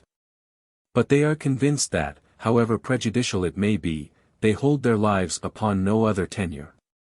The instruction which is now diffused in the South has convinced the inhabitants that slavery is injurious to the slave owner, but it has also shown them, more clearly than before, that no means exist of getting rid of its bad consequences. Hence arises a singular contrast: the more the utility of slavery is contested, the more firmly is it established in the laws.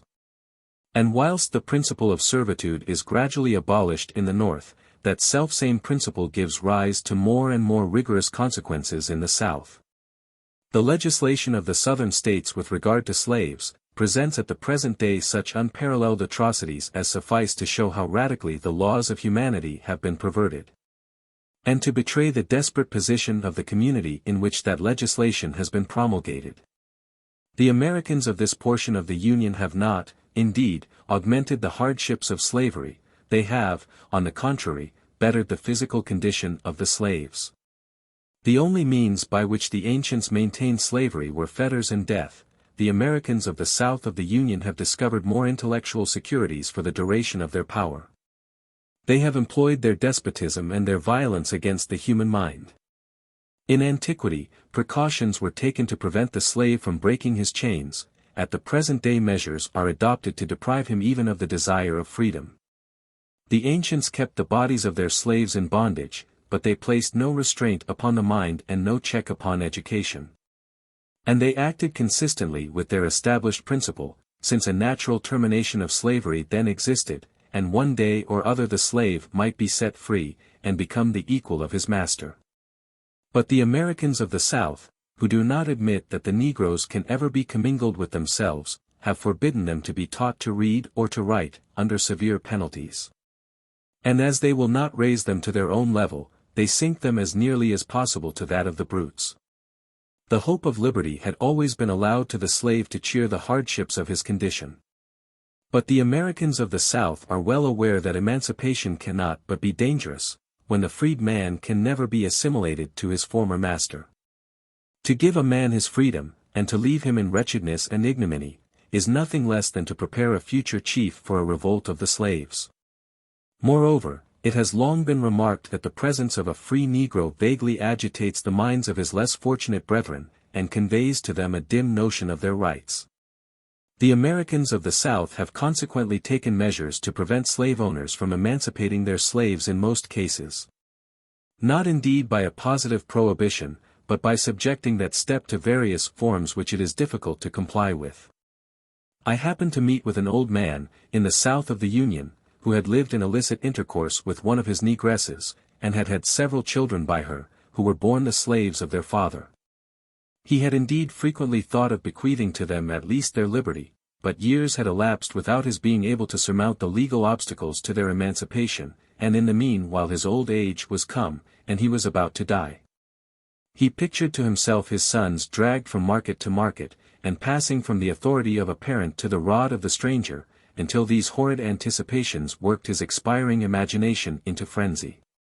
When I saw him he was a prey to all the anguish of despair, and he made me feel how awful is the retribution of nature upon those who have broken her laws. These evils are unquestionably great. But they are the necessary and foreseen consequence of the very principle of modern slavery. When the Europeans chose their slaves from a race differing from their own, which many of them considered as inferior to the other races of mankind, and which they all repelled with horror from any notion of intimate connection, they must have believed that slavery would last forever.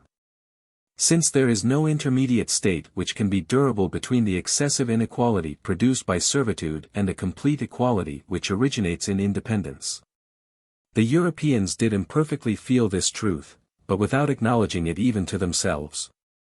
Whenever they have had to do with Negroes, their conduct has either been dictated by their interest and their pride, or by their compassion. They first violated every right of humanity by their treatment of the Negro, and they afterwards informed him that those rights were precious and inviolable. They affected to open their ranks to the slaves, but the Negroes who attempted to penetrate into the community were driven back with scorn. And they have incautiously and involuntarily been led to admit of freedom instead of slavery, without having the courage to be wholly iniquitous, or wholly just. If it be impossible to anticipate a period at which the Americans of the South will mingle their blood with that of the Negroes, can they allow their slaves to become free without compromising their own security? And if they are obliged to keep that race in bondage in order to save their own families, may they not be excused for availing themselves of the means best adapted to that end? The events which are taking place in the southern states of the Union appear to me to be at once the most horrible and the most natural results of slavery. When I see the order of nature overthrown, and when I hear the cry of humanity in its vain struggle against the laws, my indignation does not light upon the men of our own time who are the instruments of these outrages. But I reserve my execration for those who, after 1,000 years of freedom, brought back slavery into the world once more. Whatever may be the efforts of the Americans of the South to maintain slavery, they will not always succeed. Slavery, which is now confined to a single tract of the civilized earth, which is attacked by Christianity as unjust, and by political economy as prejudicial, and which is now contrasted with democratic liberties and the information of our age, cannot survive. By the choice of the master, or by the will of the slave, it will cease, and in either case great calamities may be expected to ensue. If liberty be refused to the Negroes of the South, they will in the end seize it for themselves by force. If it be given, they will abuse it ere long. This chapter is no longer applicable to the condition of the Negro race in the United States, since the abolition of slavery was the result, though not the object, of the Great Civil War. And the Negroes have been raised to the condition not only of freedmen, but of citizens. And in some states they exercise a preponderating political power by reason of their numerical majority. Thus, in South Carolina there were in 1870, 289,667 whites and 415,814 blacks. But the emancipation of the slaves has not solved the problem, how two races so different and so hostile are to live together in peace in one country on equal terms. That problem is as difficult, perhaps more difficult than ever. And to this difficulty the author's remarks are still perfectly applicable. Chapter 18, Future Condition of Three Races, Part 6. What are the chances in favor of the duration of the American Union, and what dangers threaten it? Why? This chapter is one of the most curious and interesting portions of the work.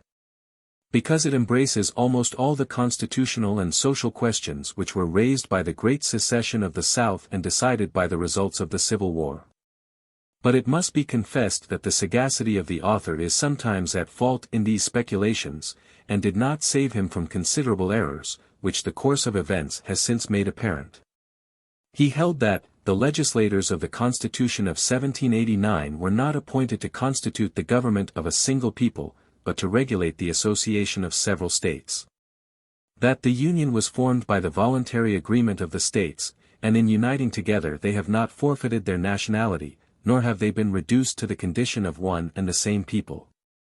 Whence he inferred that, if one of the states chose to withdraw its name from the contract, it would be difficult to disprove its right of doing so. And that the federal government would have no means of maintaining its claims directly, either by force or by right. This is the Southern theory of the Constitution, and the whole case of the South in favor of secession. To many Europeans, and to some American, Northern, jurists, this view appeared to be sound, but it was vigorously resisted by the North, and crushed by force of arms. The author of this book was mistaken in supposing that the Union was a vast body which presents no definite object to patriotic feeling. When the day of trial came, millions of men were ready to lay down their lives for it. He was also mistaken in supposing that the federal executive is so weak that it requires the free consent of the governed to enable it to subsist, and that it would be defeated in a struggle to maintain the Union against one or more separate states. In 1861 9 states, with a population of 8,753,000, seceded, and maintained for 4 years a resolute but unequal contest for independence, but they were defeated. Lastly, the author was mistaken in supposing that a community of interests would always prevail between North and South sufficiently powerful to bind them together. He overlooked the influence which the question of slavery must have on the Union the moment that the majority of the people of the North declared against it. In 1831, when the author visited America, the anti-slavery agitation had scarcely begun. And the fact of Southern slavery was accepted by men of all parties. Even in the states where there were no slaves, and that was unquestionably the view taken by all the states and by all American statesmen at the time of the adoption of the Constitution, in 1789. But in the course of 30 years a great change took place, and the North refused to perpetuate what had become the peculiar institution of the South, especially as it gave the South a species of aristocratic preponderance. The result was the ratification, in December, 1865, of the celebrated 13th Article or Amendment of the Constitution, which declared that neither slavery nor involuntary servitude, except as a punishment for crime, shall exist within the United States. To which was soon afterwards added the 15th Article, the right of citizens to vote shall not be denied or abridged by the United States, or by any state, on account of race, color, or previous servitude. The emancipation of several millions of Negro slaves without compensation, and the transfer to them of political preponderance in the states in which they outnumber the white population, were acts of the North totally opposed to the interests of the South, and which could only have been carried into effect by conquest. Translator's note. Reason for which the preponderating force lies in the states rather than in the Union will only last as long as all the states choose to belong to it. Causes which tend to keep them united, utility of the Union to resist foreign enemies, and to prevent the existence of foreigners in America, no natural barriers between the several states, no conflicting interests to divide them, reciprocal interests of the Northern, Southern, and Western states, intellectual ties of union, uniformity of opinions, dangers of the Union resulting from the different characters and the passions of its citizens, character of the citizens in the South and in the North, the rapid growth of the Union one of its greatest dangers, progress of the population to the northwest, power gravitates in the same direction, passions originating from sudden turns of fortune, whether the existing government of the Union tends to gain strength or to lose it, various signs of its decrease, internal improvements, waste lands, Indians, the bank, the tariff, General Jackson. The maintenance of the existing institutions of the several states depends in some measure upon the maintenance of the Union itself. It is therefore important in the first instance to inquire into the probable fate of the Union. One point may indeed be assumed at once: if the present Confederation were dissolved, it appears to me to be incontestable that the states of which it is now composed would not return to their original isolated condition, but that several unions would then be formed in the place of one. It is not my intention to inquire into the principles upon which these new unions would probably be established, but merely to show what the causes are which may effect the dismemberment of the existing confederation. With this object I shall be obliged to retrace some of the steps which I have already taken, and to revert to topics which I have before discussed. I am aware that the reader may accuse me of repetition, but the importance of the matter which still remains to be treated is my excuse. I had rather say too much, than say too little to be thoroughly understood, and I prefer injuring the author to slighting the subject. The legislators who formed the Constitution of 1789 endeavored to confer a distinct and preponderating authority upon the federal power. But they were confined by the conditions of the task which they had undertaken to perform. They were not appointed to constitute the government of a single people, but to regulate the association of several states, and, whatever their inclinations might be, they could not but divide the exercise of sovereignty in the end. In order to understand the consequences of this division, it is necessary to make a short distinction between the affairs of the government. There are some objects which are national by their very nature, that is to say, which affect the nation as a body, and can only be entrusted to the man or the assembly of men who most completely represent the entire nation. Amongst these may be reckoned war and diplomacy. There are other objects which are provincial by their very nature, that is to say, which only affect certain localities, and which can only be properly treated in that locality. Such, for instance, is the budget of a municipality. Lastly, there are certain objects of a mixed nature, which are national inasmuch as they affect all the citizens who compose the nation, and which are provincial inasmuch as it is not necessary that the nation itself should provide for them all. Such are the rights which regulate the civil and political condition of the citizens. No society can exist without civil and political rights. These rights therefore interest all the citizens alike. But it is not always necessary to the existence and the prosperity of the nation that these rights should be uniform, nor, consequently, that they should be regulated by the central authority. There are, then, two distinct categories of objects which are submitted to the direction of the sovereign power, and these categories occur in all well-constituted communities, whatever the basis of the political constitution may otherwise be.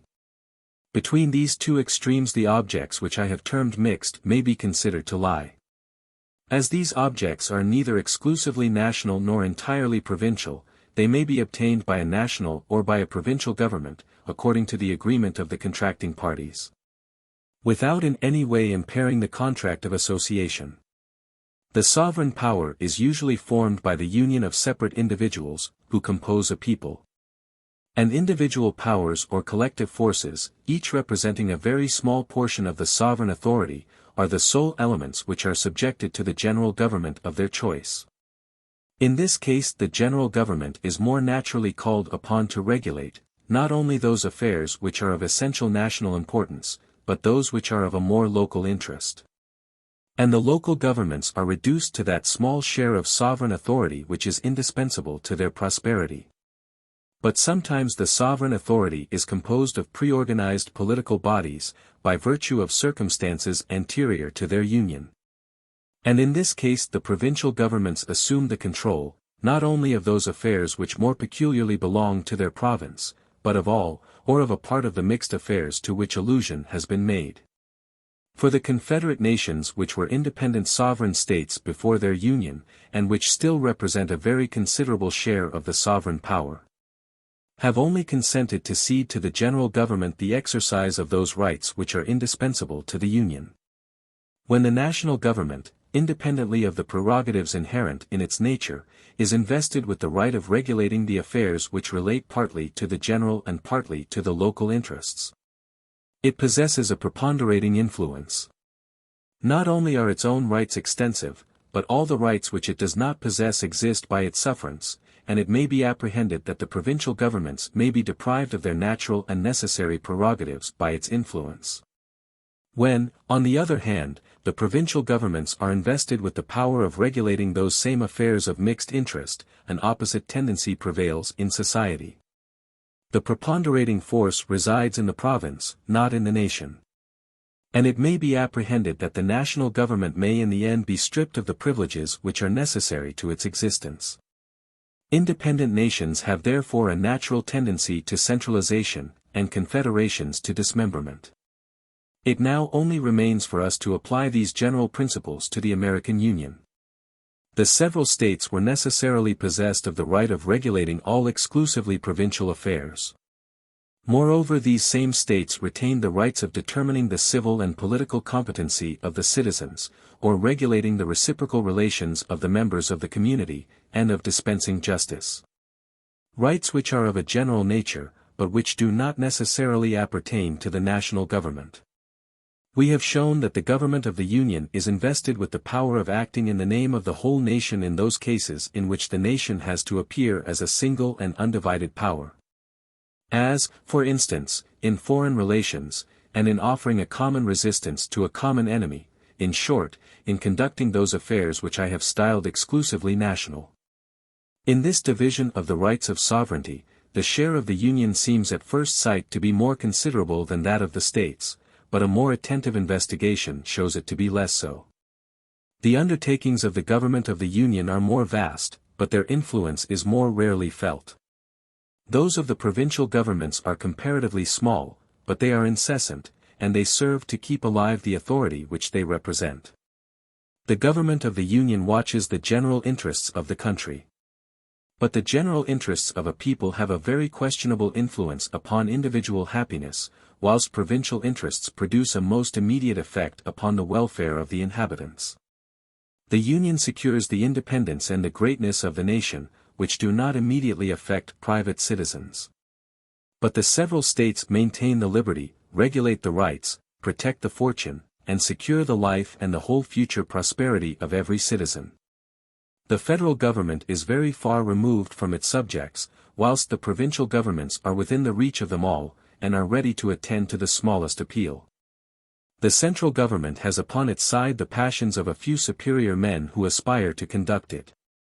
But upon the side of the provincial governments are the interests of all those second-rate individuals who can only hope to obtain power within their own state, and who nevertheless exercise the largest share of authority over the people because they are placed nearest to its level.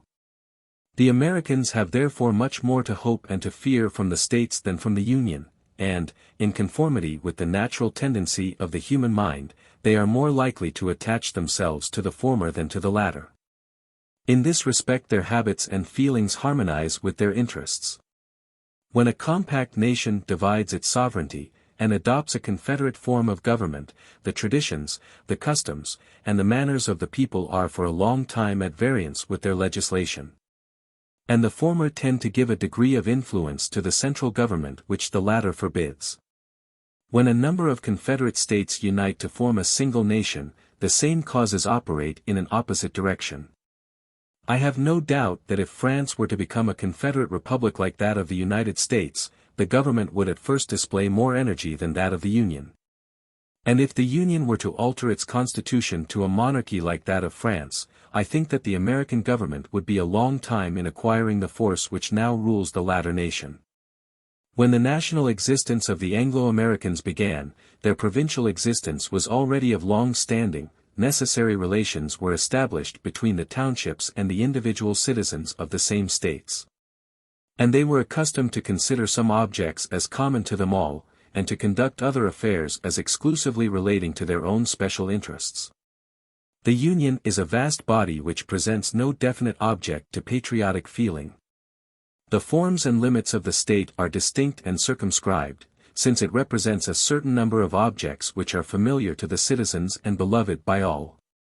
It is identified with the very soil, with the right of property and the domestic affections, with the recollections of the past, the labors of the present, and the hopes of the future. Patriotism, then, which is frequently a mere extension of individual egotism, is still directed to the state, and is not excited by the Union. Thus the tendency of the interests, the habits, and the feelings of the people is to center political activity in the states, in preference to the Union. It is easy to estimate the different forces of the two governments, by remarking the manner in which they fulfill their respective functions. Whenever the government of a state has occasion to address an individual or an assembly of individuals, its language is clear and imperative. And such is also the tone of the federal government in its intercourse with individuals, but no sooner has it anything to do with a state than it begins to parley, to explain its motives and to justify its conduct, to argue, to advise, and, in short, anything but to command. If doubts are raised as to the limits of the constitutional powers of each government, the provincial government prefers its claim with boldness, and takes prompt and energetic steps to support it. In the meanwhile the government of the Union reasons, it appeals to the interests, to the good sense, to the glory of the nation, it temporizes, it negotiates, and does not consent to act until it is reduced to the last extremity. At first sight it might readily be imagined that it is the provincial government which is armed with the authority of the nation, and that Congress represents a single state. The federal government is, therefore, notwithstanding the precautions of those who founded it, naturally so weak that it more peculiarly requires the free consent of the governed to enable it to subsist. It is easy to perceive that its object is to enable the states to realize with facility their determination of remaining united, and, as long as this preliminary condition exists, its authority is great, temperate, and effective. The Constitution fits the government to control individuals, and easily to surmount such obstacles as they may be inclined to offer. But it was by no means established with a view to the possible separation of one or more of the states from the Union. If the sovereignty of the Union were to engage in a struggle with that of the states at the present day, its defeat may be confidently predicted, and it is not probable that such a struggle would be seriously undertaken. As often as a steady resistance is offered to the federal government it will be found to yield. Experience has hitherto shown that whenever a state has demanded anything with perseverance and resolution, it has invariably succeeded. And that if a separate government has distinctly refused to act, it was left to do as it thought fit. See the conduct of the Northern states in the War of 1812. During that war, says Jefferson in a letter to General Lafayette, 4 of the Eastern states were only attached to the Union, like so many inanimate bodies to living men. But even if the government of the Union had any strength inherent in itself, the physical situation of the country would render the exercise of that strength very difficult. The United States cover an immense territory. They are separated from each other by great distances, and the population is disseminated over the surface of a country which is still half a wilderness. If the Union were to undertake to enforce the allegiance of the Confederate States by military means, it would be in a position very analogous to that of England at the time of the War of Independence.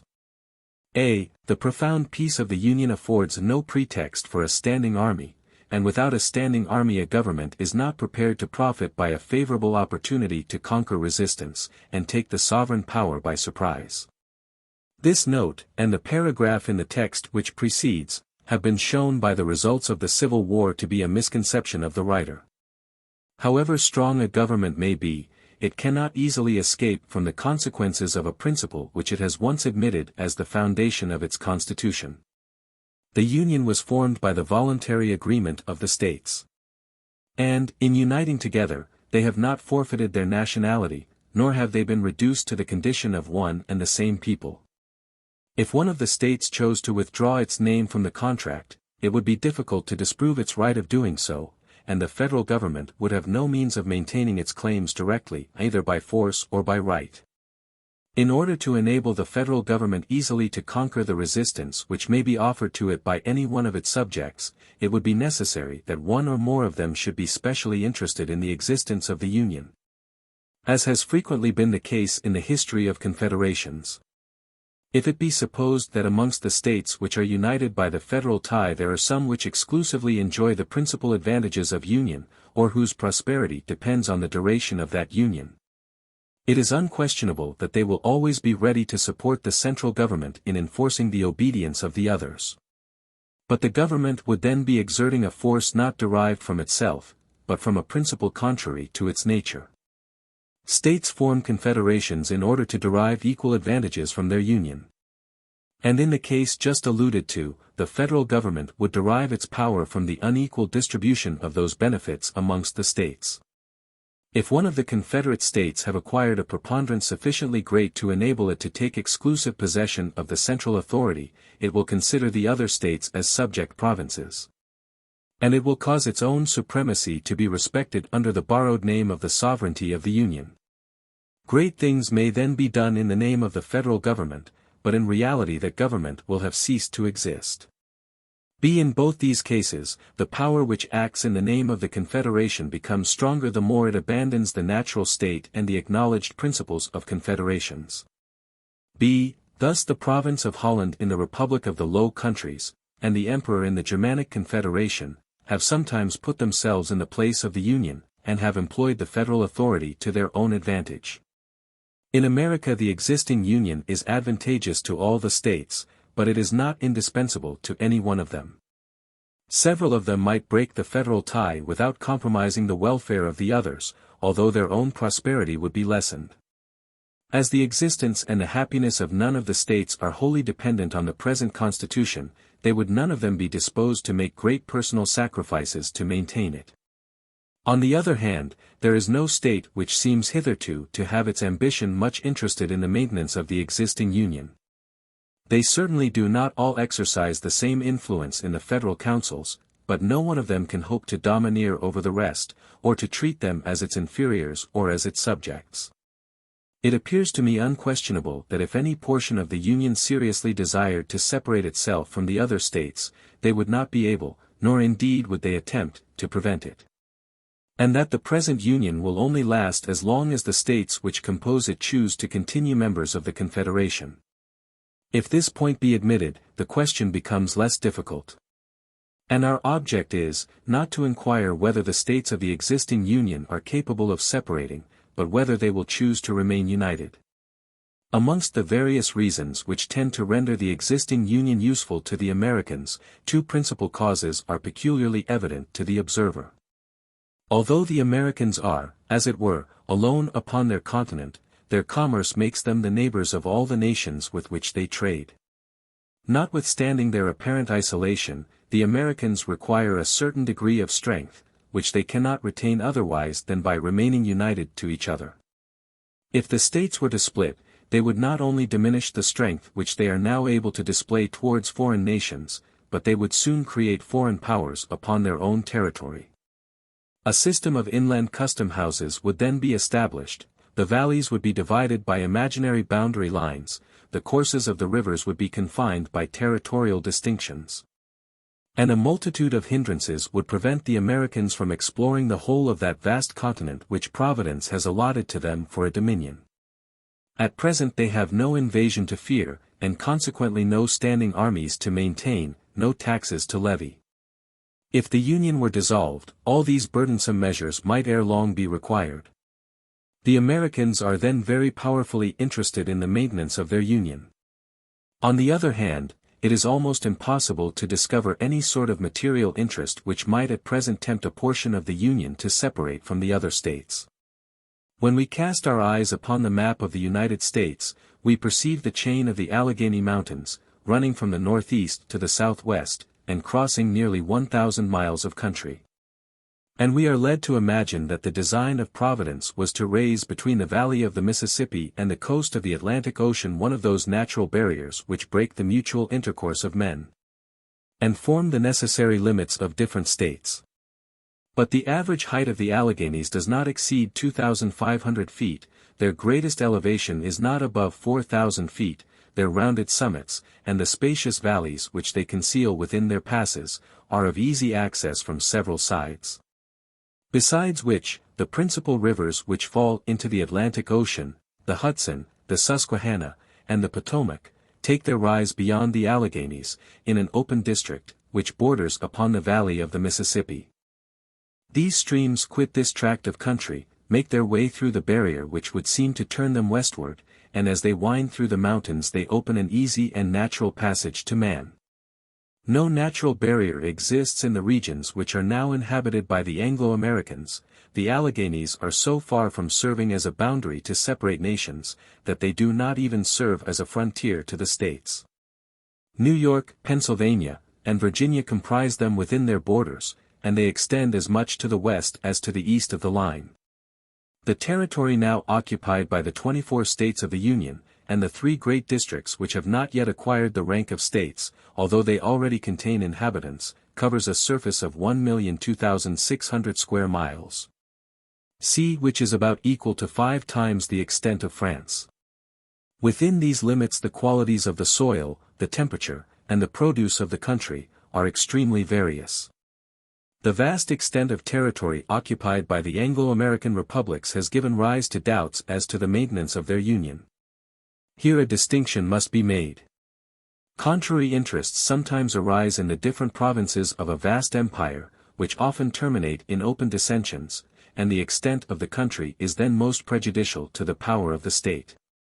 But if the inhabitants of these vast regions are not divided by contrary interests, the extent of the territory may be favorable to their prosperity.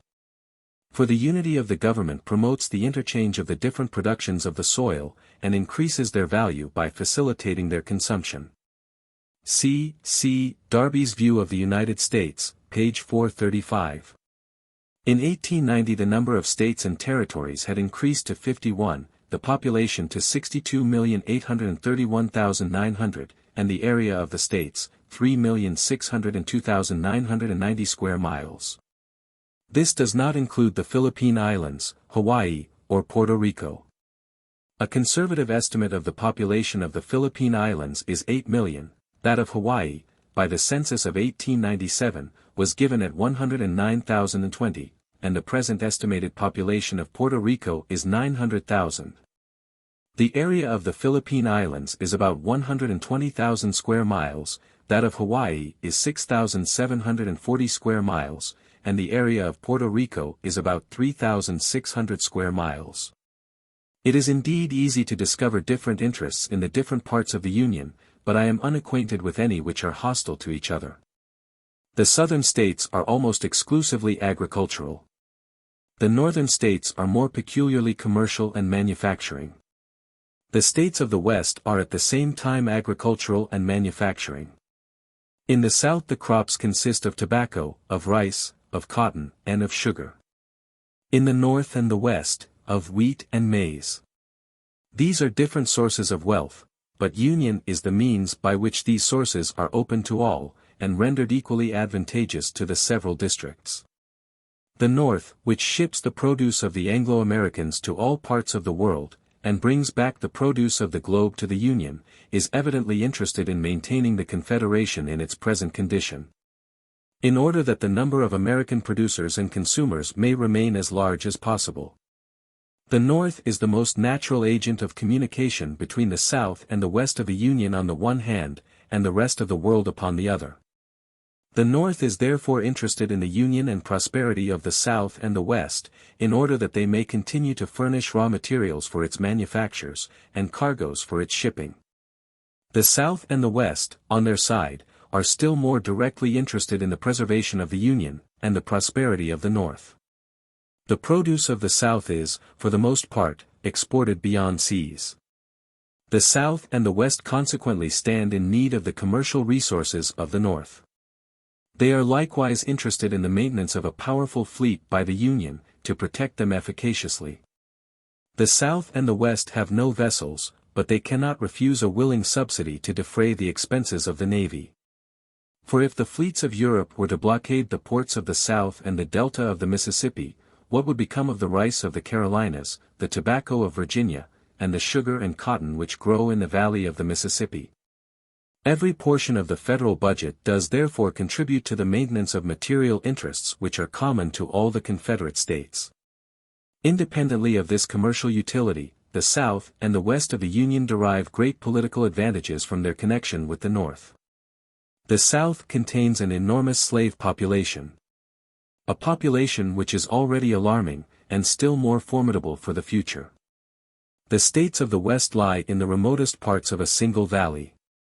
And all the rivers which intersect their territory rise in the Rocky Mountains or in the Alleghanies, and fall into the Mississippi, which bears them onwards to the Gulf of Mexico. The Western states are consequently entirely cut off, by their position, from the traditions of Europe and the civilization of the Old World. The inhabitants of the South, then, are induced to support the Union in order to avail themselves of its protection against the blacks. And the inhabitants of the West in order not to be excluded from a free communication with the rest of the globe, and shut up in the wilds of Central America. The North cannot but desire the maintenance of the Union, in order to remain, as it now is, the connecting link between that vast body and the other parts of the world. The temporal interests of all the several parts of the Union are, then, intimately connected, and the same assertion holds true respecting those opinions and sentiments which may be termed the immaterial interests of men. Chapter 18, Future Condition of Three Races, Part 7. The inhabitants of the United States talk a great deal of their attachment to their country. But I confess that I do not rely upon that calculating patriotism which is founded upon interest, and which a change in the interests at stake may obliterate. Nor do I attach much importance to the language of the Americans, when they manifest, in their daily conversations, the intention of maintaining the federal system adopted by their forefathers.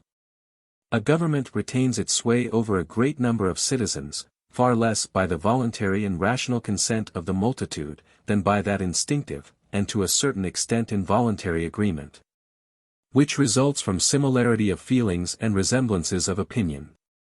I will never admit that men constitute a social body, simply because they obey the same head and the same laws. Society can only exist and a great number of men consider a great number of things in the same point of view. When they hold the same opinions upon many subjects, and when the same occurrences suggest the same thoughts and impressions to their minds. The observer who examines the present condition of the United States upon this principle, will readily discover, that although the citizens are divided into 24 distinct sovereignties, they nevertheless constitute a single people. And he may perhaps be led to think that the state of the Anglo-American Union is more truly a state of society than that of certain nations of Europe which live under the same legislation and the same prince. Although the Anglo-Americans have several religious sects, they all regard religion in the same manner. They are not always agreed upon the measures which are most conducive to good government, and they vary upon some of the forms of government which it is expedient to adopt. But they are unanimous upon the general principles which ought to rule human society. From Maine to the Floridas, and from the Missouri to the Atlantic Ocean, the people is held to be the legitimate source of all power. The same notions are entertained respecting liberty and equality, the liberty of the press, the right of association, the jury, and the responsibility of the agents of government. If we turn from their political and religious opinions to the moral and philosophical principles which regulate the daily actions of life and govern their conduct, we shall still find the same uniformity. The Anglo-Americans acknowledge the absolute moral authority of the reason of the community, as they acknowledge the political authority of the mass of citizens. And they hold that public opinion is the surest arbiter of what is lawful or forbidden, true or false. The majority of them believe that a man will be led to do what is just and good by following his own interest rightly understood. They hold that every man is born in possession of the right of self-government, and that no one has the right of constraining his fellow creatures to be happy. They have all a lively faith in the perfectibility of man. They are of opinion that the effects of the diffusion of knowledge must necessarily be advantageous, and the consequences of ignorance fatal.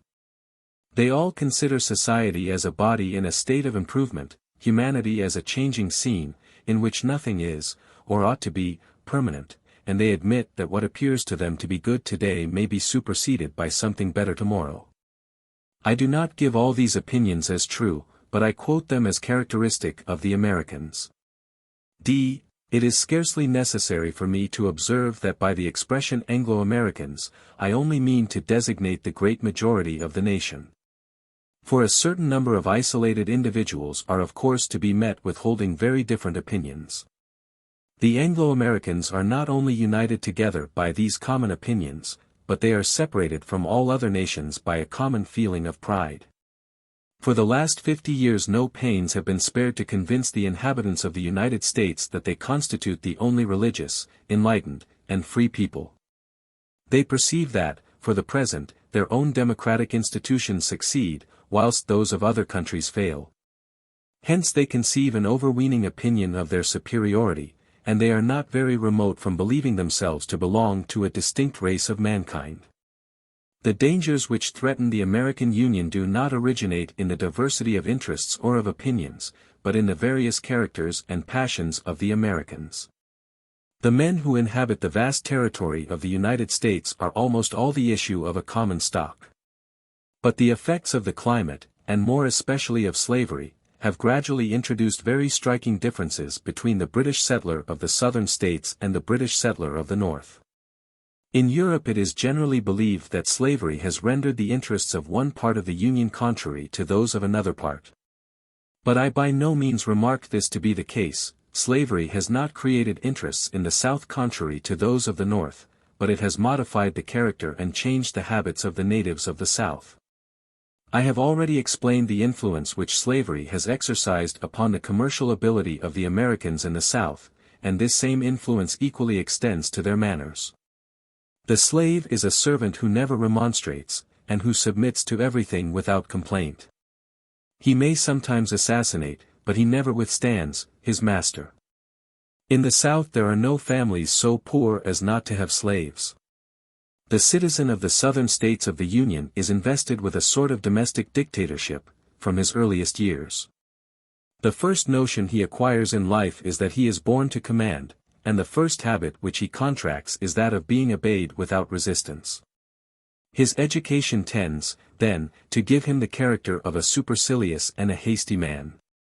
Irascible, violent, and ardent in his desires, impatient of obstacles, but easily discouraged if he cannot succeed upon his first attempt. The American of the northern states is surrounded by no slaves in his childhood. He is even unattended by free servants, and is usually obliged to provide for his own wants. No sooner does he enter the world than the idea of necessity assails him on every side. He soon learns to know exactly the natural limit of his authority. He never expects to subdue those who withstand him, by force, and he knows that the surest means of obtaining the support of his fellow creatures, is to win their favor. He therefore becomes patient, reflecting, tolerant, slow to act, and persevering in his designs. In the southern states the more immediate wants of life are always supplied. The inhabitants of those parts are not busied in the material cares of life, which are always provided for by others, and their imagination is diverted to more captivating and less definite objects. The American of the South is fond of grandeur, luxury, and renown, of gaiety, of pleasure, and above all of idleness. Nothing obliges him to exert himself in order to subsist. And as he has no necessary occupations, he gives way to indolence, and does not even attempt what would be useful. But the equality of fortunes, and the absence of slavery in the North, plunge the inhabitants in those same cares of daily life which are disdained by the white population of the South. They are taught from infancy to combat want, and to place comfort above all the pleasures of the intellect or the heart. The imagination is extinguished by the trivial details of life, and the ideas become less numerous and less general, but far more practical and more precise. As prosperity is the sole aim of exertion, it is excellently well attained.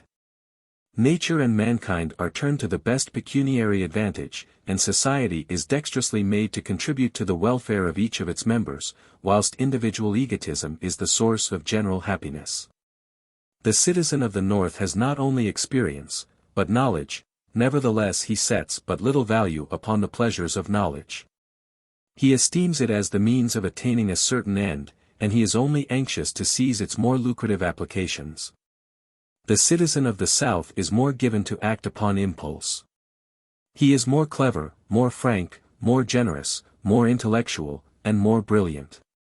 The former, with a greater degree of activity, of common sense, of information, and of general aptitude, has the characteristic good and evil qualities of the middle classes. The latter has the tastes, the prejudices, the weaknesses, and the magnanimity of all aristocracies.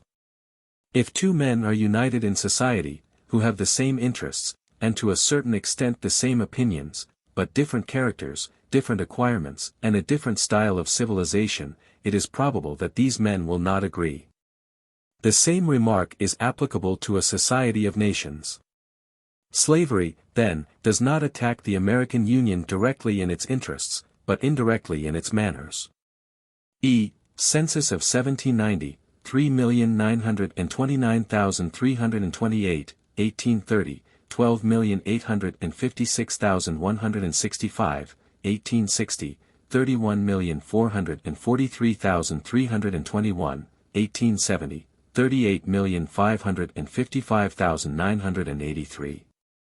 1890, 62,831,900.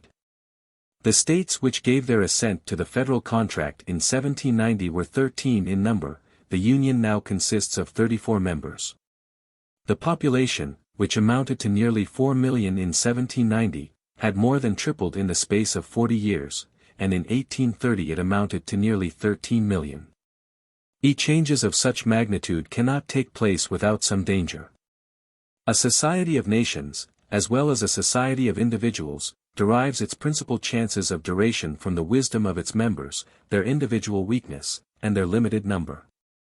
The Americans who quit the coasts of the Atlantic Ocean to plunge into the western wilderness, are adventurers impatient of restraint, greedy of wealth, and frequently men expelled from the states in which they were born.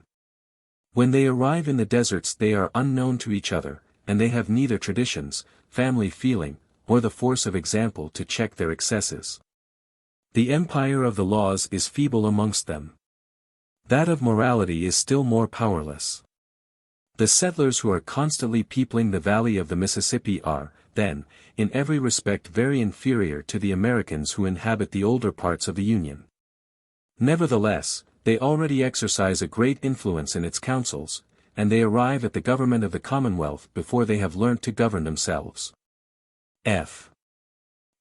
This indeed is only a temporary danger.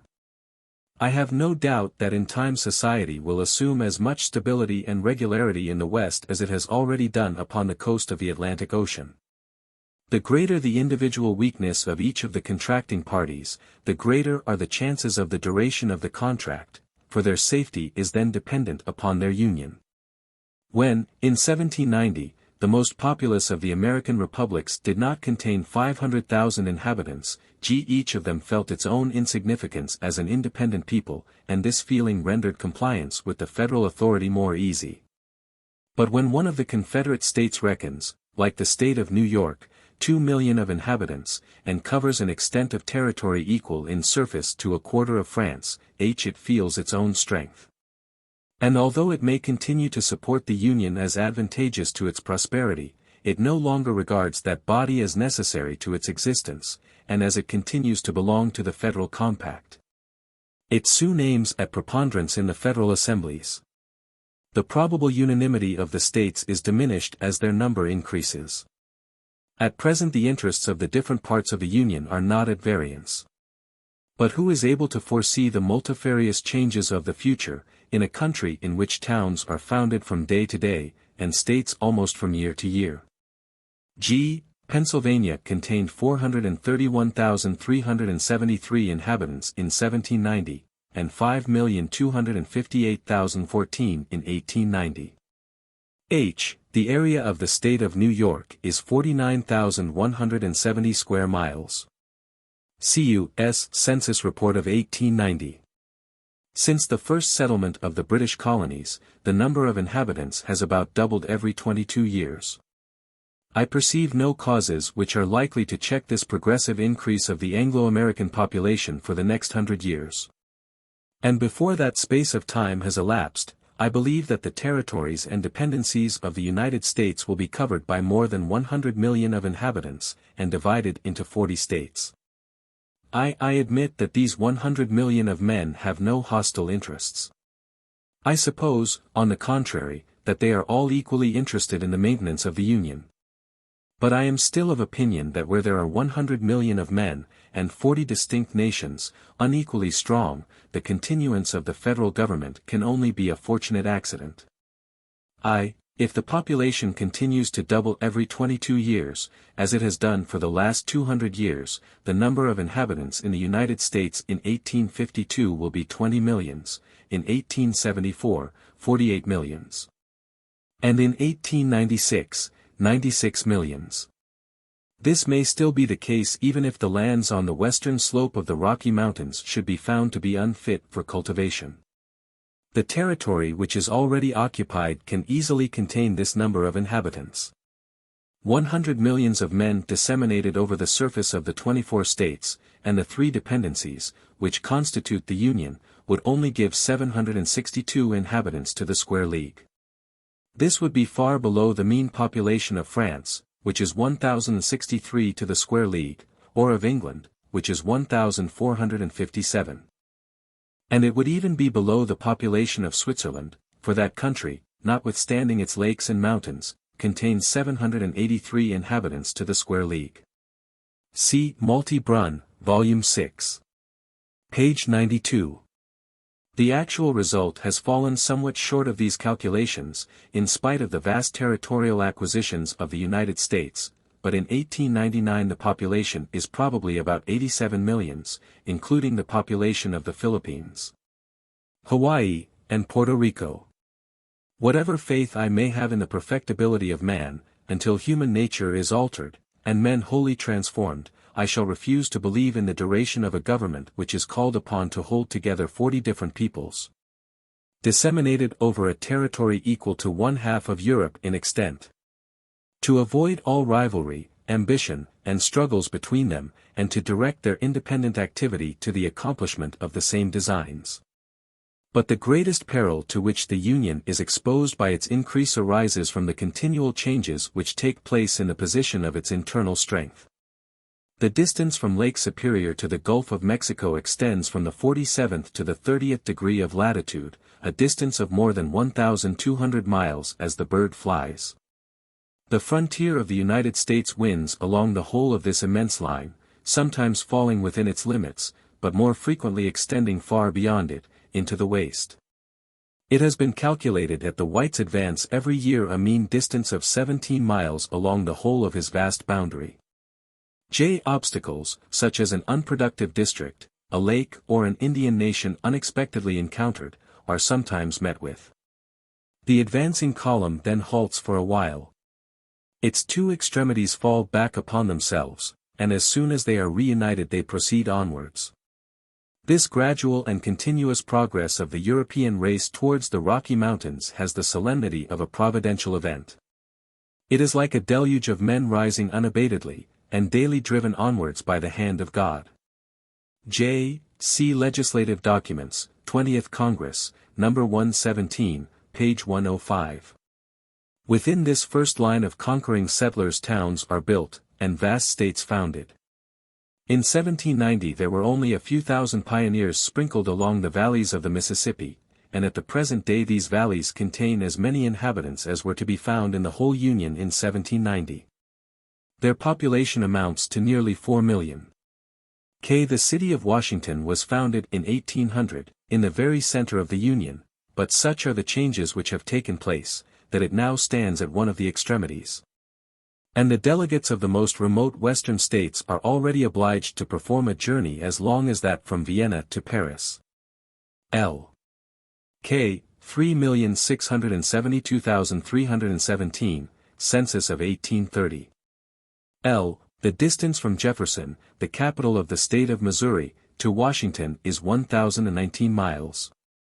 American Almanac, 1831, page 48.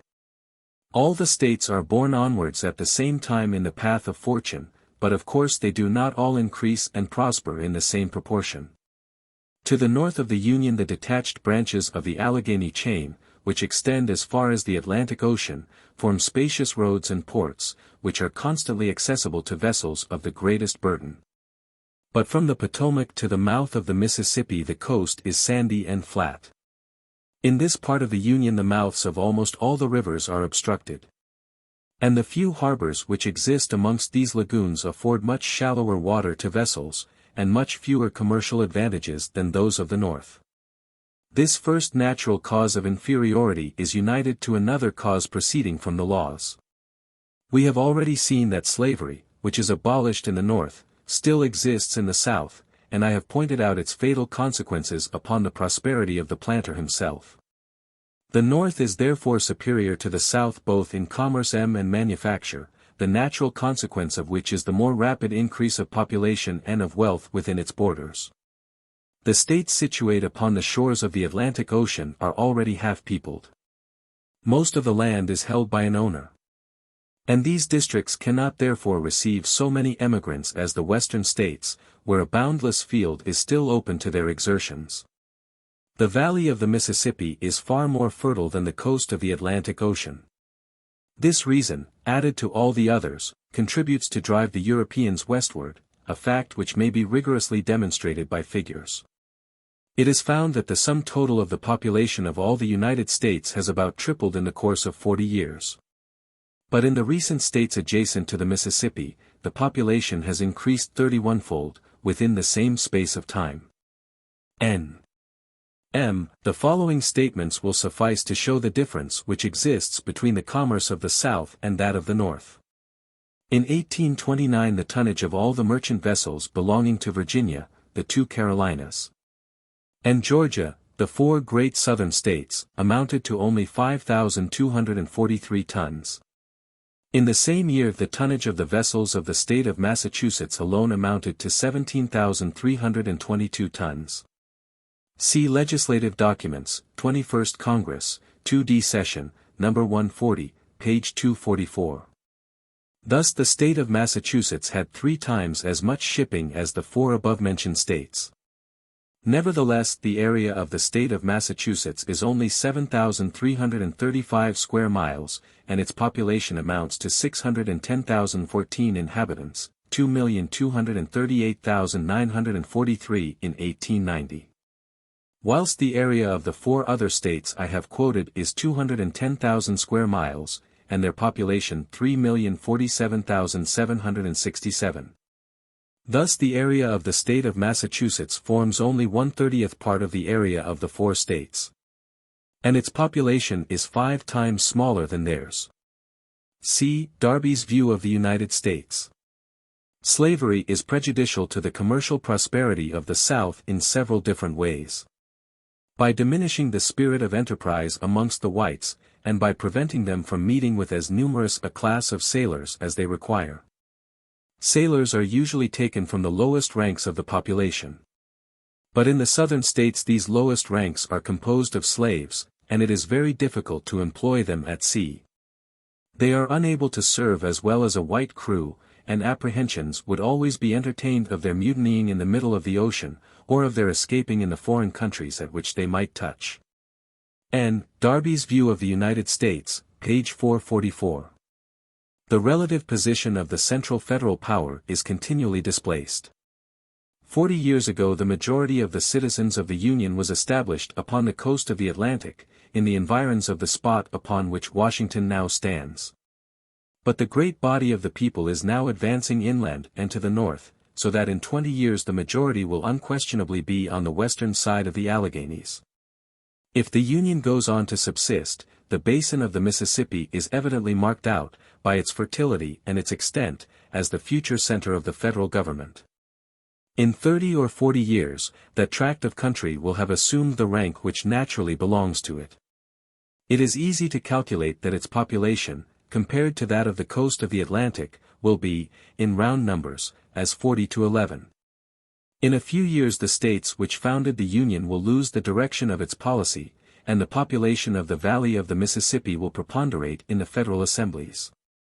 This constant gravitation of the federal power and influence towards the Northwest is shown every 10 years, when a general census of the population is made, and the number of delegates which each state sends to Congress is settled afresh. In 1790 Virginia had 19 representatives in Congress. This number continued to increase until the year 1813, when it reached to 23. From that time it began to decrease, and in 1833 Virginia elected only 21 representatives. During the same period the state of New York progressed in a contrary direction. In 1790 it had 10 representatives in Congress, in 1813, 27, in 1823, 34, and in 1833, 40.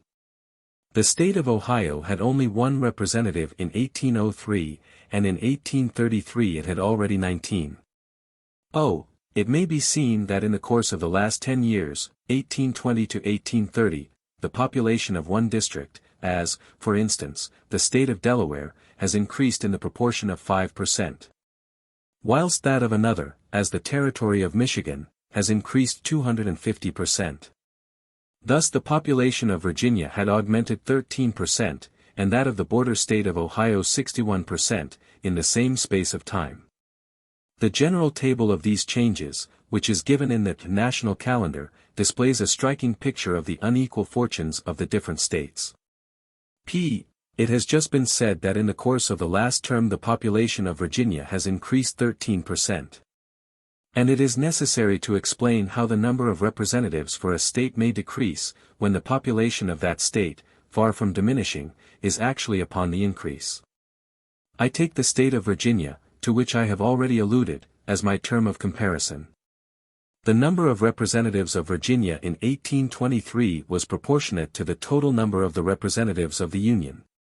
And to the relation which the population bore to that of the whole Union, in 1833 the number of representatives of Virginia was likewise proportionate to the total number of the representatives of the Union, and to the relation which its population, augmented in the course of 10 years, bore to the augmented population of the Union in the same space of time. The new number of Virginian representatives will then be to the old number, on the one hand, as the new number of all the representatives is to the old number. And, on the other hand, as the augmentation of the population of Virginia is to that of the whole population of the country. Thus, if the increase of the population of the lesser country be to that of the greater in an exact inverse ratio of the proportion between the new and the old numbers of all the representatives, the number of the representatives of Virginia will remain stationary. And if the increase of the Virginian population be to that of the whole Union in a feebler ratio than the new number of the representatives of the Union to the old number, the number of the representatives of Virginia must decrease. Thus, to the 56th Congress in 1899, Virginia and West Virginia send only 14 representatives. Chapter 18, Future Condition of Three Races, Part 8. It is difficult to imagine a durable union of a people which is rich and strong with one which is poor and weak. Even if it were proved that the strength and wealth of the one are not the causes of the weakness and poverty of the other. But union is still more difficult to maintain at a time at which one party is losing strength, and the other is gaining it. This rapid and disproportionate increase of certain states threatens the independence of the others. New York might perhaps succeed, with its 2 million of inhabitants and its 40 representatives, in dictating to the other states in Congress. But even if the more powerful states make no attempt to bear down the lesser ones, the danger still exists, for there is almost as much in the possibility of the act as in the act itself. The weak generally mistrust the justice and the reason of the strong. The states which increase less rapidly than the others look upon those which are more favored by fortune with envy and suspicion. Hence arise the deep-seated uneasiness and ill-defined agitation which are observable in the South, and which form so striking a contrast to the confidence and prosperity which are common to other parts of the Union. I am inclined to think that the hostile measures taken by the southern provinces upon a recent occasion are attributable to no other cause. The inhabitants of the southern states are, of all the Americans, those who are most interested in the maintenance of the Union. They would assuredly suffer most from being left to themselves. And yet they are the only citizens who threaten to break the tie of confederation. But it is easy to perceive that the South, which has given 4 presidents, Washington, Jefferson, Madison, and Monroe, to the Union, which perceives that it is losing its federal influence. And that the number of its representatives in Congress is diminishing from year to year, whilst those of the northern and western states are increasing. The South, which is peopled with ardent and irascible beings, is becoming more and more irritated and alarmed. The citizens reflect upon their present position and remember their past influence, with the melancholy uneasiness of men who suspect oppression, if they discover a law of the Union which is not unequivocally favorable to their interests. They protest against it as an abuse of force. And if their ardent remonstrances are not listened to, they threaten to quit an association which loads them with burdens whilst it deprives them of their due profits. The tariff, said the inhabitants of Carolina in 1832, enriches the North, and ruins the South. For if this were not the case, to what can we attribute the continually increasing power and wealth of the North, with its inclement skies and arid soil, whilst the South, which may be styled the Garden of America, is rapidly declining? See the report of its committee to the convention which proclaimed the nullification of the tariff in South Carolina. If the changes which I have described were gradual, so that each generation at least might have time to disappear with the order of things under which it had lived, the danger would be less. But the progress of society in America is precipitate, and almost revolutionary. The same citizen may have lived to see his state take the lead in the Union, and afterwards become powerless in the federal assemblies. And an Anglo-American republic has been known to grow as rapidly as a man passing from birth and infancy to maturity in the course of 30 years. It must not be imagined, however, that the states which lose their preponderance, also lose their population or their riches. No stop is put to their prosperity, and they even go on to increase more rapidly than any kingdom in Europe. But they believe themselves to be impoverished because their wealth does not augment as rapidly as that of their neighbors. They think that their power is lost, because they suddenly come into collision with a power greater than their own, thus they are more hurt in their feelings and their passions than in their interests. But this is amply sufficient to endanger the maintenance of the Union. If kings and peoples had only had their true interests in view ever since the beginning of the world, the name of war would scarcely be known among mankind.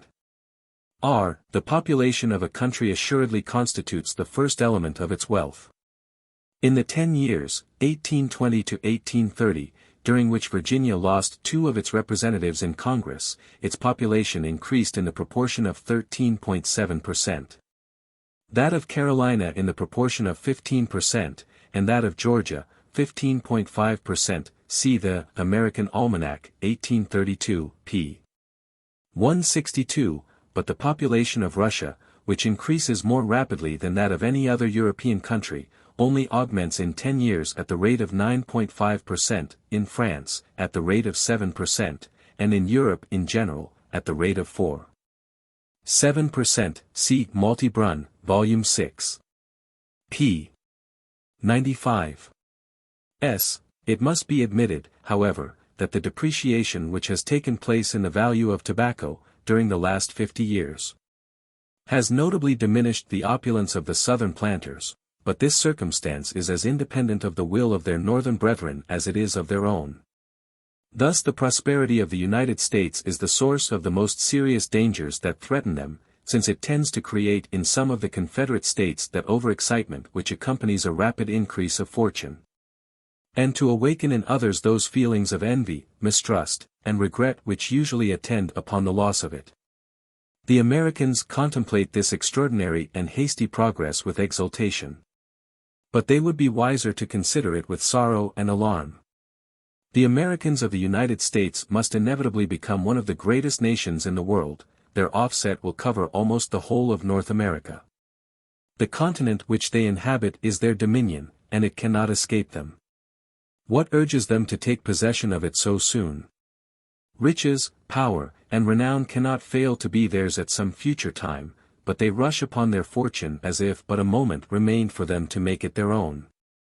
I think that I have demonstrated that the existence of the present Confederation depends entirely on the continued assent of all the Confederates.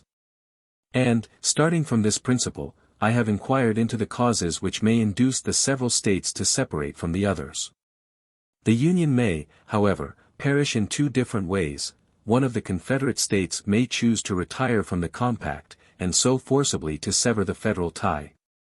And it is to this supposition that most of the remarks that I have made apply, or the authority of the federal government may be progressively entrenched on by the simultaneous tendency of the United Republics to resume their independence. The central power, successively stripped of all its prerogatives, and reduced to impotence by tacit consent, would become incompetent to fulfill its purpose, and the second Union would perish, like the first, by a sort of senile inaptitude.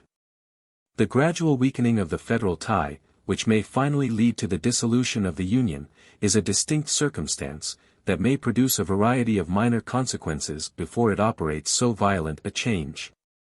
The Confederation might still subsist, although its government were reduced to such a degree of inanition as to paralyze the nation, to cause internal anarchy, and to check the general prosperity of the country. After having investigated the causes which may induce the Anglo-Americans to disunite, it is important to inquire whether, if the Union continues to subsist, their government will extend or contract its sphere of action, and whether it will become more energetic or more weak. The Americans are evidently disposed to look upon their future condition with alarm. They perceive that in most of the nations of the world the exercise of the rights of sovereignty tends to fall under the control of a few individuals, and they are dismayed by the idea that such will also be the case in their own country. Even the statesmen feel, or affect to feel, these fears, for, in America, centralization is by no means popular, and there is no surer means of courting the majority than by inveighing against the encroachments of the central power. The Americans do not perceive that the countries in which this alarming tendency to centralization exists are inhabited by a single people. Whilst the fact of the Union being composed of different confederate communities is sufficient to baffle all the inferences which might be drawn from analogous circumstances, I confess that I am inclined to consider the fears of a great number of Americans as purely imaginary. And far from participating in their dread of the consolidation of power in the hands of the Union, I think that the federal government is visibly losing strength. To prove this assertion I shall not have recourse to any remote occurrences, but to circumstances which I have myself witnessed, and which belong to our own time. An attentive examination of what is going on in the United States will easily convince us that two opposite tendencies exist in that country, like two distinct currents flowing in contrary directions in the same channel. The Union has now existed for 45 years, and in the course of that time a vast number of provincial prejudices, which were at first hostile to its power, have died away. The patriotic feeling which attached each of the Americans to his own native state is become less exclusive, and the different parts of the Union have become more intimately connected the better they have become acquainted with each other. The post, that great instrument of intellectual intercourse, now reaches into the backwoods, and steamboats have established daily means of communication between the different points of the coast. An inland navigation of unexampled rapidity conveys commodities up and down the rivers of the country. And to these facilities of nature and art may be added those restless cravings, that busy-mindedness, and love of pelf, which are constantly urging the American into active life, and bringing him into contact with his fellow citizens. He crosses the country in every direction, he visits all the various populations of the land. And there is not a province in France in which the natives are so well known to each other as the 13 million of men who cover the territory of the United States. In 1832, the District of Michigan, which only contains 31,639 inhabitants, and is still an almost unexplored wilderness, possessed 940 miles of mail roads. The territory of Arkansas, which is still more uncultivated, was already intersected by 1,938 miles of mail roads. See the report of the General Post Office, November 30, 1833. The postage of newspapers alone in the whole Union amounted to $254,796. In the course of 10 years, from 1821 to 1831, 271 steamboats have been launched upon the rivers which water the valley of the Mississippi alone. In 1829 259 steamboats existed in the United States. See Legislative Documents, No. 140, page 274. But whilst the Americans intermingle, they grow in resemblance of each other. The differences resulting from their climate, their origin, and their institutions, diminish, and they all draw nearer and nearer to the common type. Every year, thousands of men leave the North to settle in different parts of the Union. They bring with them their faith, their opinions, and their manners. And as they are more enlightened than the men amongst whom they are about to dwell, they soon rise to the head of affairs, and they adapt society to their own advantage. This continual emigration of the North to the South is peculiarly favorable to the fusion of all the different provincial characters into one national character. The civilization of the North appears to be the common standard, to which the whole nation will one day be assimilated. The commercial ties which unite the Confederate States are strengthened by the increasing manufactures of the Americans. And the union which began to exist in their opinions, gradually forms a part of their habits. The course of time has swept away the bugbear thoughts which haunted the imaginations of the citizens in 1789. The federal power is not become oppressive. It has not destroyed the independence of the states, it has not subjected the Confederates to monarchical institutions, and the Union has not rendered the lesser states dependent upon the larger ones. But the Confederation has continued to increase in population, in wealth, and in power. I am therefore convinced that the natural obstacles to the continuance of the American Union are not so powerful at the present time as they were in 1789. And that the enemies of the Union are not so numerous. Nevertheless, a careful examination of the history of the United States for the last 45 years will readily convince us that the federal power is declining. Nor is it difficult to explain the causes of this phenomenon. When the Constitution of 1789 was promulgated, the nation was a prey to anarchy. The Union, which succeeded this confusion, excited much dread and much animosity. But it was warmly supported because it satisfied an imperious want. Thus, although it was more attacked than it is now, the federal power soon reached the maximum of its authority, as is usually the case with a government which triumphs after having braced its strength by the struggle. At that time the interpretation of the Constitution seemed to extend, rather than to repress, the federal sovereignty.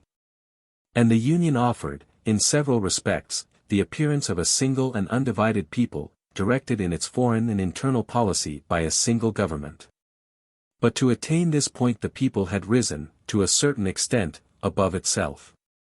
Since 1861 the movement is certainly in the opposite direction, and the federal power has largely increased, and tends to further increase. The Constitution had not destroyed the distinct sovereignty of the states. And all communities, of whatever nature they may be, are impelled by a secret propensity to assert their independence. This propensity is still more decided in a country like America, in which every village forms a sort of republic accustomed to conduct its own affairs. It therefore cost the states an effort to submit to the federal supremacy. And all efforts, however successful they may be, necessarily subside with the causes in which they originated. As the federal government consolidated its authority, America resumed its rank amongst the nations, peace returned to its frontiers, and public credit was restored. Confusion was succeeded by a fixed state of things, which was favorable to the full and free exercise of industrious enterprise. It was this very prosperity which made the Americans forget the cause to which it was attributable. And when once the danger was past, the energy and the patriotism which had enabled them to brave it disappeared from amongst them. No sooner were they delivered from the cares which oppressed them, than they easily returned to their ordinary habits, and gave themselves up without resistance to their natural inclinations. When a powerful government no longer appeared to be necessary, they once more began to think it irksome. The Union encouraged a general prosperity, and the states were not inclined to abandon the Union. But they desired to render the action of the power which represented that body as light as possible.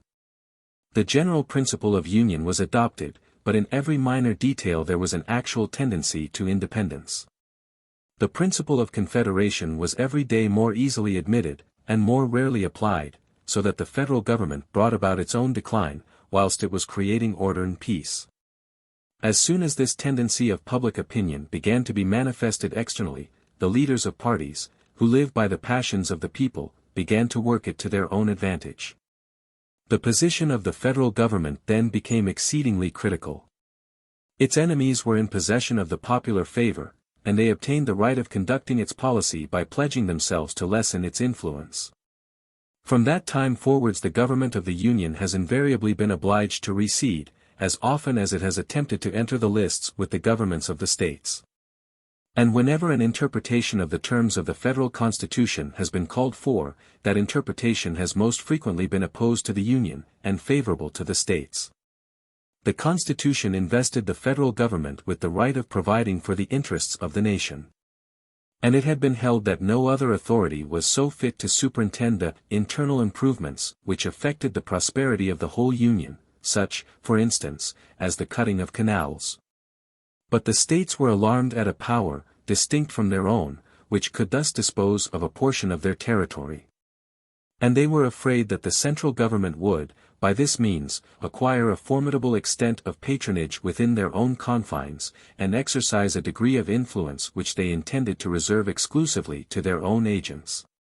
The Democratic Party, which has constantly been opposed to the increase of the federal authority, then accused the Congress of usurpation, and the Chief Magistrate of ambition.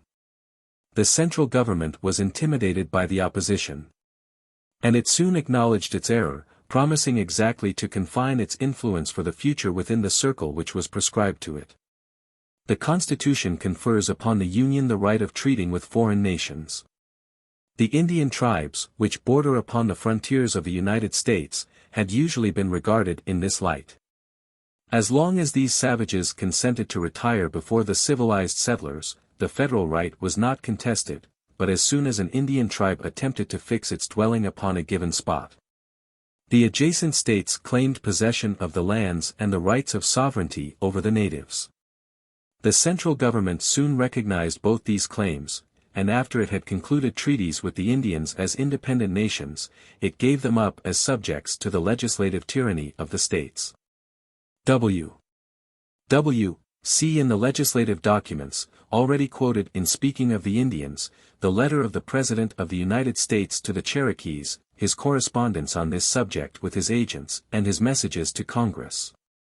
Some of the states which had been founded upon the coast of the Atlantic, extended indefinitely to the west, into wild regions where no European had ever penetrated. The states whose confines were irrevocably fixed, looked with a jealous eye upon the unbounded regions which the future would enable their neighbors to explore. The latter then agreed, with a view to conciliate the others, and to facilitate the act of union, to lay down their own boundaries, and to abandon all the territory which lay beyond those limits to the Confederation at large. Thenceforward the federal government became the owner of all the uncultivated lands which lie beyond the borders of the 13 states first confederated. It was invested with the right of parcelling and selling them, and the sums derived from this source were exclusively reserved to the public treasure of the Union, in order to furnish supplies for purchasing tracts of country from the Indians, for opening roads to the remote settlements, and for accelerating the increase of civilization as much as possible.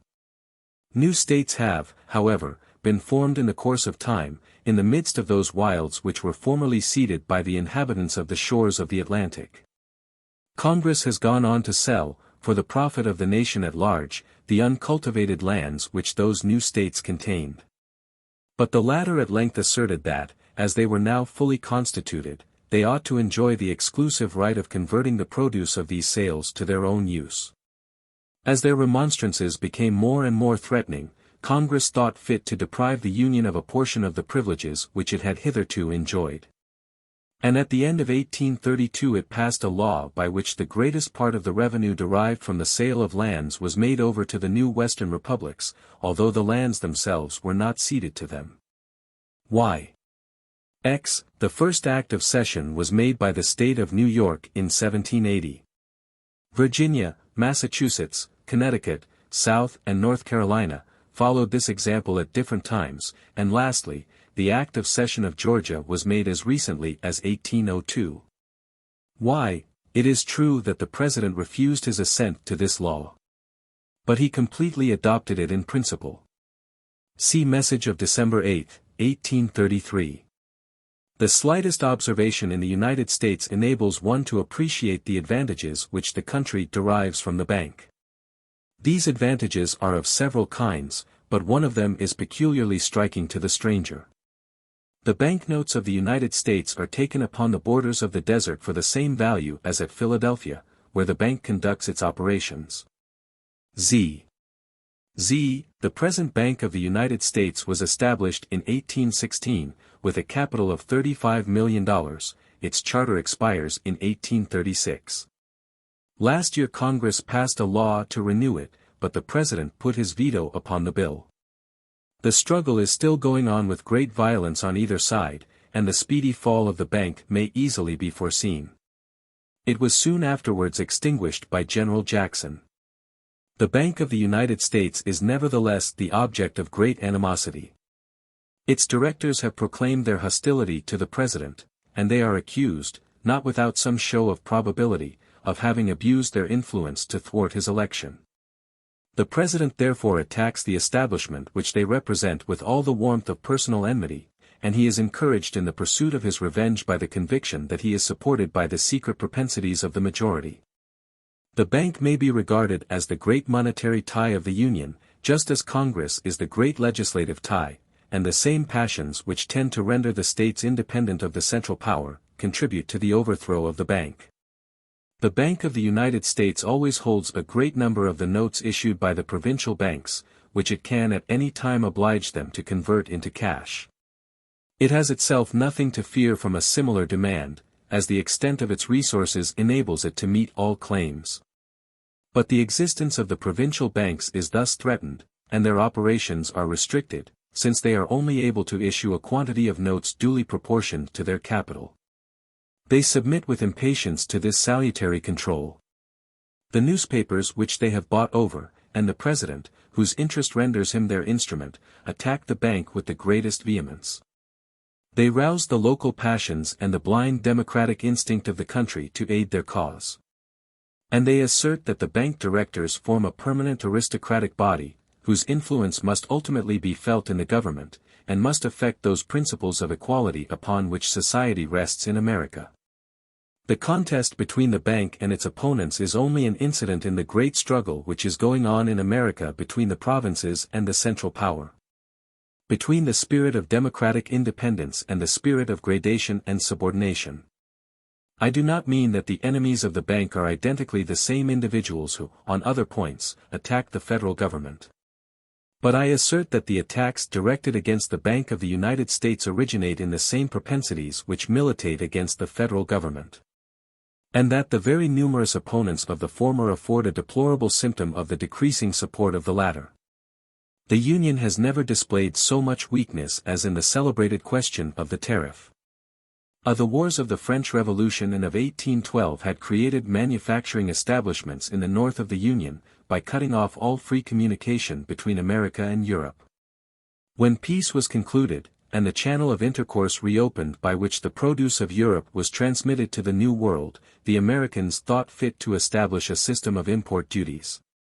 For the twofold purpose of protecting their incipient manufactures and of paying off the amount of the debt contracted during the war. The southern states, which have no manufactures to encourage, and which are exclusively agricultural, soon complained of this measure. Such were the simple facts, and I do not pretend to examine in this place whether their complaints were well-founded or unjust. See principally for the details of this affair, the legislative documents, 22D Congress, 2D Session, No. 30. As early as the year 1820, South Carolina declared, in a petition to Congress, that the tariff was unconstitutional, oppressive, and unjust. And the states of Georgia, Virginia, North Carolina, Alabama, and Mississippi subsequently remonstrated against it with more or less vigor. But Congress, far from lending an ear to these complaints, raised the scale of tariff duties in the years 1824 and 1828, and recognized anew the principle on which it was founded. A doctrine was then proclaimed, or rather revived, in the South, which took the name of nullification. I have shown in the proper place that the object of the federal Constitution was not to form a league, but to create a national government. The Americans of the United States form a sole and undivided people, in all the cases which are specified by that Constitution. And upon these points the will of the nation is expressed, as it is in all constitutional nations, by the voice of the majority. When the majority has pronounced its decision, it is the duty of the minority to submit. Such is the sound legal doctrine, and the only one which agrees with the text of the Constitution, and the known intention of those who framed it. The partisans of nullification in the South maintain, on the contrary, that the intention of the Americans in uniting was not to reduce themselves to the condition of one and the same people. That they meant to constitute a league of independent states, and that each state, consequently retains its entire sovereignty, if not de facto, at least de jure. and has the right of putting its own construction upon the laws of Congress, and of suspending their execution within the limits of its own territory, if they are held to be unconstitutional and unjust. The entire doctrine of nullification is comprised in a sentence uttered by Vice President Calhoun, the head of that party in the South, before the Senate of the United States. In the year 1833, the Constitution is a compact to which the states were parties in their sovereign capacity. Now, whenever a compact is entered into by parties which acknowledge no tribunal above their authority to decide in the last resort, each of them has a right to judge for itself in relation to the nature, extent, and obligations of the instrument.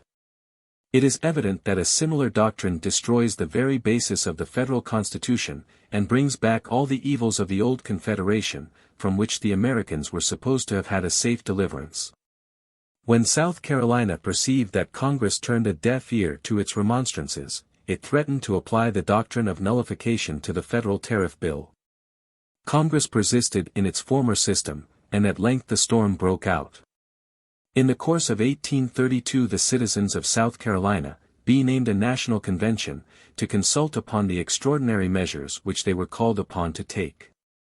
And on November 24 of the same year this convention promulgated a law, under the form of a decree, which annulled the federal law of the tariff, forbade the levy of the imposts which that law commands, and refused to recognize the appeal which might be made to the federal courts of law. See, this decree was only to be put in execution in the ensuing month of February, and it was intimated, that if Congress modified the tariff before that period, South Carolina might be induced to proceed no further with her menaces.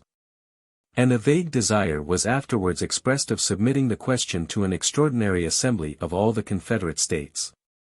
That is to say, the majority of the people. For the opposite party, called the Union Party, always formed a very strong and active minority. Carolina may contain about 47,000 electors, 30,000 were in favor of nullification, and 17,000 opposed to it. This decree was preceded by a report of the committee by which it was framed, containing the explanation of the motives and object of the law. The following passage occurs in it, p. 34.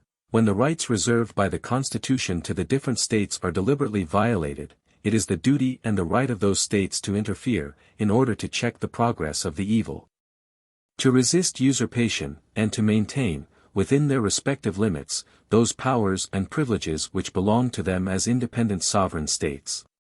If they were destitute of this right, they would not be sovereign. South Carolina declares that she acknowledges no tribunal upon earth above her authority. She has indeed entered into a solemn compact of union with the other states. But she demands, and will exercise, the right of putting her own construction upon it. And when this compact is violated by her sister states, and by the government which they have created, she is determined to avail herself of the unquestionable right of judging what is the extent of the infraction, and what are the measures best fitted to obtain justice. Chapter 18, Future Condition of Three Races, Part 9. In the meantime South Carolina armed her militia, and prepared for war. But Congress, which had slighted its suppliant subjects, listened to their complaints as soon as they were found to have taken up arms. A law was passed, by which the tariff duties were to be progressively reduced for 10 years, until they were brought so low as not to exceed the amount of supplies necessary to the government. Thus Congress completely abandoned the principle of the tariff, and substituted a mere fiscal impost to a system of protective duties. The government of the Union, in order to conceal its defeat, had recourse to an expedient which is very much in vogue with feeble governments. It yielded the point de facto, but it remained inflexible upon the principles in question. And whilst Congress was altering the tariff law, it passed another bill, by which the President was invested with extraordinary powers, enabling him to overcome by force a resistance which was then no longer to be apprehended. Congress was finally decided to take this step by the conduct of the powerful state of Virginia, whose legislature offered to serve as mediator between the Union and South Carolina. Hitherto the latter state had appeared to be entirely abandoned, even by the states which had joined in her remonstrances. This law was passed on March 2, 1833. this bill was brought in by Mr. Clay, and it passed in 4 days through both houses of Congress by an immense majority. But South Carolina did not consent to leave the Union in the enjoyment of these scanty trophies of success. The same National Convention which had annulled the tariff bill, met again, and accepted the proffered concession. But at the same time it declared its unabated perseverance in the doctrine of nullification, and to prove what it said, it annulled the law investing the President with extraordinary powers. Although it was very certain that the clauses of that law would never be carried into effect. Almost all the controversies of which I have been speaking have taken place under the presidency of General Jackson, and it cannot be denied that in the question of the tariff he has supported the claims of the Union with vigor and with skill. I am, however, of opinion that the conduct of the individual who now represents the federal government may be reckoned as one of the dangers which threaten its continuance. Some persons in Europe have formed an opinion of the possible influence of General Jackson upon the affairs of his country, which appears highly extravagant to those who have seen more of the subject. We have been told that General Jackson has won sundry battles, that he is an energetic man, prone by nature and by habit to the use of force, covetous of power, and a despot by taste. All this may perhaps be true. But the inferences which have been drawn from these truths are exceedingly erroneous. It has been imagined that General Jackson is bent on establishing a dictatorship in America, on introducing a military spirit, and on giving a degree of influence to the central authority which cannot but be dangerous to provincial liberties. But in America the time for similar undertakings, and the age for men of this kind, is not yet come. If General Jackson had entertained a hope of exercising his authority in this manner, he would infallibly have forfeited his political station and compromised his life. Accordingly he has not been so imprudent as to make any such attempt. Far from wishing to extend the federal power, the President belongs to the party which is desirous of limiting that power to the bare and precise letter of the Constitution, and which never puts a construction upon that act favorable to the government of the Union. Far from standing forth as the champion of centralization, General Jackson is the agent of all the jealousies of the states. And he was placed in the lofty station he occupies by the passions of the people which are most opposed to the central government. It is by perpetually flattering these passions that he maintains his station and his popularity. General Jackson is the slave of the majority, he yields to its wishes, its propensities, and its demands, say rather, that he anticipates and forestalls them. Whenever the governments of the states come into collision with that of the Union, the President is generally the first to question his own rights, he almost always outstrips the legislature. And when the extent of the federal power is controverted, he takes part, as it were, against himself, he conceals his official interests, and extinguishes his own natural inclinations. Not indeed that he is naturally weak or hostile to the Union. For when the majority decided against the claims of the partisans of nullification, he put himself at its head, asserted the doctrines which the nation held distinctly and energetically, and was the first to recommend forcible measures. But General Jackson appears to me, if I may use the American expressions, to be a Federalist by taste, and a Republican by calculation. General Jackson stoops to gain the favor of the majority, but when he feels that his popularity is secure, he overthrows all obstacles in the pursuit of the objects which the community approves, or of those which it does not look upon with a jealous eye. He is supported by a power with which his predecessors were unacquainted, and he tramples on his personal enemies whenever they cross his path with a facility which no former president ever enjoyed. He takes upon himself the responsibility of measures which no one before him would have ventured to attempt, he even treats the national representatives with disdain approaching to insult. He puts his veto upon the laws of Congress, and frequently neglects to reply to that powerful body. He is a favorite who sometimes treats his master roughly. The power of General Jackson perpetually increases, but that of the President declines.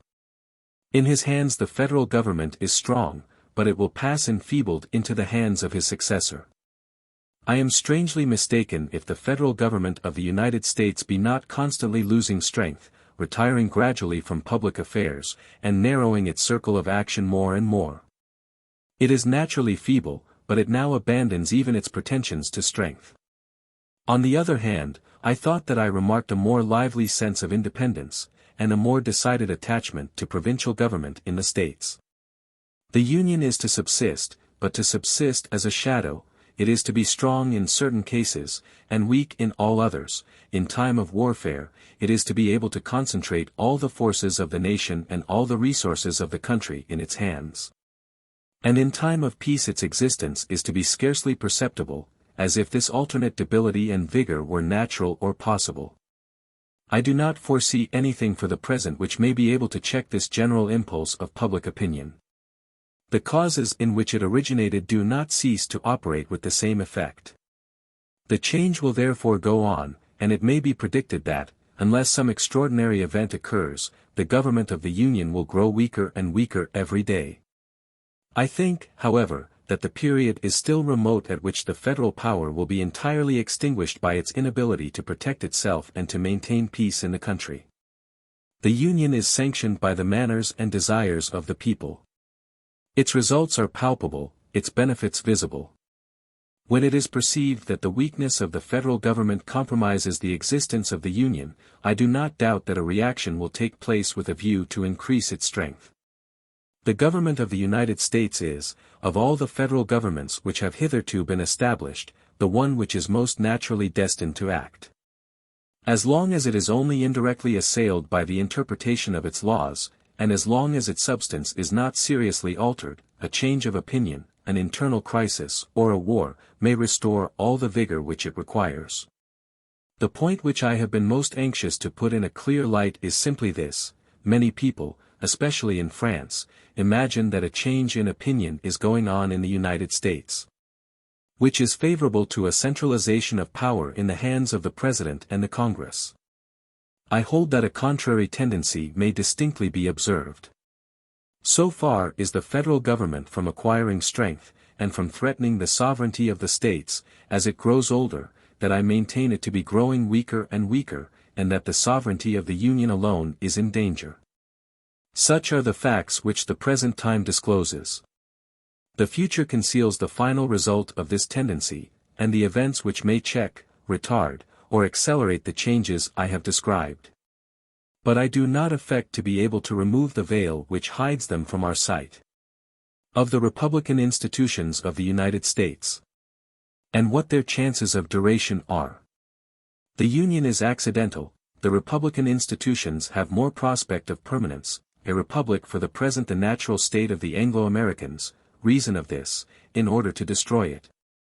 All the laws must be changed at the same time, and a great alteration take place in manners, difficulties experienced by the Americans in creating an aristocracy. The dismemberment of the Union, by the introduction of war into the heart of those states which are now confederate, with standing armies, a dictatorship, and a heavy taxation, might, eventually, compromise the fate of the Republican institutions. But we ought not to confound the future prospects of the Republic with those of the Union. The Union is an accident, which will only last as long as circumstances are favorable to its existence. But a republican form of government seems to me to be the natural state of the Americans, which nothing but the continued action of hostile causes, always acting in the same direction, could change into a monarchy. The Union exists principally in the law which formed it. One revolution, one change in public opinion, might destroy it forever, but the Republic has a much deeper foundation to rest upon. What is understood by a republican government in the United States is the slow and quiet action of society upon itself. It is a regular state of things really founded upon the enlightened will of the people. It is a conciliatory government under which resolutions are allowed time to ripen, and in which they are deliberately discussed, and executed with mature judgment. The Republicans in the United States set a high value upon morality, respect religious belief, and acknowledge the existence of rights. They profess to think that a people ought to be moral, religious, and temperate, in proportion as it is free. What is called the Republic in the United States, is the tranquil rule of the majority, which, after having had time to examine itself, and to give proof of its existence, is the common source of all the powers of the state. But the power of the majority is not of itself unlimited. In the moral world humanity, justice, and reason enjoy an undisputed supremacy. in the political world vested rights are treated with no less deference. The majority recognizes these two barriers, and if it now and then overstep them, it is because, like individuals, it has passions, and, like them, it is prone to do what is wrong, whilst it discerns what is right. But the demagogues of Europe have made strange discoveries. A republic is not, according to them, the rule of the majority, as has hitherto been thought, but the rule of those who are strenuous partisans of the majority. It is not the people who preponderates in this kind of government, but those who are best versed in the good qualities of the people. A happy distinction, which allows men to act in the name of nations without consulting them, and to claim their gratitude whilst their rights are spurned. A republican government, moreover, is the only one which claims the right of doing whatever it chooses, and despising what men have hitherto respected, from the highest moral obligations to the vulgar rules of common sense. It had been supposed, until our time, that despotism was odious, under whatever form it appeared. But it is a discovery of modern days that there are such things as legitimate tyranny and holy injustice, provided they are exercised in the name of the people. The ideas which the Americans have adopted respecting the republican form of government, render it easy for them to live under it, and ensure its duration. If, in their country, this form be often practically bad, at least it is theoretically good. And, in the end, the people always acts in conformity to it. It was impossible at the foundation of the states, and it would still be difficult, to establish a central administration in America. The inhabitants are dispersed over too great a space, and separated by too many natural obstacles, for one man to undertake to direct the details of their existence. America is therefore preeminently the country of provincial and municipal government. To this cause, which was plainly felt by all the Europeans of the New World, the Anglo-Americans added several others peculiar to themselves. At the time of the settlement of the North American colonies, municipal liberty had already penetrated into the laws as well as the manners of the English. And the emigrants adopted it, not only as a necessary thing, but as a benefit which they knew how to appreciate. We have already seen the manner in which the colonies were founded. Every province, and almost every district, was peopled separately by men who were strangers to each other, or who associated with very different purposes. The English settlers in the United States, therefore, early perceived that they were divided into a great number of small and distinct communities which belonged to no common center. And that it was needful for each of these little communities to take care of its own affairs, since there did not appear to be any central authority which was naturally bound and easily enabled to provide for them. Thus, the nature of the country, the manner in which the British colonies were founded, the habits of the first emigrants, in short everything, united to promote, in an extraordinary degree, municipal and provincial liberties. In the United States, therefore, the mass of the institutions of the country is essentially republican, and in order permanently to destroy the laws which form the basis of the republic, it would be necessary to abolish all the laws at once. At the present day it would be even more difficult for a party to succeed in founding a monarchy in the United States than for a set of men to proclaim that France should henceforward be a republic. Royalty would not find a system of legislation prepared for it beforehand, and a monarchy would then exist, really surrounded by republican institutions. The monarchical principle would likewise have great difficulty in penetrating into the manners of the Americans. In the United States, the sovereignty of the people is not an isolated doctrine bearing no relation to the prevailing manners and ideas of the people. It may, on the contrary, be regarded as the last link of a chain of opinions which binds the whole Anglo-American world. That Providence has given to every human being the degree of reason necessary to direct himself in the affairs which interest him exclusively, such is the grand maxim upon which civil and political society rests in the United States. The father of a family applies it to his children, the master to his servants, the township to its officers, the province to its townships, the state to its provinces, the union to the states. And when extended to the nation, it becomes the doctrine of the sovereignty of the people. Thus, in the United States, the fundamental principle of the republic is the same which governs the greater part of human actions.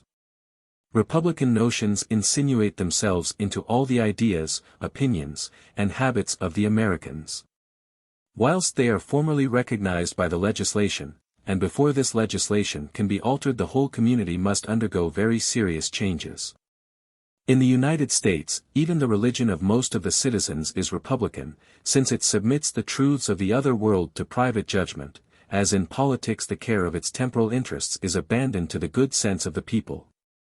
Thus every man is allowed freely to take that road which he thinks will lead him to heaven, just as the law permits every citizen to have the right of choosing his government. It is evident that nothing but a long series of events, all having the same tendency, can substitute for this combination of laws, opinions, and manners, a mass of opposite opinions, manners, and laws. If republican principles are to perish in America, they can only yield after a laborious social process, often interrupted, and as often resumed. They will have many apparent revivals, and will not become totally extinct until an entirely new people shall have succeeded to that which now exists. Now, it must be admitted that there is no symptom or presage of the approach of such a revolution. There is nothing more striking to a person newly arrived in the United States, than the kind of tumultuous agitation in which he finds political society. The laws are incessantly changing, and at first sight it seems impossible that a people so variable in its desires should avoid adopting, within a short space of time, a completely new form of government. Such apprehensions are, however, premature. The instability which affects political institutions is of two kinds, which ought not to be confounded. The first, which modifies secondary laws, is not incompatible with a very settled state of society. The other shakes the very foundations of the Constitution, and attacks the fundamental principles of legislation. This species of instability is always followed by troubles and revolutions, and the nation which suffers under it is in a state of violent transition. Experience shows that these two kinds of legislative instability have no necessary connection. For they have been found united or separate, according to times and circumstances. The first is common in the United States, but not the second. The Americans often change their laws, but the foundation of the Constitution is respected. In our days the Republican principle rules in America, as the monarchical principle did in France under Louis XIV. The French of that period were not only friends of the monarchy, but they thought it impossible to put anything in its place. They received it as we receive the rays of the sun and the return of the seasons. Amongst them the royal power had neither advocates nor opponents. In like manner does the Republican government exist in America, without contention or opposition. Without proofs and arguments, by a tacit agreement, a sort of consensus universalis. It is, however, my opinion that by changing their administrative forms as often as they do, the inhabitants of the United States compromise the future stability of their government. It may be apprehended that men, perpetually thwarted in their designs by the mutability of the legislation, will learn to look upon republican institutions as an inconvenient form of society. The evil resulting from the instability of the secondary enactments might then raise a doubt as to the nature of the fundamental principles of the Constitution, and indirectly bring about a revolution, but this epoch is still very remote. It may, however, be foreseen even now, that when the Americans lose their republican institutions they will speedily arrive at a despotic government, without a long interval of limited monarchy. Montesquieu remarked, that nothing is more absolute than the authority of a prince who immediately succeeds a republic, since the powers which had fearlessly been entrusted to an elected magistrate are then transferred to a hereditary sovereign. This is true in general, but it is more peculiarly applicable to a democratic republic. In the United States, the magistrates are not elected by a particular class of citizens, but by the majority of the nation. They are the immediate representatives of the passions of the multitude. And as they are wholly dependent upon its pleasure, they excite neither hatred nor fear, hence, as I have already shown, very little care has been taken to limit their influence, and they are left in possession of a vast deal of arbitrary power. This state of things has engendered habits which would outlive itself. The American magistrate would retain his power, but he would cease to be responsible for the exercise of it, and it is impossible to say what bounds could then be set to tyranny. Some of our European politicians expect to see an aristocracy arise in America, and they already predict the exact period at which it will be able to assume the reins of government. I have previously observed, and I repeat my assertion, that the present tendency of American society appears to me to become more and more democratic. Nevertheless, I do not assert that the Americans will not, at some future time, restrict the circle of political rights in their country, or confiscate those rights to the advantage of a single individual. But I cannot imagine that they will ever bestow the exclusive exercise of them upon a privileged class of citizens, or, in other words, that they will ever found an aristocracy. An aristocratic body is composed of a certain number of citizens who, without being very far removed from the mass of the people, are, nevertheless, permanently stationed above it, a body which it is easy to touch and difficult to strike. With which the people are in daily contact, but with which they can never combine. Nothing can be imagined more contrary to nature and to the secret propensities of the human heart than a subjection of this kind. And men who are left to follow their own bent will always prefer the arbitrary power of a king to the regular administration of an aristocracy. Aristocratic institutions cannot subsist without laying down the inequality of men as a fundamental principle, as a part and parcel of the legislation, affecting the condition of the human family as much as it affects that of society. But these are things so repugnant to natural equity that they can only be extorted from men by constraint. I do not think a single people can be quoted, since human society began to exist, which has, by its own free will and by its own exertions, created an aristocracy within its own bosom. All the aristocracies of the Middle Ages were founded by military conquest, the conqueror was the noble, the vanquished became the serf. Inequality was then imposed by force. And after it had been introduced into the manners of the country it maintained its own authority, and was sanctioned by the legislation. Communities have existed which were aristocratic from their earliest origin, owing to circumstances anterior to that event, and which became more democratic in each succeeding age. Such was the destiny of the Romans, and of the barbarians after them. But a people, having taken its rise in civilization and democracy, which should gradually establish an inequality of conditions, until it arrived at inviolable privileges and exclusive castes, would be a novelty in the world. And nothing intimates that America is likely to furnish so singular an example. Reflection on the causes of the commercial prosperity of the United States. The Americans destined by nature to be a great maritime people, extent of their coasts, depth of their ports, size of their rivers, the commercial superiority of the Anglo-Americans less attributable, however, to physical circumstances than to moral and intellectual causes. Reason of this opinion, future destiny of the Anglo-Americans as a commercial nation, the dissolution of the Union would not check the maritime vigor of the states. Reason of this, Anglo-Americans will naturally supply the wants of the inhabitants of South America, they will become, like the English, the factors of a great portion of the world. The coast of the United States, from the Bay of Fundy to the Sabine River in the Gulf of Mexico, is more than 2,000 miles in extent. These shores form an unbroken line, and they are all subject to the same government. No nation in the world possesses vaster, deeper, or more secure ports for shipping than the Americans. The inhabitants of the United States constitute a great civilized people, which fortune has placed in the midst of an uncultivated country at a distance of 3,000 miles from the central point of civilization. America consequently stands in daily need of European trade. The Americans will, no doubt, ultimately succeed in producing or manufacturing at home most of the articles which they require. But the two continents can never be independent of each other, so numerous are the natural ties which exist between their wants, their ideas, their habits, and their manners.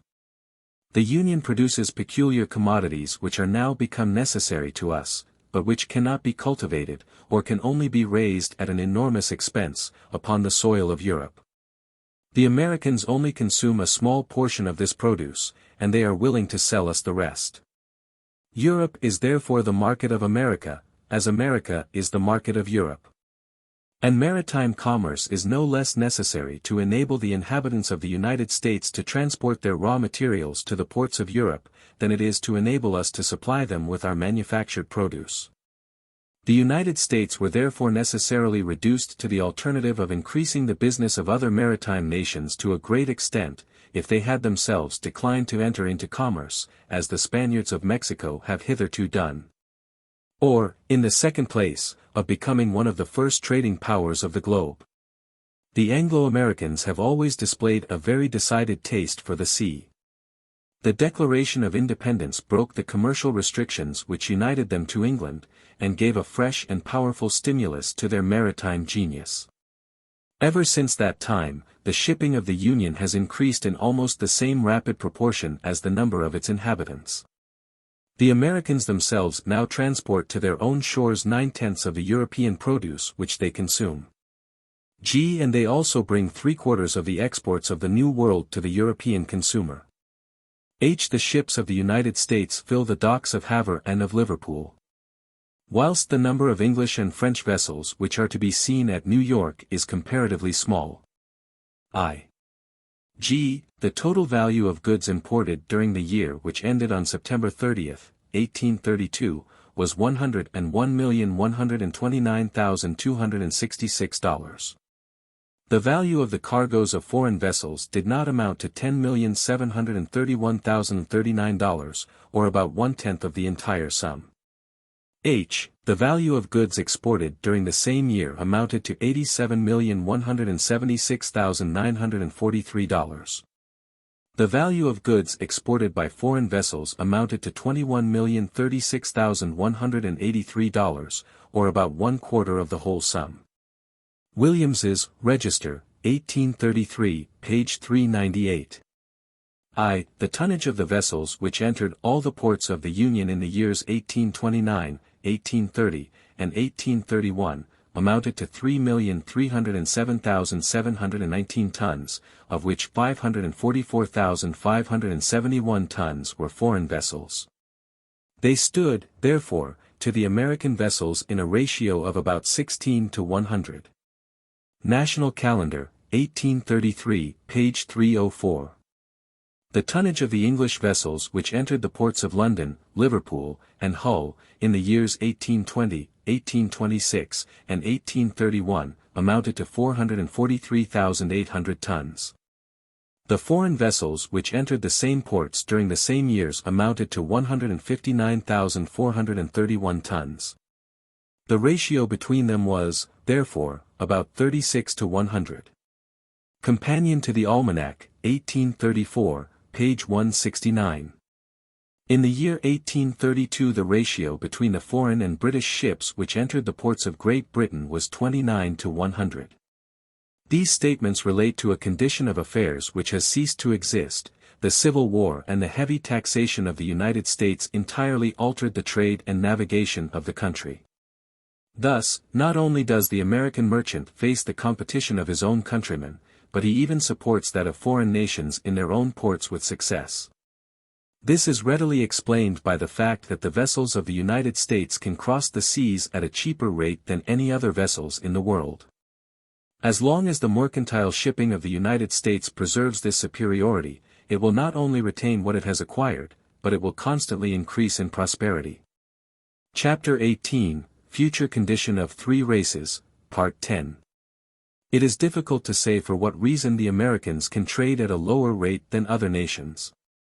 And one is at first led to attribute this circumstance to the physical or natural advantages which are within their reach, but this supposition is erroneous.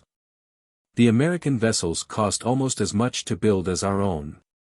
They are not better built, and they generally last for a shorter time.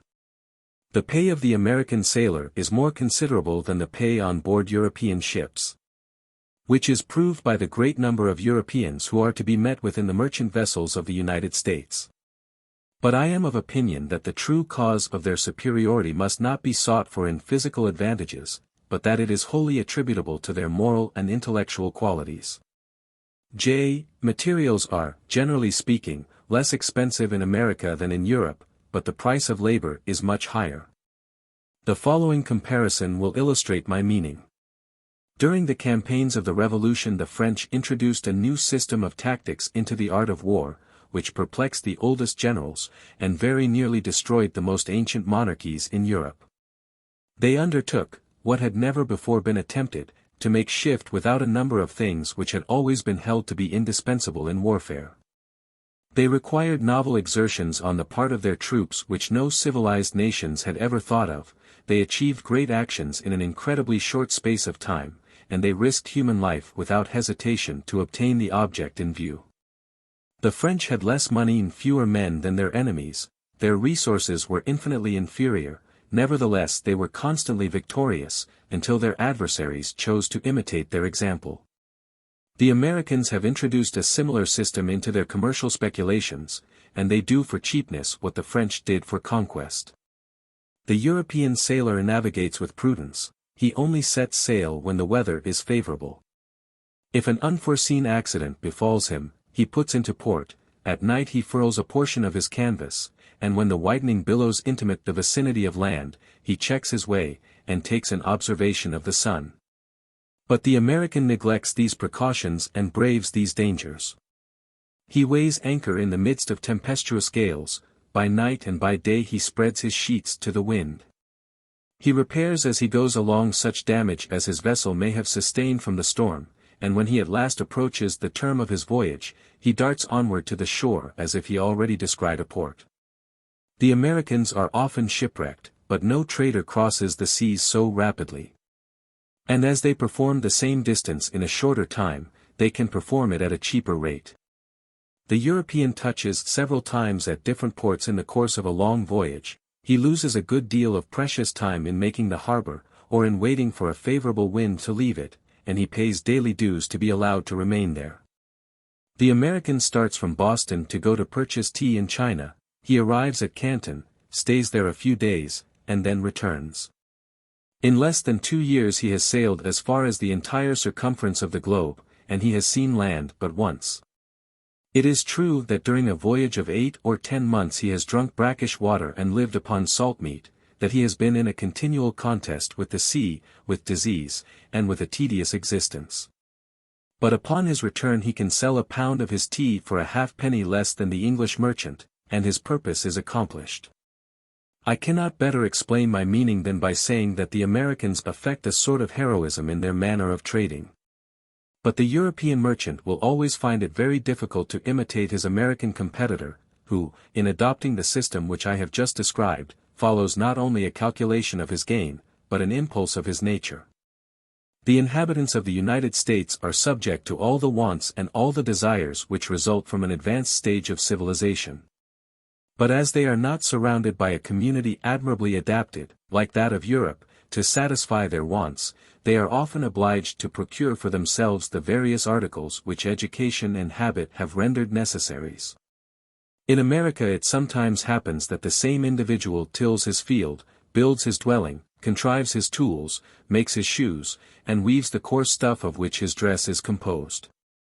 This circumstance is prejudicial to the excellence of the work, but it powerfully contributes to awaken the intelligence of the workman. Nothing tends to materialize man, and to deprive his work of the faintest trace of mind, more than extreme division of labor. In a country like America, where men devoted to special occupations are rare, a long apprenticeship cannot be required from anyone who embraces a profession. The Americans, therefore, change their means of gaining a livelihood very readily. And they suit their occupations to the exigencies of the moment, in the manner most profitable to themselves. Men are to be met with who have successively been barristers, farmers, merchants, ministers of the gospel, and physicians. If the American be less perfect in each craft than the European, at least there is scarcely any trade with which he is utterly unacquainted. His capacity is more general, and the circle of his intelligence is enlarged. The inhabitants of the United States are never fettered by the axioms of their profession, they escape from all the prejudices of their present station, they are not more attached to one line of operation than to another. They are not more prone to employ an old method than a new one. They have no rooted habits, and they easily shake off the influence which the habits of other nations might exercise upon their minds from a conviction that their country is unlike any other, and that its situation is without a precedent in the world. America is a land of wonders, in which everything is in constant motion, and every movement seems an improvement. The idea of novelty is there indissolubly connected with the idea of amelioration. No natural boundary seems to be set to the efforts of man, and what is not yet done is only what he has not yet attempted to do. This perpetual change which goes on in the United States, these frequent vicissitudes of fortune, accompanied by such unforeseen fluctuations in private and in public wealth, serve to keep the minds of the citizens in a perpetual state of feverish agitation, which admirably invigorates their exertions, and keeps them in a state of excitement above the ordinary level of mankind. The whole life of an American is passed like a game of chance, a revolutionary crisis, or a battle. As the same causes are continually in operation throughout the country, they ultimately impart an irresistible impulse to the national character. The American, taken as a chance specimen of his countrymen, must then be a man of singular warmth in his desires, enterprising, fond of adventure, and, above all, of innovation. The same bent is manifest in all that he does. He introduces it into his political laws, his religious doctrines, his theories of social economy, and his domestic occupations. He bears it with him in the depths of the backwoods, as well as in the business of the city. It is this same passion, applied to maritime commerce, which makes him the cheapest and the quickest trader in the world. As long as the sailors of the United States retain these inspiriting advantages, and the practical superiority which they derive from them, they will not only continue to supply the wants of the producers and consumers of their own country, but they will tend more and more to become, like the English, the factors of all other peoples. This prediction has already begun to be realized. We perceive that the American traders are introducing themselves as intermediate agents in the commerce of several European nations. And America will offer a still wider field to their enterprise. It must not be supposed that English vessels are exclusively employed in transporting foreign produce into England, or British produce to foreign countries. At the present day the merchant shipping of England may be regarded in the light of a vast system of public conveyances, ready to serve all the producers of the world, and to open communications between all peoples. The maritime genius of the Americans prompts them to enter into competition with the English. Part of the commerce of the Mediterranean is already carried on by American vessels. The great colonies which were founded in South America by the Spaniards and the Portuguese have since become empires.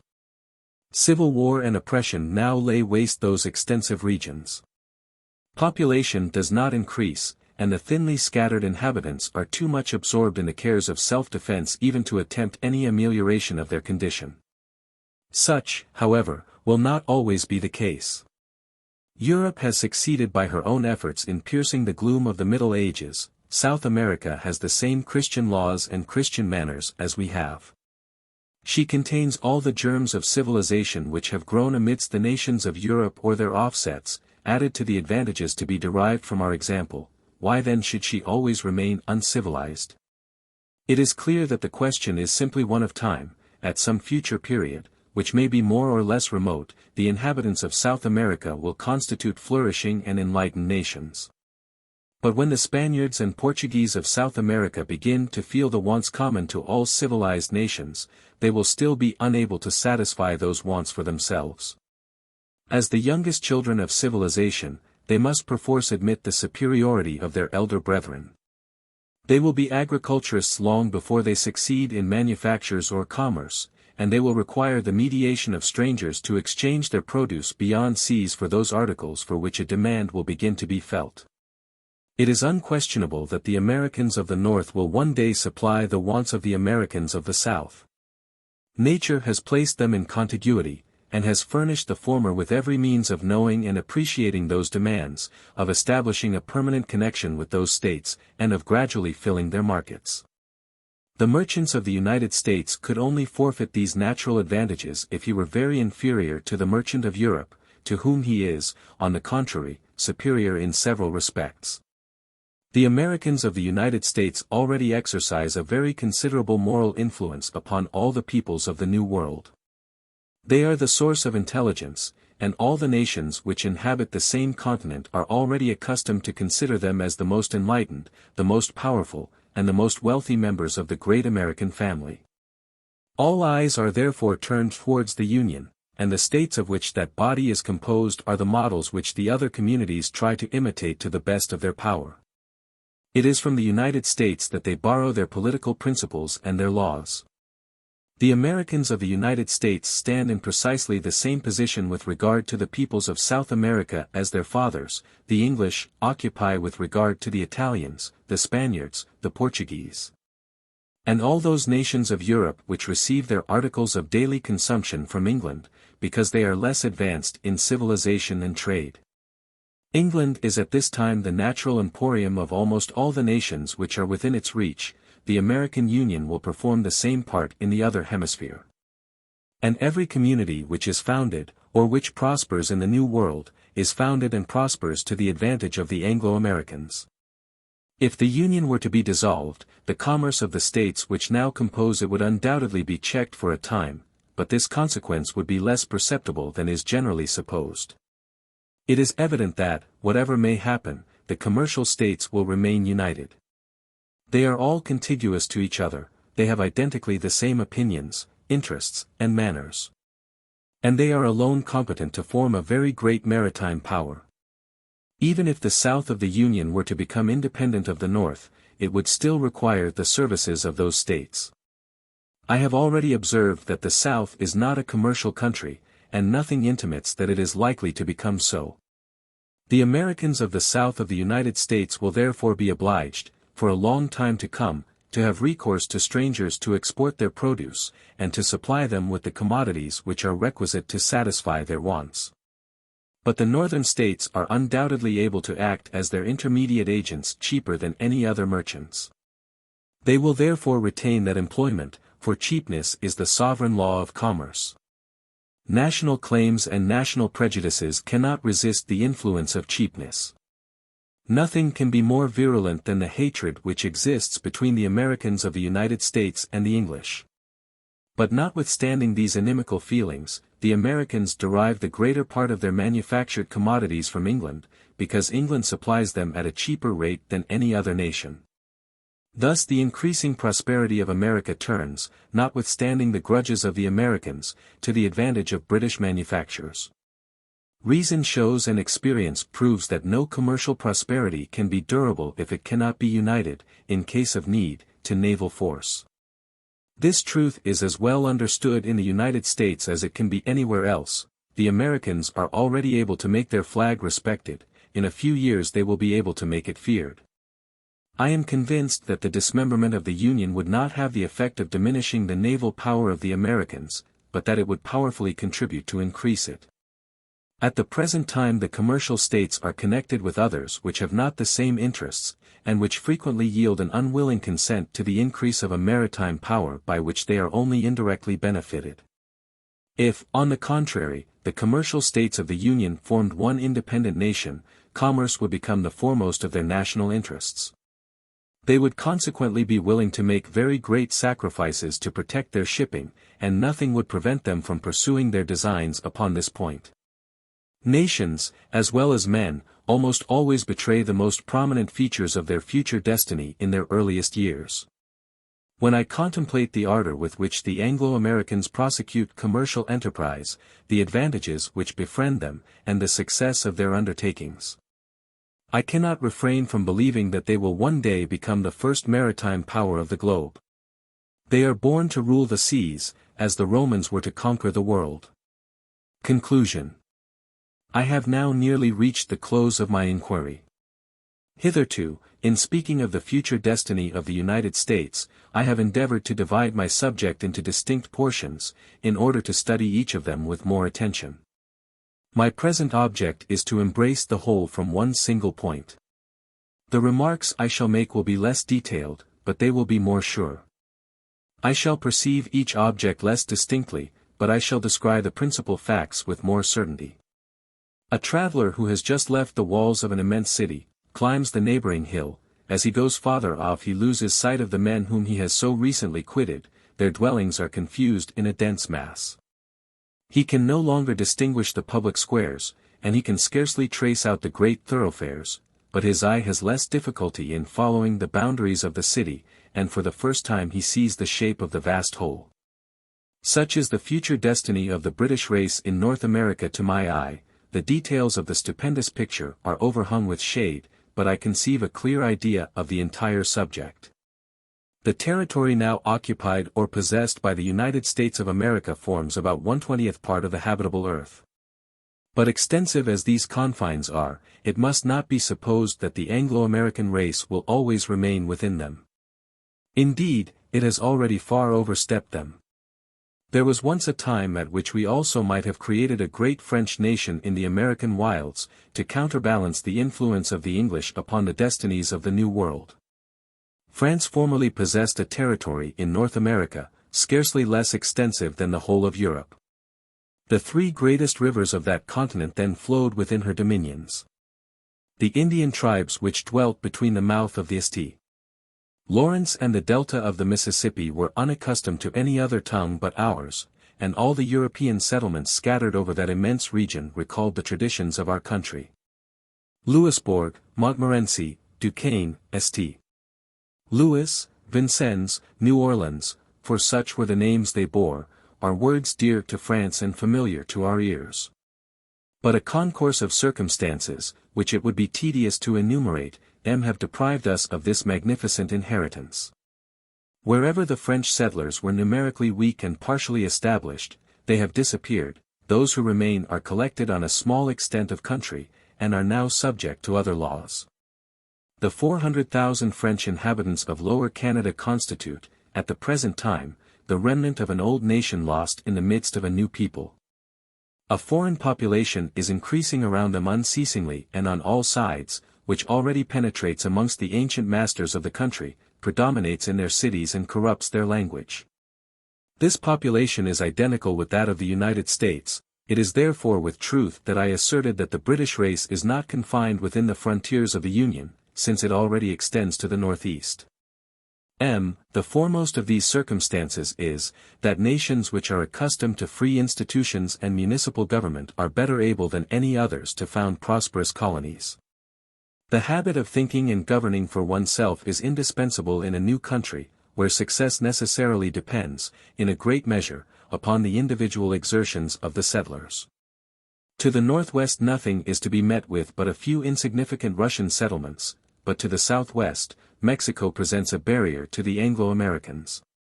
Thus, the Spaniards and the Anglo-Americans are, properly speaking, the only two races which divide the possession of the New World. The limits of separation between them have been settled by a treaty. But although the conditions of that treaty are exceedingly favorable to the Anglo-Americans, I do not doubt that they will shortly infringe this arrangement. Vast provinces, extending beyond the frontiers of the Union towards Mexico, are still destitute of inhabitants. The natives of the United States will forestall the rightful occupants of these solitary regions. They will take possession of the soil, and establish social institutions, so that when the legal owner arrives at length, he will find the wilderness under cultivation, and strangers quietly settled in the midst of his inheritance. This was speedily accomplished, and ere long both Texas and California formed part of the United States. The Russian settlements were acquired by purchase. The lands of the New World belong to the first occupant, and they are the natural reward of the swiftest pioneer. Even the countries which are already peopled will have some difficulty in securing themselves from this invasion. I have already alluded to what is taking place in the province of Texas.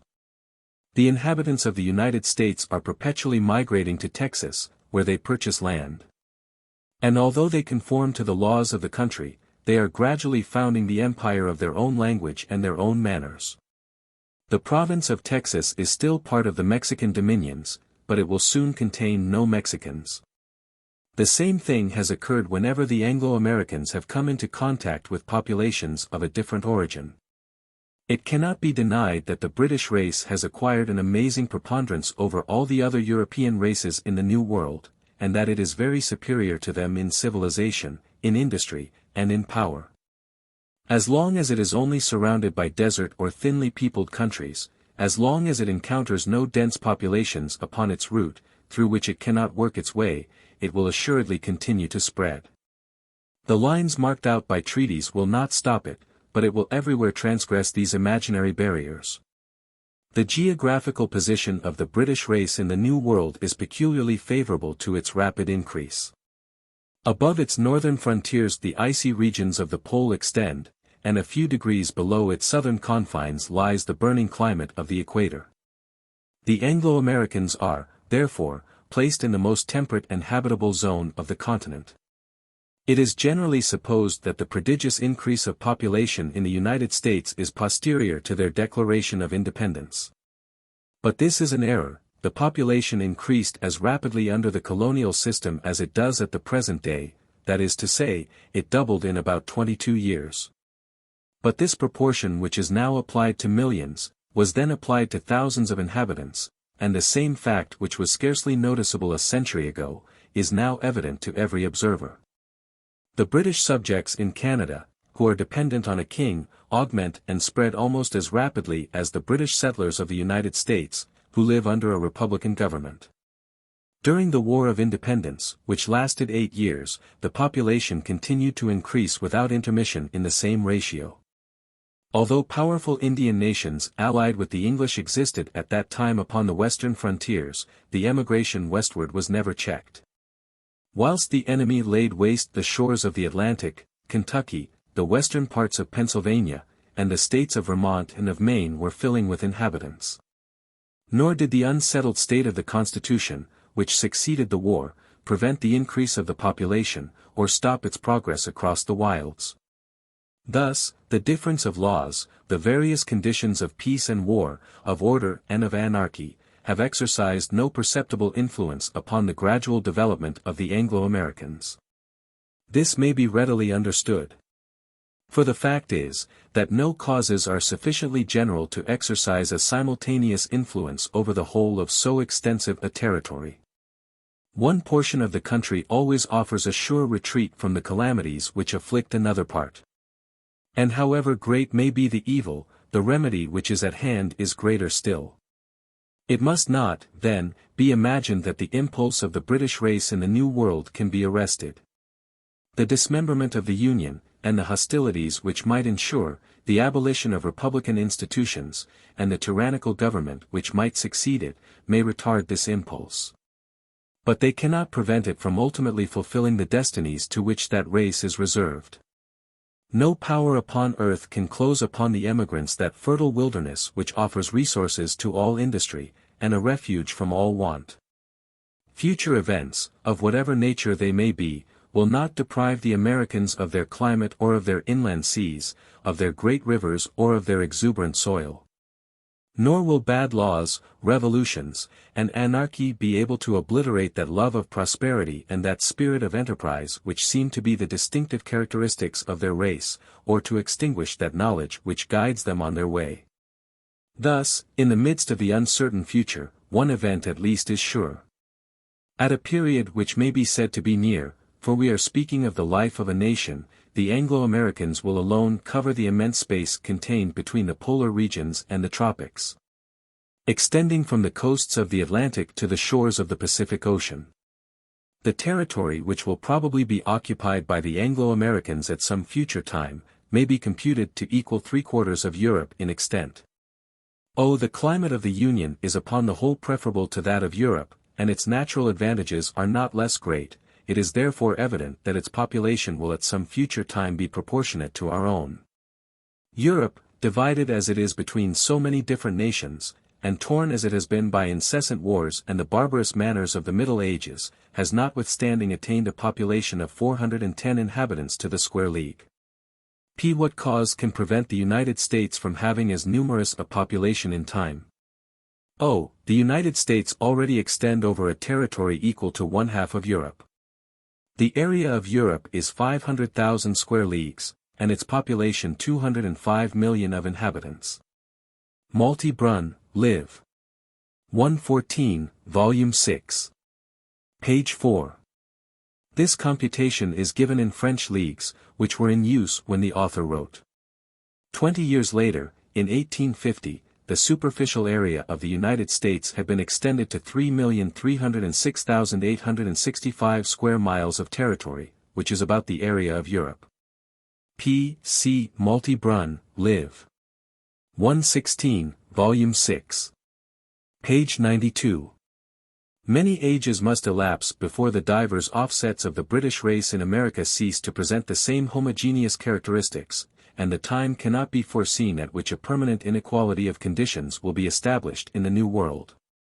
Whatever differences may arise, from peace or from war, from freedom or oppression, from prosperity or want, between the destinies of the different descendants of the great Anglo-American family, they will at least preserve an analogous social condition, and they will hold in common the customs and the opinions to which that social condition has given birth. In the Middle Ages, the tie of religion was sufficiently powerful to imbue all the different populations of Europe with the same civilization. The British of the New World have 1,000 other reciprocal ties. And they live at a time when the tendency to equality is general amongst mankind. The Middle Ages were a period when everything was broken up. When each people, each province, each city, and each family, had a strong tendency to maintain its distinct individuality. At the present time an opposite tendency seems to prevail, and the nations seem to be advancing to unity. Our means of intellectual intercourse unite the most remote parts of the earth, and it is impossible for men to remain strangers to each other, or to be ignorant of the events which are taking place in any corner of the globe. The consequence is that there is less difference, at the present day, between the Europeans and their descendants in the New World, than there was between certain towns in the 13th century which were only separated by a river. If this tendency to assimilation brings foreign nations closer to each other, it must a fortiori prevent the descendants of the same people from becoming aliens to each other. The time will therefore come when 150 millions of men will be living in North America, equal in condition, the progeny of one race, owing their origin to the same cause, and preserving the same civilization, the same language, the same religion, the same habits, the same manners, and imbued with the same opinions, propagated under the same forms. The rest is uncertain, but this is certain, and it is a fact new to the world, a fact fraught with such portentous consequences as to baffle the efforts even of the imagination. This would be a population proportionate to that of Europe, taken at a mean rate of 410 inhabitants to the square league. There are, at the present time, two great nations in the world which seem to tend towards the same end, although they started from different points. I allude to the Russians and the Americans. Both of them have grown up unnoticed. And whilst the attention of mankind was directed elsewhere, they have suddenly assumed a most prominent place amongst the nations, and the world learned their existence and their greatness at almost the same time. All other nations seem to have nearly reached their natural limits, and only to be charged with the maintenance of their power, but these are still in the act of growth, while all the others are stopped or continue to advance with extreme difficulty. These are proceeding with ease and with celerity along a path to which the human eye can assign no term. The American struggles against the natural obstacles which oppose him. The adversaries of the Russian are men. The former combats the wilderness and savage life, the latter, civilization with all its weapons and its arts. The conquests of the one are therefore gained by the plowshare, those of the other by the sword. The Anglo-American relies upon personal interest to accomplish his ends, and gives free scope to the unguided exertions and common sense of the citizens. The Russian centers all the authority of society in a single arm. The principal instrument of the former is freedom, of the latter servitude. Their starting point is different, and their courses are not the same. Yet each of them seems to be marked out by the will of heaven to sway the destinies of half the globe. Russia is the country in the Old World in which population increases most rapidly in proportion.